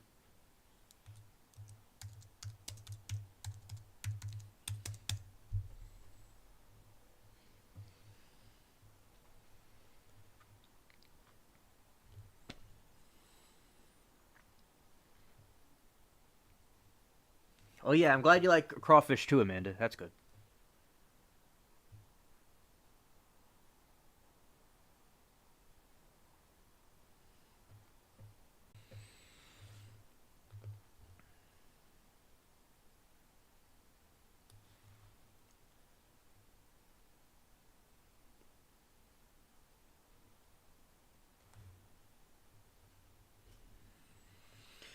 Yeah, and also another thing is that we have this, at the store, like at Rouse's, they'll have like these, corn, and they'll have like some crawfish. It'll be very, very spicy. I really like it. And the little potatoes, very good.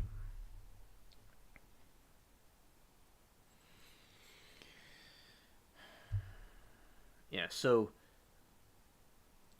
yeah, that's basically what we did for the stream. And also, I will say that I'll be since I finished the topics, I'm done the show. And thank you, Amanda, for staying around, and everybody else that's watching this right now, everybody that's seeing a rerun, everybody that's kind of passing through. Thank everybody for coming through in this special Halloween stream that we just had tonight.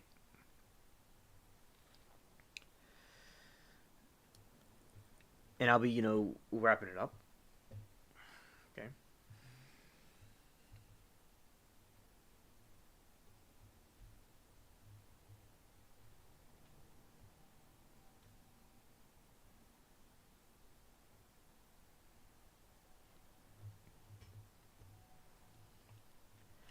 All right, Amanda. I'm glad you had fun. Now I'll be switching over to the different window. Okay. All right. Okay. It was a nice, fun night. We all had a good time.